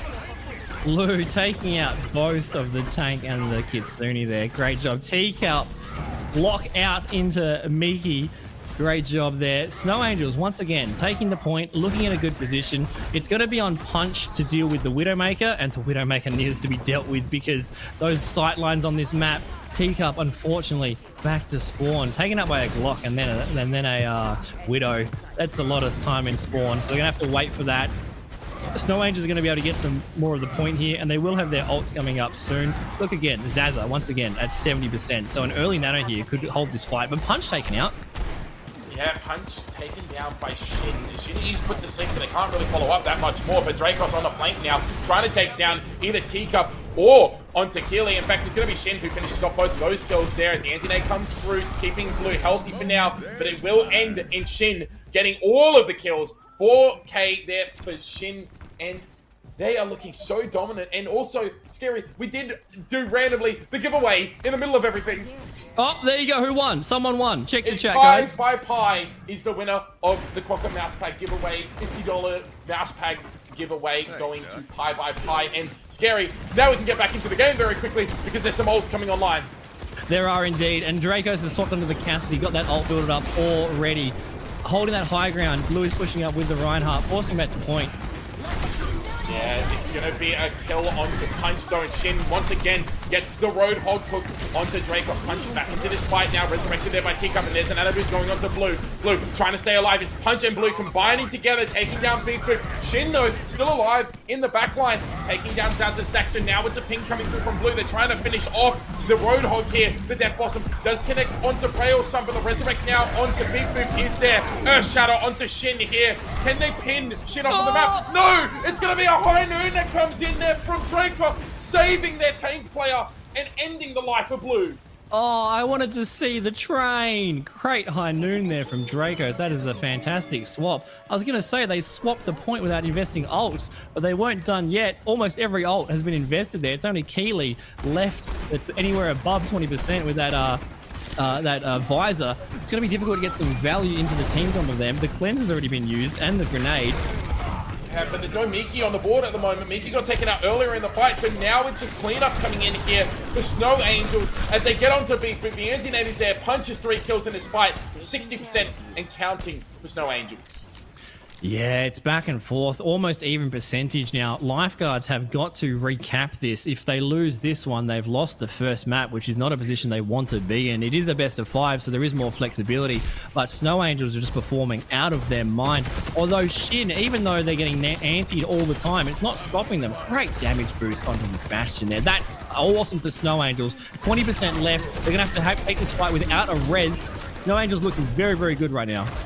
They are looking very, very good. Lifeguards, they need to try and find a way in here. Punch on this Reaper, almost building up towards that Death Blossom. Zaza almost has the nano boost. Keely as well, sitting pretty on the higher ground, waiting for the moment to pop the tactical visor, but it's going to be Punch who goes down first. Now they're trying to brush down Keely on the higher ground here. Can they get the kill? They can. It's going to be Shin in the end. There's another boost going on to Blue now. The tank trying to turn the tides of fortune. Blue using the pin, getting hooked there. Doesn't go off the map just yet, but will get taken down by Shin and Dracos, as well as Dracos finishing blow on Teacup. And now it's going to come down to a 1-5 territory for point 2. Well, as they say, Harry, fortune favors the bold, and we are seeing nothing but bold performances from Lifeguard. Taking out Keeley before they could get their visor off. It's not great positioning here on this map for it. They got to use it early, because what is Shin just walks at you. Even anti, even slept, Shin is just holding the W, and Beat Boo is getting so much value on that Bastion. There's so many ults here for this last fight. So Lifeguards have to win it to stay in the contention from Busan. That is correct. There's a Kishune rush, but an Earth Shatter coming in from blue. Gets up to 3 members here. Keeley now trying to follow up with the tactical visor. They're getting onto Braille Summon. They managed to get there. Teacup trying with the Valkyrie to clean up Miki, who is also using their Valkyrie to try and keep up Shin. Shin gets killed. There's Miki going down. Big Boot with the artillery strike from Spawn isn't going to be able to be there. And map 1 will go in favor of Snow Angel. No Angels, just showing off almost. It was a tough battle though. Lifeguards put them under pressure we've not seen before. It was 60%, 99% during these maps. Great job for the first map. I wouldn't be feeling too bad if I was Lifeguards. It's a best of 5, so you know you've got more in the future. And every fight there was incredibly close. I think Keeley might have been restrained there, and cleverly so, waiting for that shatter before using it. And the value was insane. Great job there from both teams. The next map we're going to get into is going to be as part of the bans. At the moment, the first map is always we ban a map we don't like, we ban the other map we don't like, and whatever the third leftover map on the control gets picked. Now we've got some player choices. Now we're going to see a little bit more strategy coming involved into which map do we want. It's Lifeguard's choice. They did drop that 2-0, so they get to choose. What are they going to go to, Harry? I think they took us to Midtown last time, if I'm not incorrect, and they performed very well. Well, Lifeguard didn't take us to Midtown because they haven't lost a map yet, so they haven't had the chance to choose a map just yet. Scary, but we did see them on Midtown, and they looked very good on there. But also, Scary, something else very exciting to mention. We've hit our dono goal again directly underneath me. You will see that we have reached 3,100 reasons to say fuck you, cancer. And I couldn't be prouder of this community. We are doing such a fantastic job fundraising for such an awesome cause. Amazing job, guys. That's 2 goals that we've smashed so far. We're close to the 3rd goal as well. So thank you for those donations that have got us there. Keep them coming. We have many more maps to go. And yeah, you are right. They didn't choose Midtown. Well, my confusion there actually means it was a better compliment. The other team forced them to go to Midtown, and they dominated regardless, not dropping a map. So now they get to choose. This is the first map they've dropped, so the first choice they get to do. So if they can perform so well on the opponent's choice, how well are they going to perform when the choice of the map is in their hands? And what do you think they're going to choose, Harry, out of our hybrid map offerings? Will we see a King's Row? Well, we're not going to hybrid, though, Scary, because we have a different map pool. We're going to Escort first, I believe. You are indeed correct, because it's best of 5, not best of 3, and I am in a best of 3 mindset. The next map is indeed Escort. We have to wait till the next map, till we see something. So our map choices for Escort here are Rialto, Havana, and Route 66. And honestly, I think you want to go with something longer range if you are on the side of Lifeguards, because you really struggled with Punch being on the Reaper there. Yeah, I agree. I think something with a bit of longer range, a little bit of poke is gonna benefit Lifeguards here. So yeah, out of Rialto, Havana, or Route 66, the options are there. Although, your long range, yeah, fair enough. It makes sense on paper, but Snow Angel have not struggled at all. They don't want to play that long range games. They will just teleport on top of you, and then Punch is next to you. So there's a little bit more strategy and a little bit more caution in how they approach those long-range sight lines, but Snow Angel have not struggled with that at all yet. So I agree. I think Lifeguards should pick the map that best suits their playstyle, because they know it's going to be a difficult job regardless. But if they can have that little bit of advantage, especially if they can get that momentum in the first team fight or so, it's going to do a lot for their mindset. It's going to help them go towards the next map as well. Yeah, most definitely. I agree. And currently we're just getting confirmation on the map pick. There was the theory that we would be going to Eichenwald, but that's not an Escort map. We know this. This is a troll. So we're going to be going to one of the 3 maps that we spoke about before. And I think, do you think there is a specific map that would fit the composition for the side of... well, I didn't think it would be this one, that's for sure. I was expecting maybe Havana, but Brute 66 works too. Yeah, I like Havana, the second point with that high ground, but Brute 66 I think is a good middle zone. I think it's a good middle zone. It's got the 3 points are slightly different. The last one's indoors. The second one has got like those longer sight lines with the high ground, and the first one also has that first corner where we see the team fights engage. But there is enough flank routes here that players can be cheeky. If we see the Reaper play from Punch maybe be a little bit cheeky, there's a lot of sim teleport spots here as well. But also Lifeguards, Draco on the Widowmaker has been hitting shots left and right. So it's going to be kind of hard to walk up in front of them. They were able to walk up into the face of Lifeguards pretty effectively last time. But also Zaza is playing a lot of long range support heroes.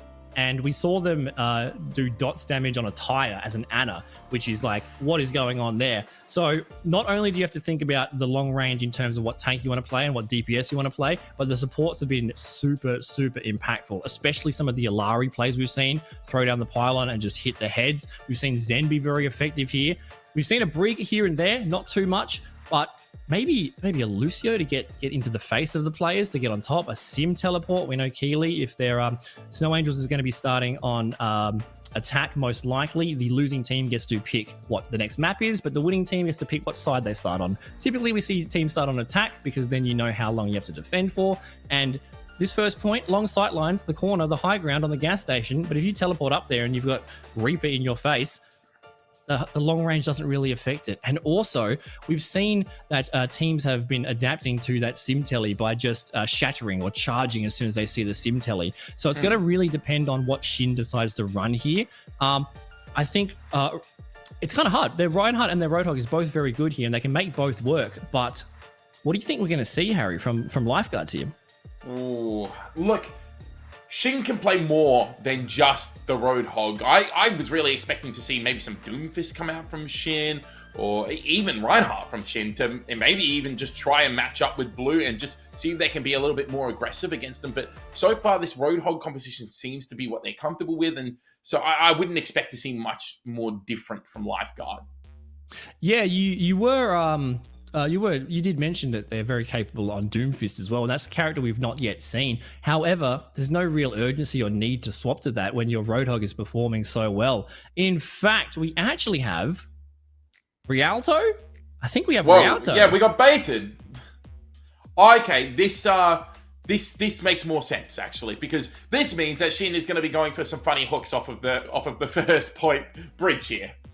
Yeah, I mean, the environment has been the third player. Like, everyone's been going for charges off the map, the train, the hooks off the map. Like, and there's some real cheeky forward positioning if you want to do it here. The risk is you might get caught with your pants down. We haven't seen that yet from Shin. That waistband is done up very tight. They are the ones putting the pressure on the other team. Yeah, I do agree. I think Rialto is more of an expected choice here. I think it does play well into Lifeguard's playstyle. I don't think Snow Angels are going to be upset at this. I mean, the way they're playing, I don't think they're going to be upset at any map in the future here. This is going to be interesting on that first point. Defending with the Reinhardt. Defending. You got to get rid of that corner. You got to take that high ground. I don't think we'll see a sim here on defense, but who knows, Harry? What do you reckon? We could see a sim on the attack. I could see potentially some TPs onto the high ground, especially if Blue is sticking with this Reinhardt centric composition. So I could see them potentially trying to pull the sim on the attack. But yeah, I don't think you'll see it on defense. Yeah, that is true. We don't know who's on attack and defense yet. We're kind of just assuming. But yeah, I would expect to see, I can definitely see it on attack here. On the defense, though, there are some good sightlines here for Widow, especially if you're sitting up the top with Shins. If they've got the shield up, you can just, Dracos can pop off with that. And also, I like Bastion on this map. I like Bastion. You can play around those corners. You are vulnerable with that slow movement in the assault form, but playing those corners with a damage boost, you just shred. Whatever tank is in your face, you are going to shred. And I like this variety from Snow Angels. We're seeing this a comp that we've seen before from Lifeguards, and a comp that each of those players have done fantastic. Bastion, the Widow, the Roadhog. But we see a Ramatra for the first time today. A Ramatra in the face, punching them in the face. And we also see Healy on the Mei. I like that. I really like that. Isolate Shin on these tight, narrow pathways and just put that wall off. That wall is going to be a problem that Snow Angels, the Lifeguards are going to have to solve. And now we have Punch on a bit more of the mid-range Cassidy. which is going to be very helpful. But Dracos here does not have many counters to worry about. And if Dracos is not dealt with and gets a few pick, they're going to push it all the way to the first point.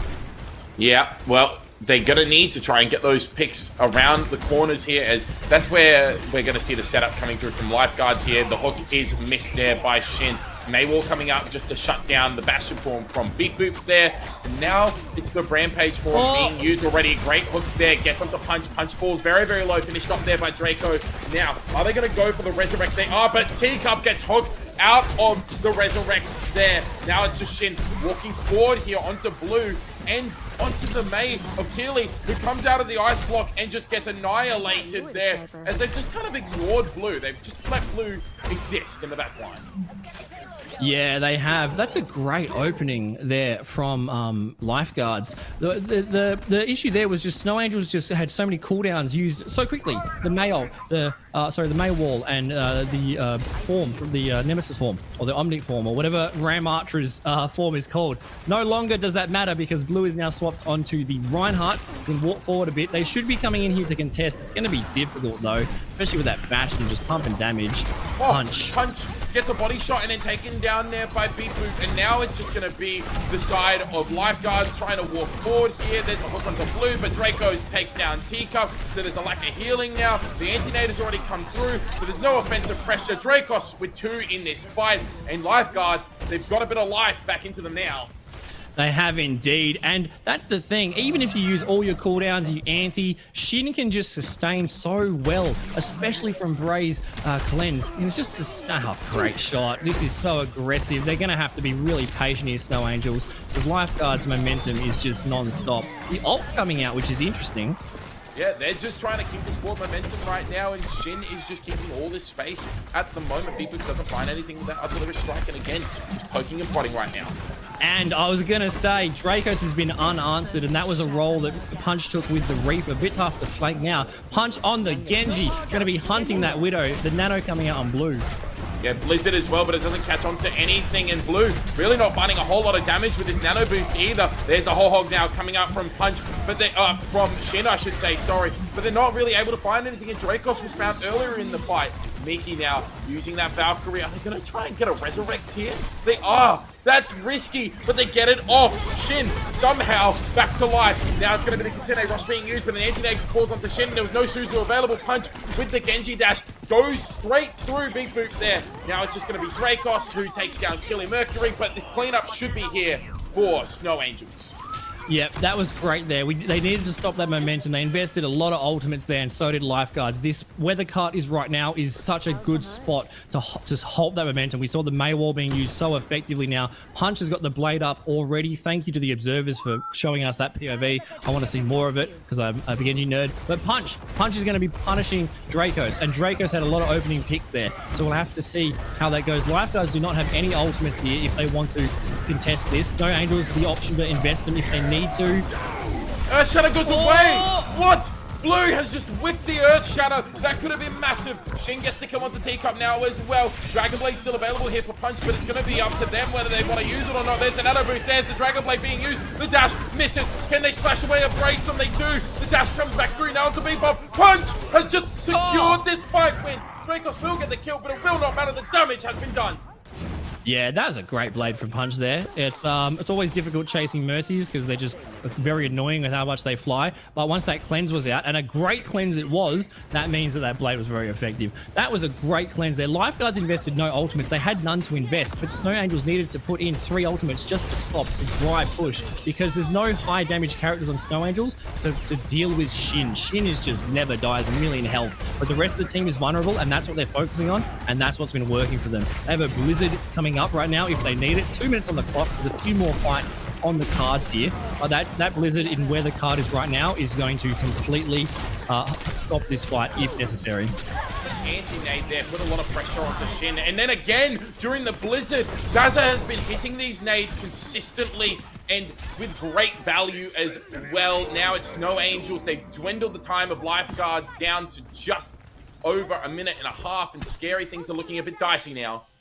Yeah, indeed. Where the cart is right now might literally be the worst spot on the map for the team comp they're running. It's the map right now is in such a disadvantage to Lifeguards because Lazar, like you said, hitting every single anti-nade. There's nothing to stop it. There's no shield. But we see the sim from Dracos, but Punch not afraid of that laser and taking him out. Great swap, great value from that Genji swap. We've got both support ults on Lifeguards if they decide they want to need it. It's a minute 20, so either they're going to go all in or they're going to back off. Looks like going all in. We're going to see the Valk and the Kitsune Rush about to happen, and the Blade. Shin not able to hit a hook just yet here. Like he said, has built up to that Blade. There's the anti-nade that's been immediately Suzu'd. Now the Kitsune Rush and the Valkyrie being used as well as the Ho-Hog. So everything now being invested here for Lifeguards. But the Nano Blade comes out, gets onto Dracos. The Ho-Hog trying to boop away the Genji there. But it's great work there from Brailsum to get away from that Nano Blading punch. Punch extremely low in the back line now, gets punched in the face by Shin, and that is going to be all she wrote for this defense here as the second point should go in favor here of Lifeguards. Yeah, I think we'll see Snow Angels back off and not contest this and just wait, although you never know. The hook! Blue's already trying to get in, and anti-nade lands off the Shin, but the second point's already been given up. They can't contest there. Punch is in. There's a hook onto Keely, but a great sleep dart from Zaz to heal for the Mei on their team. Keely ends up getting a parting gift as well, a headshot onto Dracos. Yeah, they got to back out here. They cannot get Pete. It's going to stagger them so much. They only have a minute 42 push to the end point. Oh, it's so close. Zaza has been covering a lot of their team with the sleeps and protecting them. But this time, unfortunately, Zaza can't cover themselves with a sleep dart from the artillery strike of Beefu, but now Shin just walks forward. Blue gets overwhelmed and just taken down. And now last legs here for Snow Angels, a minute 20 for Lifeguards to cap it all. Yeah, Dracos just swapping back and forth between the characters has been really important because no longer is their Widow countered by the Genji. Now they're running the Mei, and they're about to cap here. They're going to have to contest. This is probably the last fight. A minute left, Harry. Zaz has the nano boost though, gets it onto Blue immediately, and there is the Blizzard being used from Keely as well. Beep Boop goes down. Now it's just going to be Dracos who gets swept under the rug there from Blue with this Reinhardt hammer. It is just Shin trying to live on the point for as long as they can, but they'll get staggered out, giving away a lot of ult charge towards Blue, who almost has that Earth Shatter that could be uncontested. Yeah, great defense there from Snow Angels. Lifeguards are in a good position though. 40 seconds, they will get back for another team fight. And the big ults here is the whole hog. If you push off the cart and you cap, you win. May's probably going to get their Blizzard as well. Another great defense on the point. Also, the Bastion ultimate, but 3 ultimates on the side of Lifeguards. We've got the Valk and the Genji Blade coming in. It's going to be difficult though. This is last fight. There's the Mei Wall being used. Whole Hog now with the Kitsune Rush as well. The Valkyrie from Teacup is there, but there's the Dragon Blade you were talking about. Taken down immediately by Beep Boop and Shin. It's so hard to get a Dragon Blade when you have the Whole Hog going off. Teacup's Valkyrie ends now, but the hook does miss. It's just a bit of storm coming out here from Killer Mercury. They're going to be able to get it through to overtime as Beep Boop is just cleaning house right now. They almost have the Earth Shatter online here. Does Blue gets it. Dracos and Beep Boop go down. Punch gets to clean up with the Beep Boop, but Dracos as well falls. Zaza hooked in. Shin finds 2 in this fight. It's a Resurrect coming in from Miki, but Miki gets traded out there. Punch now. 1 HP and a Dream. Hook on the Teacup. Stops the Resurrect as well. Punch dies as well. Killing falls, and that is going to be it. Lifeguards will capture all 3 points in overtime. Man, these fights, Harry, it's so back and forth. It doesn't matter if someone's got 3 picks at the start of it because it's just going to keep continuing. The big thing there is just the sustain from Lifeguards. It is almost impossible to kill Beep Boop's Bastion and Shin's Roadhog. And because Snow Angels were running those more situational characters in terms of the Mei for the tank or the Genji for the Widowmaker, you need a high damage output. You need the Reaper or the Junkrat. You need maximum damage on those massive tanky heroes because even if you pick off the other ones and isolate them, Shin can just 1v5 almost. Great job there from Lifeguards to push it all the way to the end. And I mean, great job from Snow Angels to defend now. They're going to be on the attack. I do like the variety that we're seeing from Dracos, variety that we've not yet seen in this series. However, it's not yet been needed because they've just been being able to perform uninterruptedly. Now we're seeing a little bit of counter. We're seeing a little bit of swapping back and forth. Punch deciding on the Widowmaker and giving the Reaper to Keely. Now that's interesting. We know Punch is very good at Reaper. Their Death Blossoms have been awesome. But yeah, a little bit of a swap. That maybe there's some research here. You know, we've seen these teams play before, so the teams are aware of each other. Dracos might be expecting the Punch Widow. Punch might be expecting the Dracos defending Widow here. So that is going to go in the favor of that Sombra matchup there. But what do you do when Shin comes for you? Because Shin doesn't press S. Shin just stands there, takes a breather, kills the team. Good hack. Yeah, it's a good hack, and it's going to result in Punch actually having a lot more space. Well, Punch actually just has a lot of space here to get to Dracos, and I believe it was Gray who got taken down earlier in the fight, and now a headshot as well goes off the beat boop as well. Daza does get taken down, but it's going to be all for naught here as Blue just gets really aggressive, and Punch has all the space in the world at the moment. Yeah, that's a great kill from Punch there, up to the 4K. Punch 4K with the melees so far. But also, even though that fight went in advantage of Snow Angels, and now they've got the yeah, what are you going to do? What are you going to do when they can see you? This might not even be worth contesting. I'm not sure about that, but Shin can take as many shots to the body as needed and not die. Punch, very good job on the Widowmaker. Yeah, there's no way really for the side of Lifeguards to contest it right now.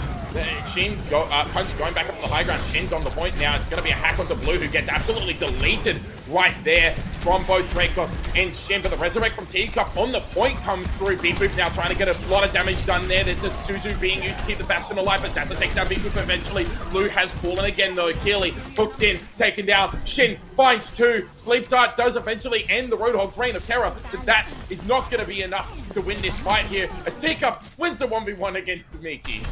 Yeah, that is outstanding. They got Dracos picked from Punch already. It was a 4v5. I was tossing up between whether or not they were going to even contest. But they said, shut up, caster, we are goats. And they managed to win it. Great job there on that defense, not capping it yet for Snow Angels. 2 minutes on the clock. We are seeing a different Lifeguards right now, Harry. They are going crazy. They are indeed going crazy. Double support ult from both teams, but Blue with this Earth Shatter could end up leveling this fight right here for Snow Angels. There's the Tsune Rush being used now from Grey or Some. There's the Earth Shatter that comes in, connects on to 3 members of the team, and it is just a swift cleanup. EMP comes out, but it's all for naught, as it will be the fight win here for Snow Angels, and they'll take point 1 with 4 minutes left on the board. Yeah, there are such great synergies with these team heroes right now. What are you going to do with a Shatter and an EMP? It's just in your face. They didn't even have to use all of them. We've got the Nano Death Blossom coming out. Killy able to get a chance to show up Punch's Reaper. But we've got the Sombra matchup right now, which is going to be very annoying for those players that get hacked, especially because the target is going to be probably Beat Boop or Shin. But they've already taken position on the high ground, Harry. Yeah, Shin getting hacked up constantly right now is very annoying for the Roadhog player. There's the artillery strike. He doesn't really find anything. A little bit of damage, in fact, though, is enough to allow the finish off there on the Teacup. There's the Death Blossom, but Whole Hog's away. So Keely unable to find really any sort of kills with that nano boosted Death Blossom Blue. No shield, pinned onto Shin, but will be taken down here. Keely will fall, and Beat Boop, I believe, got 3 in that fight. Yeah, Beat Boop has probably got 400,000 damage this match. Like, they've just been doing so much damage on the Bastion. We don't have any Widows now to reveal the invisible Sombras. But once again, where is the... Oh, that was going to be a river. Wait, they could still maybe get the kill onto Shin here, but they do lack the damage now that Punch is fallen. There goes Blue, and it will be another fight win here for Lifeguards. They really don't have the damage to deal with this Roadhog right now, Scary. You need so much damage. The wall can be effective here to isolate them, and so can the hack. So it's not impossible, especially with the antis. But where has the cart stopped, Harry? It's at the exact same spot it stopped last attacking phase, because this is the hardest spot for these team comps. It's so in your face. Yeah, EMP coming out there from Punch as well, connects onto everyone. Dracos is going to be going down. Blue with the pin off the map takes Shin down, and now it looks like Snow Angels are going to be able to continue moving forward. They do still have both support ults, but they need to try and run away for now. No! Oh my god, that's so aggressive! I cannot believe that pin. Miki must be fuming right now. Can they get back in time to touch the point? It's going to be close. 2 minutes to cap this next one, so it's in the advantage of Lifeguards. But yeah, Snow Angels with the momentum right now. And there's the hook goes onto blue. Anti-nade comes through. Solo shatter onto Shin as well. There goes the Roadhog. They don't have to deal with that, but blue gets traded out 1-for-1. Kitsune Rush was already being used there for Braille. Some Mickey's been hacked, so they can't use the Valkyrie just yet. They get the resurrect of the Shin, but so does Teacup onto blue. Now it's going to be the Blizzard being invested as Braille goes down to blues. That's attack found Dracos earlier in the fight as well. Pin across on the frozen hog of Shin, and Teacup with a finishing blow on Miki means that this is going to be point 2 secured for Snow Angels. They have 3 minutes to try and get this to the end of the map. Yeah, and the last time on point 3, it was not a long point 3 at all. The momentum from Snow Angels is fantastic. We're seeing both teams just pumping everything into the tank. Res everything into the tank. Every time a tank dies, it's 4 assists, 3 assists. That is the main threat. Don't ignore them and go to the backline. Just deal with the thick boy in front of you. We are seeing great antis from Zaza right now. Absolutely great antis. Punch 5k, leveling up. That's going to be massive. Oh my god, Snow Angels. Another huge anti onto Big Boop this time, which means Big Boop goes down to Keely. Blue just swinging away at Braille. Some Shin goes down. There is no way that Lifeguards can stop Snow Angels now from completing this map. There's the EMP that comes in. It's going to be Big Boop who gets the finishing blow with the Teacup on the Tracer now. Can they touch the point? They get there. It's going to be Blue who gets the finishing blow. Now it's Lucio coming out there from Braille. Some trying to get onto the point, trying to stall out more time. There's the Valkyrie from Miki. Resurrect now onto Big Boop. Earth Shatter laid down. Shin flattened. Absolutely steamed there by Blue with the Death Blossom to cap off the point. And that will be Snow Angels completing the map with 2 minutes and 52 seconds left. Man, I thought I was about to start calling you Harry No Way B there, because as soon as you said that, they got 3 kills. I thought it was a caster curse, but no. Snow Angels not flinching in the face of the pressure. Amazing job there. This is a real battle of the tanks. I think something that I've noticed here with Lifeguards is when they collapse, when Snow Angel has that momentum, it's because Snow Angels are able to get a pick out of position, and then it collapses. Then it's a stagger, then it's a momentum, then it's a forward push.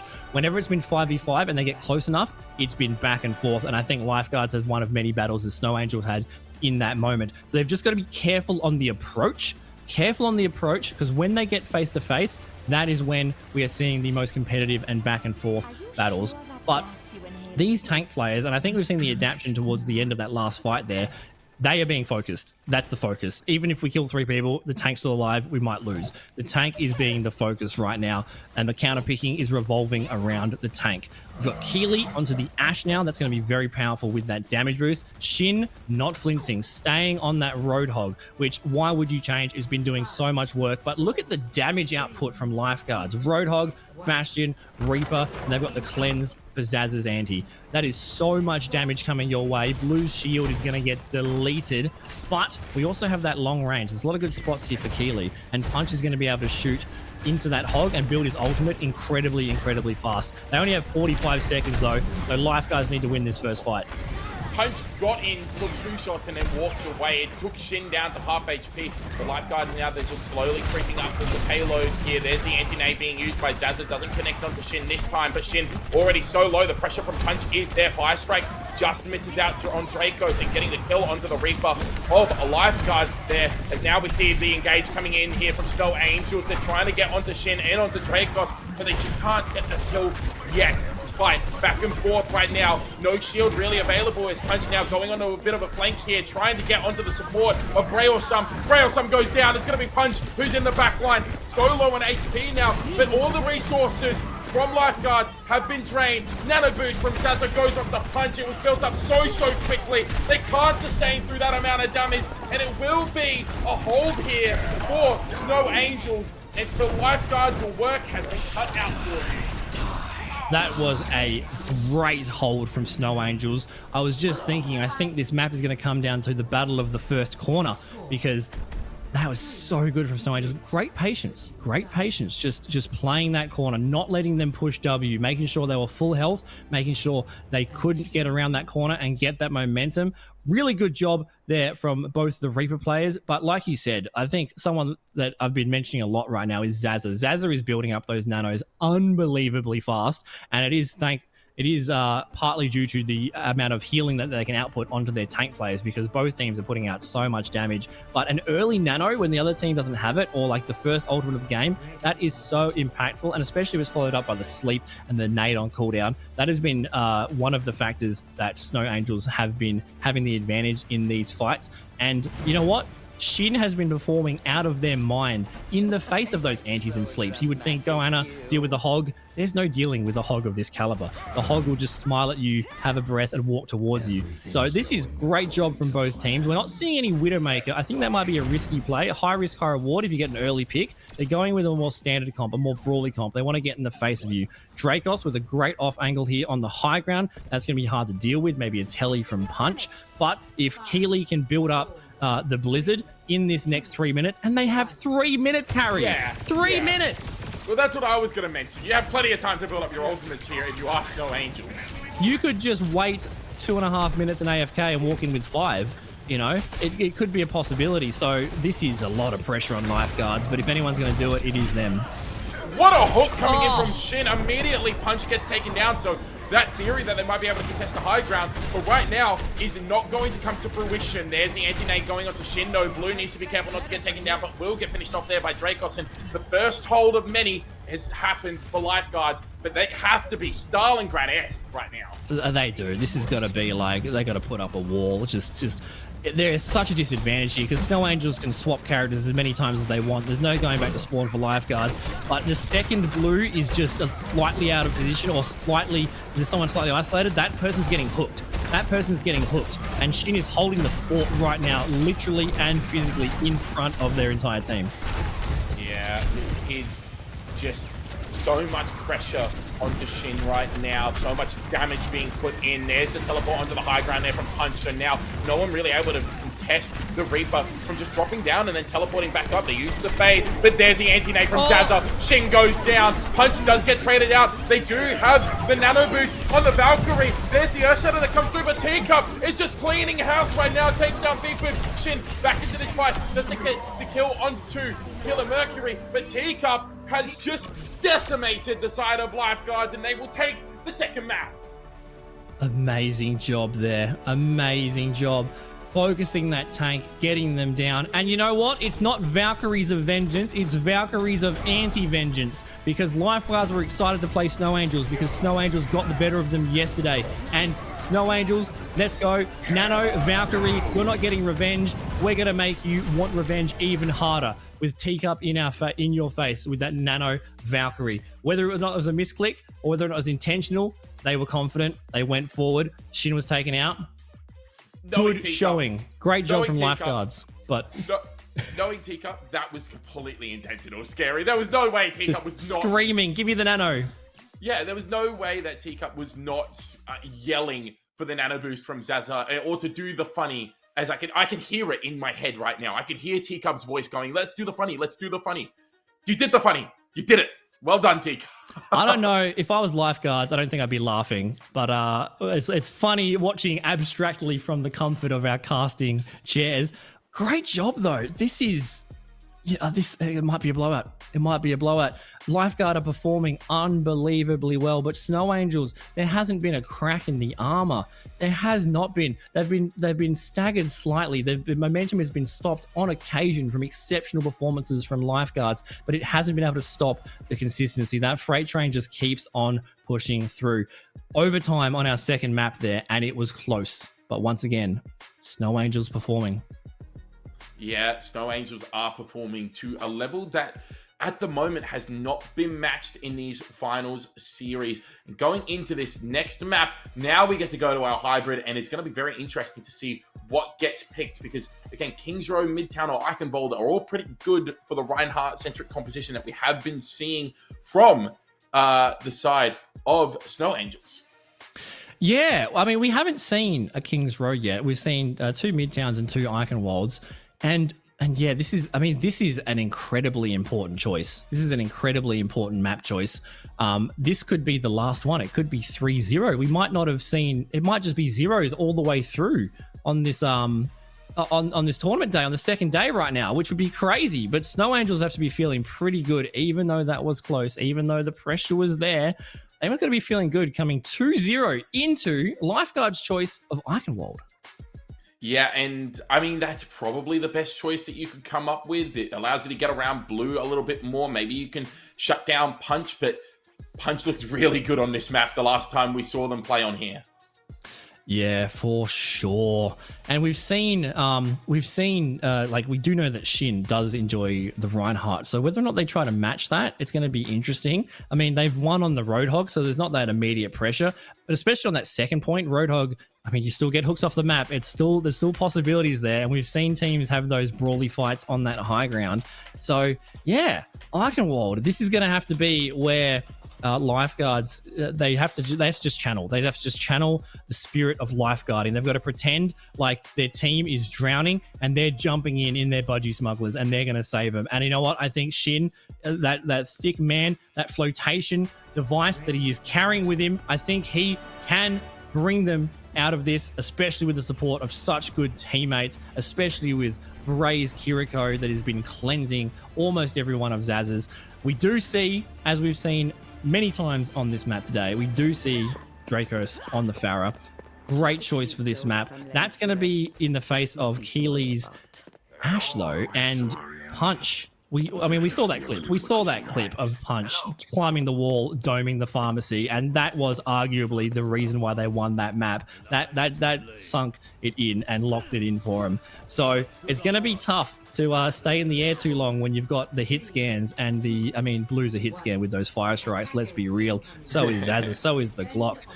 But we've got the Lucio from Bray. They're going to want to speed in. Nope, just for the speed boost. They need that cleanse for the anti. If they can get past this choke point, get a pick from an isolated player from Dracos maybe, then they can push through. But Shin, it's almost, almost can just walk, hold W. I mean, anti, I don't care. I have a million health. Hold W.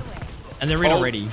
Beep Boop is on the high ground as well, using the grenade jump to get up there. There's a good hook there from Shin. Forces Blue all the way in. Dracos trying to boot the Reinhardt back forward, but doesn't get there. It doesn't matter. The kill will still be secured, but Shin very low on HP. Now Dracos on the flank here, looking for a way to get in. They just haven't been able to find the pick just yet, but it will be Miki who pulls out the Glock and finds two. Valkyrie not needed here from Miki as they finish off Punch and Keely. Both DPS fall, and it will be Lifeguards capping point one in extremely fast fashion. Unbelievably fast. That hook on Blue just isolated him and let them walk in. And that's not the first Bastion parkour we've seen from Beat Boop. They did that earlier on Midtown very impressively. So great first cap. 5 minutes on the clock. That is so goddamn fast. Well played. I think Miki, Harry, I think the Valkyries of Vengeance spirit is within them because no, you don't get to nano boost Valkyrie pistol me. No. I'm going to dry and double block two of you as payback. So good job, Miki. Valkyrie almost online.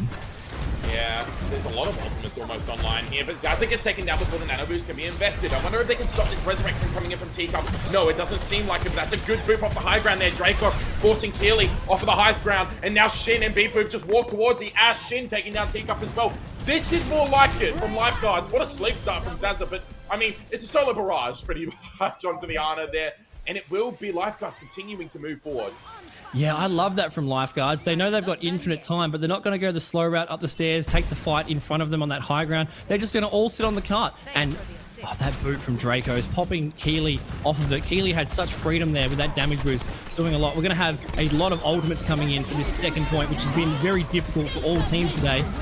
Yeah, it's going to be the artillery strike being invested there by Lifeguards as well as they continue a rush. In the meantime, Bob is in the back line, but Shin is in the back line of Snow Angels, making their lives a living hell right now. It's just going to be Teacup who's now pulled out the Glock, trying to stay alive, but Zaza gets hooked, taken down. Whole hog available here for Shin, but they don't have to use it as Teacup went for the resurrect, could not get it off. And the second point has been captured by Lifeguards. 5 minutes, Scary. Yeah, this is disgusting. This is too much time for this last point. This last point is so close range. There's going to be hooks, whole hogs, smash form, damage boost, Reaper. This is a crazy amount of time to try and defend from Snow Angels. And Lifeguards, they know their life is on the line. They are guarding their life right now from elimination from this tournament. And they are performing extremely well. Massive momentum, old advantage in their favor. Blue's going to be looking for a shatter to try to slow that down. And if they can do it, which they probably can, because Shin doesn't have a shield, that could turn it. Yeah, well, Punch gets the finishing blow there onto Dracos, so now there's no Farah available here for Lifeguards, and Farah pretty hard to make work in this small enclosed area. Whole Hog now being invested though by Shin, forces away everyone, so they do get the Resurrect, and it's going to be Zaza who's caught in the right room there. Can anyone go and punish the Ana? They may not be able to punish the Ana, but they definitely punish the Bastion and Smeeky, who ends up getting the finishing blow onto Zaz. Now Punch trying to step up to the cart, stepping up to the plate, trying to get those finishing blows, but again, Shin with a hook, gets Blue around the corner, and finishes off the Reinhardt. Still so much time. Oh, this is such bad news for Snow Angels, getting split there with their positioning, and now you've got them up, kissing the spawn doors. Draco's getting a pick. Wait, someone has to touch! No one touches the point! Dracos found Killy, and then no one else can step up to the plate. The nano boost went completely to waste onto Punch, and that is so much time in time bank for Lifeguards. 4 minutes. Scary. Unprecedented. I mean, I don't know if the cart ever stopped moving. Like, that was just the first fight, take the point. This is the highest amount of time I've seen on Icon World ever, possibly. That was amazing. These teams are playing at such a high level that the slightest positioning error or the slightest overperformance, it just snowballs so much. And Zaza and the Bastion getting caught out there in that further spawn at the start of this third point impacted so much. We didn't even get to see a final fight. We had the ults on board as well. It was just, the momentum was so fast. And I don't think Snow Angels have been put under this pressure ever in this entire 2 days of tournament, Harry. Yeah, and this could be the turning point right now, Scary. This could be the major turning point. Because when that happens to a team, like, it doesn't matter how much you are in front by. They could be 2-0. When that happens to a team, when you get rolled so comprehensively on an attack, you start questioning things, for sure. Yeah, you're only as good as your last team fight, and they've had 2 maps of domination, but that kind of helped their mental, the amount that they felt under pressure there. We've got almost the same comps that we've been seeing. Shin with these early hooks has been brutal, so that's a back off immediately. Punch walked around the corner and got taken down. That's another hook onto Zaza. Zaza going down. The Lifeweaver is not long for this world. Blue as well, going to get deleted here by the Bastion, and that is a very convincing early fight there by Lifeguards. Yeah, Punch saying in the chat, pulled through 2 walls, almost a hook 1.0. But if anyone knows how to do it, it's Shin. Great job there. Zaza on the Lifeweaver is interesting. That is a big change from what we've seen previously. That's going to enable the pedal. The high ground is going to be really good. But also, it's going to enable the save, and couldn't save Blue, unfortunately. Blue just gets hooked in again and taken down. Dracos as well finishes off Punch, and again, it's going to be a retreat with Snow Angels and maybe a composition swap coming out as well. Yeah, I mean, it hasn't been a composition problem from these 2 fights. It's just been too fast. It's just been spawn, get hooked, okay, reset. Spawn, get hooked, reset. So they haven't really had a chance to show what they're going to do. We know Zaza is unbelievable on the Hannah, but if you're 2 steps ahead of your Ryan, you just eat all the damage. What is happening here? The Farah spam has just been absolutely insane. It's going to be people who takes down Blue, and it's going to have to be a retreat once again for Snow Angels. Harry, I'm scared to say it, but I think Snow Angels might be rattled. Lifeguards are just full force momentum. They are backing themselves with confidence. Every single time Snow Angels have tried to go in, they've been shut down immediately. Just little performance from Shin, just shutting it down. There's been 4 fights. We haven't actually had a fight. It's been backing off. It's 2 minutes on the clock, Harry. It is 2 minutes, but finally they get through the choke point and Shin goes down. Raid boss Roadhog has been finished. It looks for the resurrect there, but couldn't find it. But Dracos finds 2. Both Punch and Blue going down. Teacup with the resurrect now brings Blue back into this fight, but it's going to be an artillery strike being used there by Beat Boop. Shin now on the way back from spawn as Teacup pops the Valkyrie and starts chasing after the rest of Lifeguards with the Glock. But it will be point 1, looking like it could go in favor right now for Snow Angels.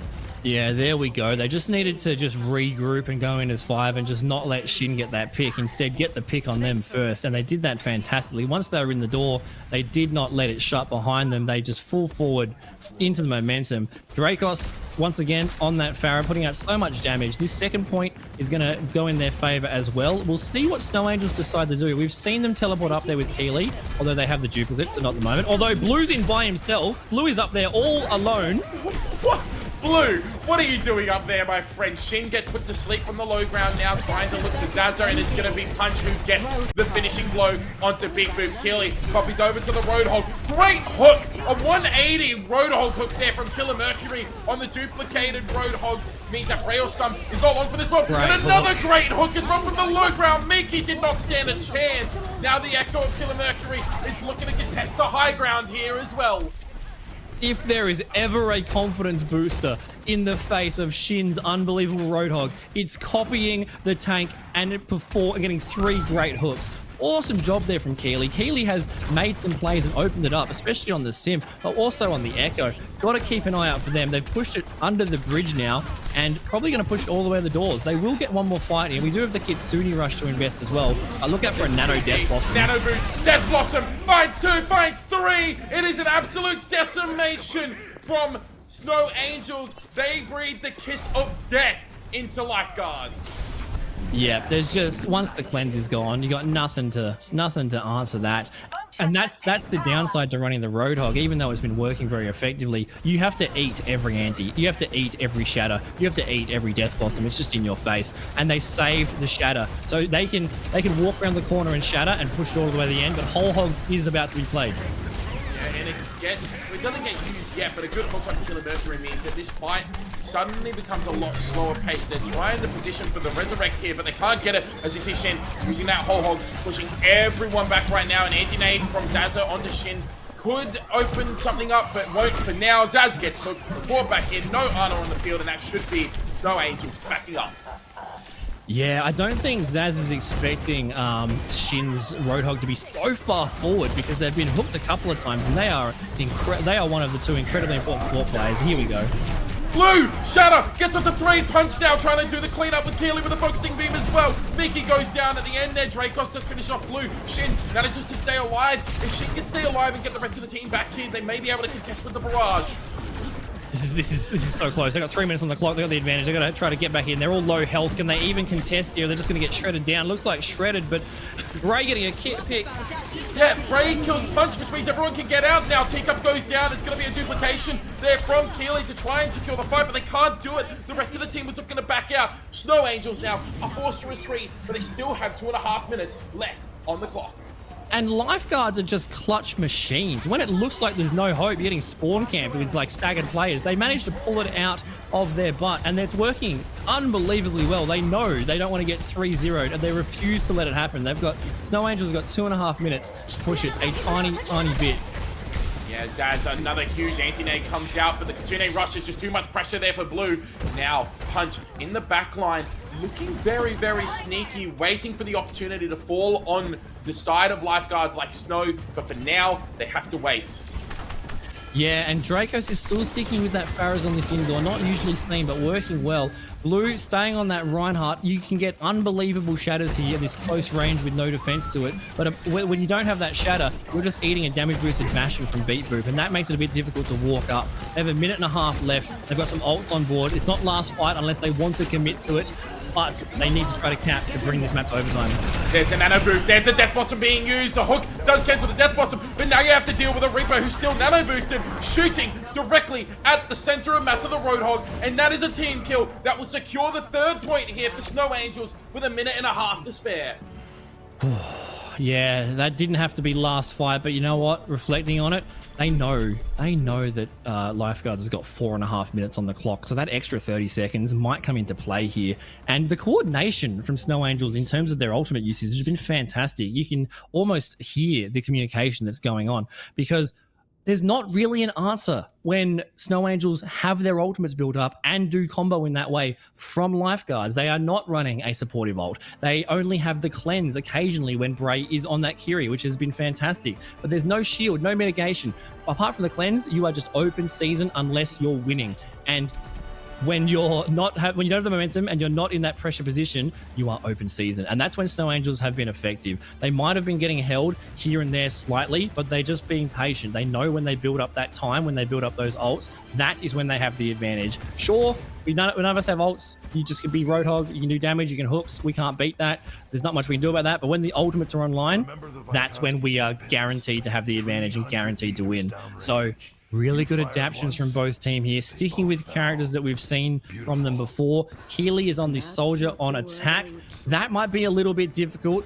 Dracos' Farah in the pharmacy has been causing problems, but on attack here, getting through that choke point, this is Farah's playground. It is indeed Farah's playground. They're looking around for the flank right now. Hook doesn't connect this time. Punch doesn't get caught out early, but now they're just going to be looking to walk in. There's a teleport into the back line. Shin getting low already. Used the Roadhog hook as well. Now they have to wait for Beatbox to try and to try and heal. And it's going to be Keely who gets taken down there by Draco. Sleep Dart now goes up to the Bastion. Blue trying to do a little bit more damage, take a little bit more space here as Shin is getting pressured down by the Reaper of Punch. Miki goes down. Dracos is in the back line looking for Zaza. Does find Zaza in the end. Bipu with the Bastion assault form now, just shooting into the shield of Blue, who's just standing there looking at the Bastion. Dracos did go down to Keely, and it looks like point one is going in favor here of Snow Angels, and Bray is going to get staggered. Yeah, there we go. It's 1-1 in terms of the Soldier Farah matchup, but Draco's saying, you know what, 1-1 not good enough. I want to only be winning. So swapped over to the Cassidy. That's going to be really good because Punch is teleporting in just on top of Shin, just distracting in your face. And they've got the Death Blossom already, which is going to be really powerful if they teleport up top. But 15 seconds, they're going to have to be on the cart the entire time, the entire way. And they know Lifeguards is 4 minutes. So this is so crucial. They have to keep the momentum. They have to keep winning. Otherwise, 4 minutes for Lifeguards in the next round. Yeah, and Keely gets taken down early as well. That's going to be a really risky resurrect to come through. In fact, Tika just gets taken down there. Beep Boop on the high ground. The drop on the low ground there from Shin. Finishes off Zaza. Death Blossom does take down Dracos, but it's so much to do right now for both Blue and Punch. And Shin is still there, sitting very, very pretty on the point. Dracos gets resurrected. Punch does find Beep Boop, but now will be taken down by the Roadhog of Shin. There's going to be a last second touch coming in there from Keely on the Tracer. Now Tika back on the Mercy. Uses the Valkyrie. Stalling out the point now with some movement as well. The Valkyrie is online here for Miki, but Shin decides to ignore the Mercy altogether until they go in for the Resurrect, taking down Teacup and Zaz at the end, and that will be it. Snow Angels have been stopped here, and Lifeguards have a win condition. Yeah, they certainly do, to say the least. This has just come down to that first round performance. These guys are so close. It's the time dependent factor is swinging it back and forth, because then they couldn't go. They didn't have time to go up there and deal with the high ground. They had to sit on the cart and just be sitting ducks, fish in a barrel, getting shot by the likes of Shin and Dracos and also Beat Boop. So they're in a rock and a hard place there, down to the time. And now Lifeguards have got 4 minutes and 7 seconds to push it halfway on this map. Last time on attack, they pushed the first point in the first fight, the first 30 seconds, and they pushed the second one just as fast. So even Lifeguards have got to be feeling really good right now. They've got to be feeling really confident, especially because, you know, Shin got a 4K at the end there. The defense was fantastic. Man, this is a real battle of giants right now.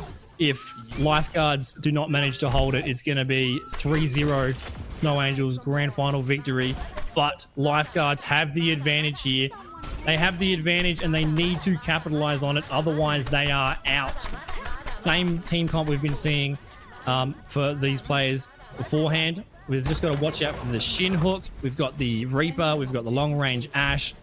We've got the Farah from Dracos, the cleanse. This is going to be extremely important. And Lifeguards have got all the time in the world to take and go slow. Yeah, they do indeed. The win con has been set. They know what they need to do, and it's going to be Shin who steps up to the plate, gets the hook in, but it's Bray who finds the first pick. Resurrect comes in immediately there from Teacup, but now the side of Lifeguards have just walked up and taken so much space. Hook onto Blue, lots of damage onto the Reinhardt for Snow Angels, but it's going to be Keely who gets revenge this time, taking down Miki. No Resurrect available now for the side of Lifeguards. Bifu finishes off Keely, no Resurrect available to bring back the Ash here, but now Shin gets the hook onto Punch, but it's going to get taken down despite the peel coming in for Bray, and now it's a back out moment here for Lifeguards. The Snow Angels hold strong to start with. Ooh, that was looking scary, but great job there from Snow Angels. I like the adaptation. See how they're holding further back? They're holding further back and playing the cart. They're letting them through that choke point. No one wants to get hooked out of position. They want to stay as that ball, and it worked for them.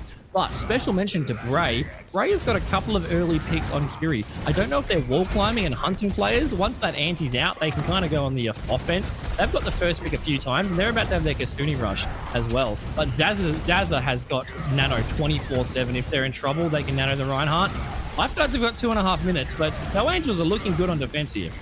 I'm expecting a nano to go into Punch here, and Punch is just going to walk forward and build up towards that net boss, and there's an anti now that goes on to Shin. But without even needing to use the nano, Zaza just takes down Beeflip, and Bray or some as well has fallen, and this time bank is starting to dwindle now, Scary.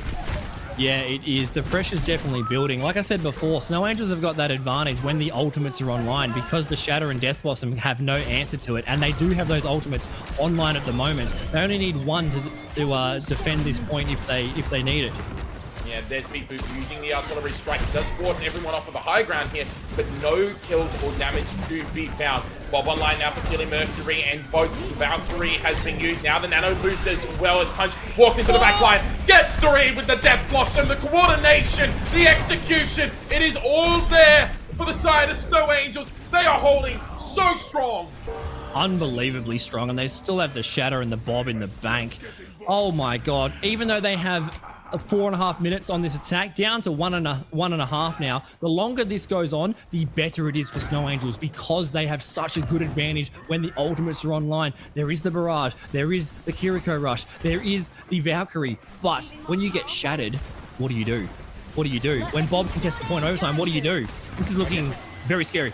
We're going to have to find out what they do because there comes the Earth Shatter in. It connects onto 4 blue, has bought the house, rushing down now into Lifeguard. Beeflip goes down as well. There's the Barrage coming in from Dracos, does connect on the Killer Mercury, but the bomb has already been sent down. It's essentially a 5v5 still. Shin with the Ho-Ho sends the bomb off of the map. Misses the hook from the Punch though, so Punch is still able to live here. The Ho-Ho not really getting much else. There's the Valkyrie being invested now from Mickey to try and keep Shin alive. Shushu has been invested as well. Punch fades into the base of the Roadhog. Death Blossom being damage boosted. 40 seconds left on the clock right now. Braille Sum comes back, gets taken down. Please keep moving on the soldier who finishes off Tika. Breakoff takes down Punch. There's no Rick on the point now. It's a hook onto Zaz. Zaz doesn't get taken down though. He looks away. Now it's Beep Boop on the soldier with 2. Beep Boop may have just clutched this up. 4 lifeguards. 4 kills in the fight for the soldier. Oh my god, we haven't seen the soldier. They've been going crazy on Bastion, but obviously they can aim. We've got 60%, almost got a visor. Punch must be pulling hairs out of their head because how kill Shin's Roadhog getting healed. Death Blossom is just barely a mosquito bite, and then when you do kill them, the res comes in. Oh my god, we do have the Nano and the Valk, and that's the only ultimates on board. It's about to be overtime. They have a little bit more to push. They kind of have to wait here for this gate to open. There's a hook on the Killy. Killy uses the Ice Block immediately. The Anti-Nade has already been used, and so it's a Susu now. It's a Sleep Dart going on to Beep Boop here. Beep Boop caught on the side. They have to try and get the Bastion alive, but it's Punch in the back line, fighting both Beep Boop and Braille Sum. The Nano Boost goes onto the ring, but this is it. The Grand Finals have come to a halt as Lifeguards will capitulate. Snow Angels have descended from the heavens, and they will be your Valkyries of Vengeance winners. Oh my god, Harry. That was unbelievable. Unbelievable. Punch Eichenwald is their map. They live on this map. They know everything. Hanzo, 2 picks. They have won. This is the second Eichenwald map they've won in this tournament, and they won the tournament from it. Not to be discredited is Blue on that Reinhardt, following up with a few picks there. That could not have been a closer 2 days of tournament. We could not have had a more balanced and competitive series of players from OCE. What a pleasure, Harry. What a goddamn game. Yeah, what a game indeed. Back and forth throughout the entire time, but in the end, it is going to be Snow Angel who take away the map and the series and the grand final as well. And oh, like you said, it was just exhilarating to watch. I want more, Harry. I want more. We've only ever seen 2 zeros and 3 zeros. I wanted an 8-match, 15-match tiebreaker, 4-day event. Like, this could go, if we played 10 matches, it could have gone either way. It was so close. Every single fight, it was just the tiniest things. Both teams should be feeling good about themselves. That was not a stomping. That was a hard-fought win from Snow Angels. But on the day, they were better and they performed unbelievably well in the face of some incredibly tough players, in the face of Shin, Punch, my man.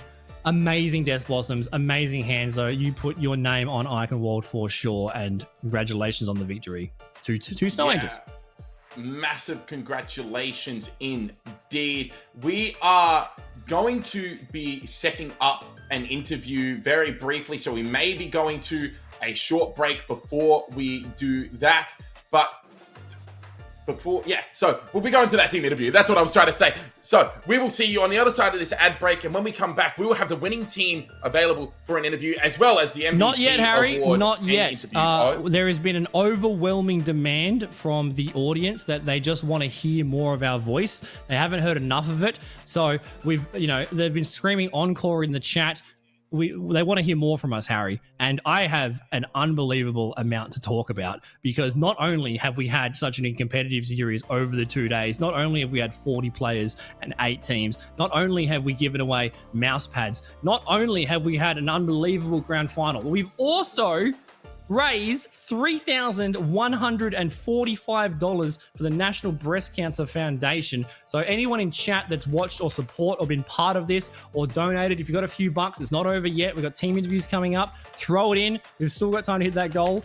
Every single person involved in this needs to pat themselves on the back. Thank you so much for raising nearly $3,200, Harry. What an effort. Yeah, an extremely overwhelming response from the community, and so much generosity coming out from everyone as well. I could not have been more proud of this community coming together and raising so much money for such an amazing cause as well. I mean, it really is something to behold. Yeah, it's this is not the first amazing tournament from the OC Overwatch community, and I doubt it'll be the last. It is an incredibly tight-knit community. We've seen all of the people supporting right now, and don't forget, each player was streaming their perspective, so make sure you go over to their individual channels, give them some love. This is an unbelievable. Is all of OCE like getting more skilled at the same time? Is our region like increasing at the same time? Because this is the most balanced one I've seen. It's been every fight. Look, it's been a pleasure to watch this. This has been so much fun, and I hope the audience has enjoyed too. Because I want more. I want another 3 hours of games, to be honest. Yeah, I agree. Maybe not 3 hours of games. I still need to go and sleep and work and all of that tomorrow. But I do agree. We do want more games like this. And these tournaments are so much fun to watch and to cast over and to be a part of. They really do bring out the best in the OCE community. And I think that's what makes these so special. Exactly right, and it's an absolute pleasure to be showcased on the BattleNet on the Blizzard front page as well. And you can see why we get so much support, because this community is just putting their front foot forward in terms of how wholesome and supportive they are. And I just noticed something unbelievable before we switched to the interview. Oh we my just goodness. hit the goal. We just had a donation, a massive donation that just overshot the goal. We're $64 from $3,500, Harry.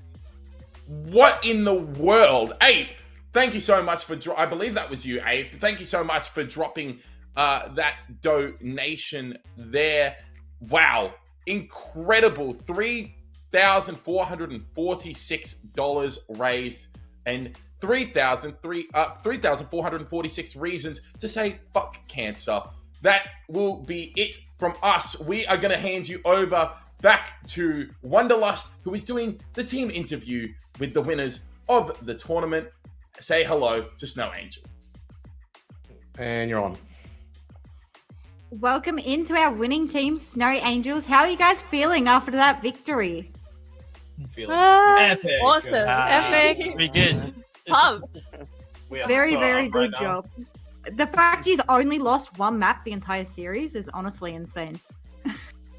Yeah, no, we did pretty well. I feel like everyone played pretty well on the team. Like, we all pulled our weight and, popped Definitely, there was a lot of team plays. Everyone was doing the things they needed to do. I've seen every single person on this team pop off at some stage in this series. Yeah. So I'm thoroughly impressed. As a wise man once Thank said, you. we gaming. While I have you all here, our MVP is actually in the call. So I'm going to announce MVP right now. And that is going to be Punch. Yeah! Let's go. Yeah. Punch just consistently popped off on that Reaper. Every single ultimate came in value. And it was honestly between you or Shin, but you just shut down their MVP player the entire game. Yeah. Let's go. Reaper is one of the characters of the game. Apparently. You don't actually see Reapers pop off so much in tournament settings. So it was refreshing to see.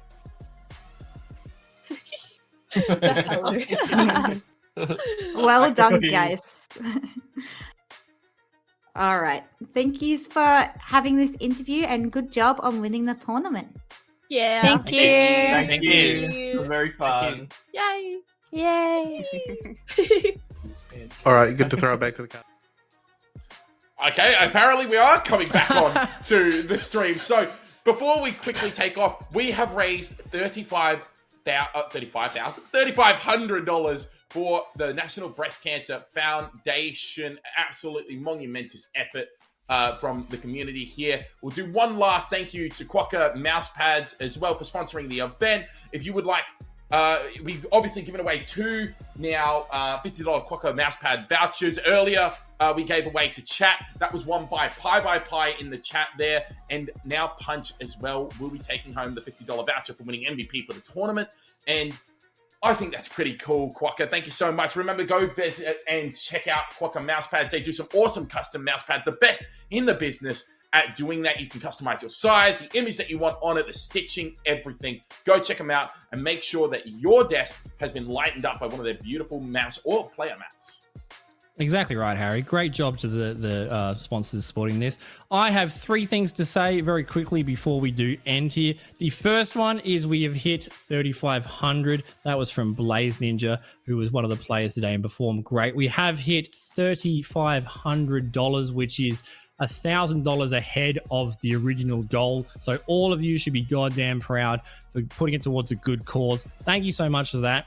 The second thing I have to say is production. That was really risky. I asked if I could get naked and we will finish casting, and they said yes, and then they flopped to the camera. So you guys almost got like flashbanged by something uninteresting. But segueing from that, also we have to thank production. There is a big team of staff, admins, producers, people doing social media. Wonder getting this together and being the lead runner of this. Harry as well. Thank you to you for being a co-caster today. It's an absolute pleasure. And yeah, just thank you to all the behind the scenes work. These things are not easy to put together. There is 50 people that were involved in terms of players and casters and stuff. So give big love to the production, big love to the observers, to all those players. They don't get a lot of focus, but not players, but they are players in the game of this tournament, and they did fantastic. So shout out to everybody involved. Thank you so much. And you too, Harry. Yeah, thank you so much as well, Drop Bear, for coming by and casting with me. It's always an absolute pleasure. But guys, stick around because we have one more segment to come after this break. And I think a lot of people will know, so I may spoil it. We're going to see one of our contestants, one of our competitors, shave their head in the name of cancer research as well. Because we hit our goal so early on, Draco will be shaving his head for a very good cause. Until then, we are going to be signing off, and we will see you in the next cast. Take care, ladies and gentlemen. See you later. Goodbye.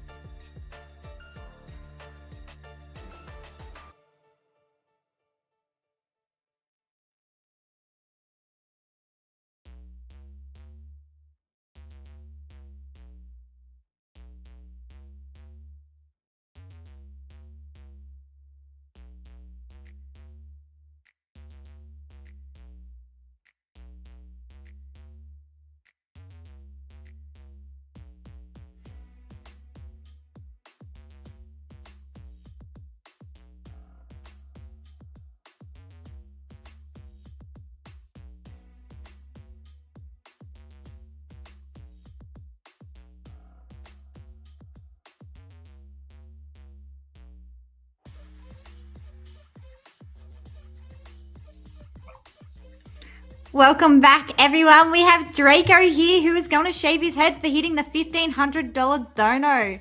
You're absolutely amazing, Draco.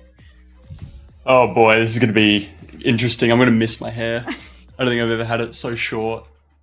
You are an absolute legend for doing this. It's alright, I'm happy to. I feel like I should have set the goal higher, but you know. Yeah, smash it, I absolutely. know. Seeing how many donos we got, I was like, oh my god, I should have set that higher. I definitely thought 1,500 was high. Yeah. But whenever you're ready, Draco. Alright, I probably don't matter. I didn't sit down there. Alrighty. Well, here we go then.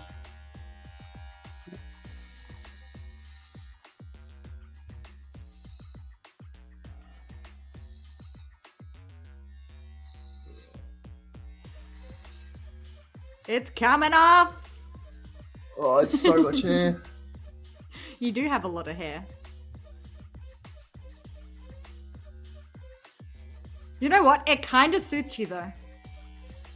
No. They're giving you the Bray treatment now.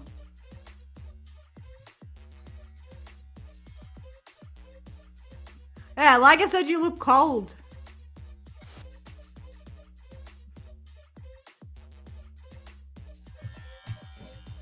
Oh boy.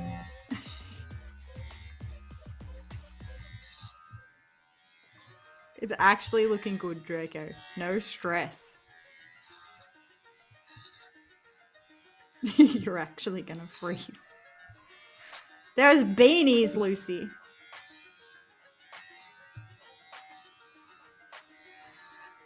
I want to thank everyone while we're here for raising over $3,500 for the National Breast Cancer Foundation Australia. That's absolutely amazing, guys. Like, we were $500 on the initial goal, and we have done that, what, 5 times over? 5 over? 6? No, wait. No, wait. I can't math. That's But ridiculous. that's ridiculous. You guys are absolutely freaking amazing. Absolutely insane. I want a special shout out to Abe who donated, I can't find the message, but it was some ridiculous amount. Thank you so much, Abe. You've been an absolute top donor. Insane. Thank you to every single person that competed and donated today. And a big shout out to our amazing casters.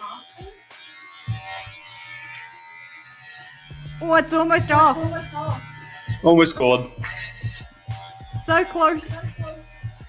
I'm not excited for the cleanup. Yeah, you have hair everywhere. We probably should have thought about that. Oh, we hit over the goal. We did. We did. Nice. Oh, over. We're even more. There's more donos coming in. You guys are crazy.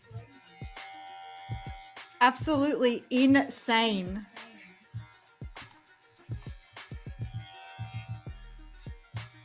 Oh, almost there. Surely you keep the rat tail.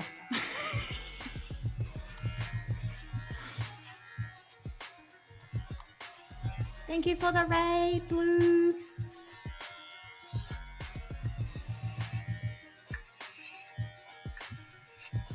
You are amazing, Draco. Oh boy. I just realized how cold it's going to be now that we're in the winter months. Yeah, we'll have to get a beanie, hey? Although, it's almost, winter's almost over. It's almost spring.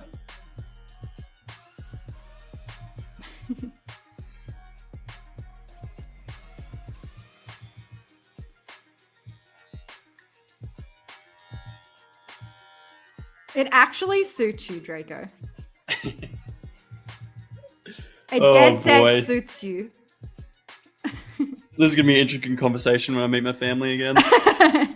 Tell them it was for a good cause. It was for a good cause. It does suit you, though.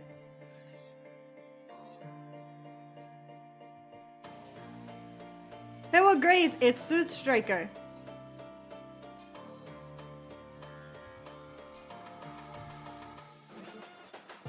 Alright. There we go. Might have to get the rest in the mirror. I need to put on this. Yeah, you're probably gonna have to see a mirror. But thank you so much again for doing that, Draco. That's such a huge thing to do for hitting a dono incentive. That's all right. I guess we can officially say fuck cancer. Yes, fuck cancer. Indeed. Thank you so much, Draco. No worries. Thanks for having me on, Wonder. Of course. I'll catch you probably after. Sounds good. See ya. See ya.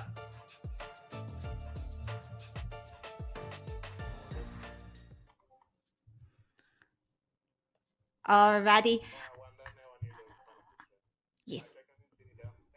Alrighty, thank you so much for everyone that came and watched the tournament, all the amazing content creators that competed and put on a show today, as well as the amazing production team. Like, this would not have been possible without Abe. Liger was a huge help getting us on the launcher and everything. Bruce has been absolutely amazing in the back end. Obviously, Martos helping with all these questions, an absolute champion. And our amazing casters, Rice, Cress, Harry, and Drop Bet. Thank you so much for donating your time to cast this event. You are honestly amazing. And thank you to absolutely everyone that donated to this amazing cause. I love you all so much.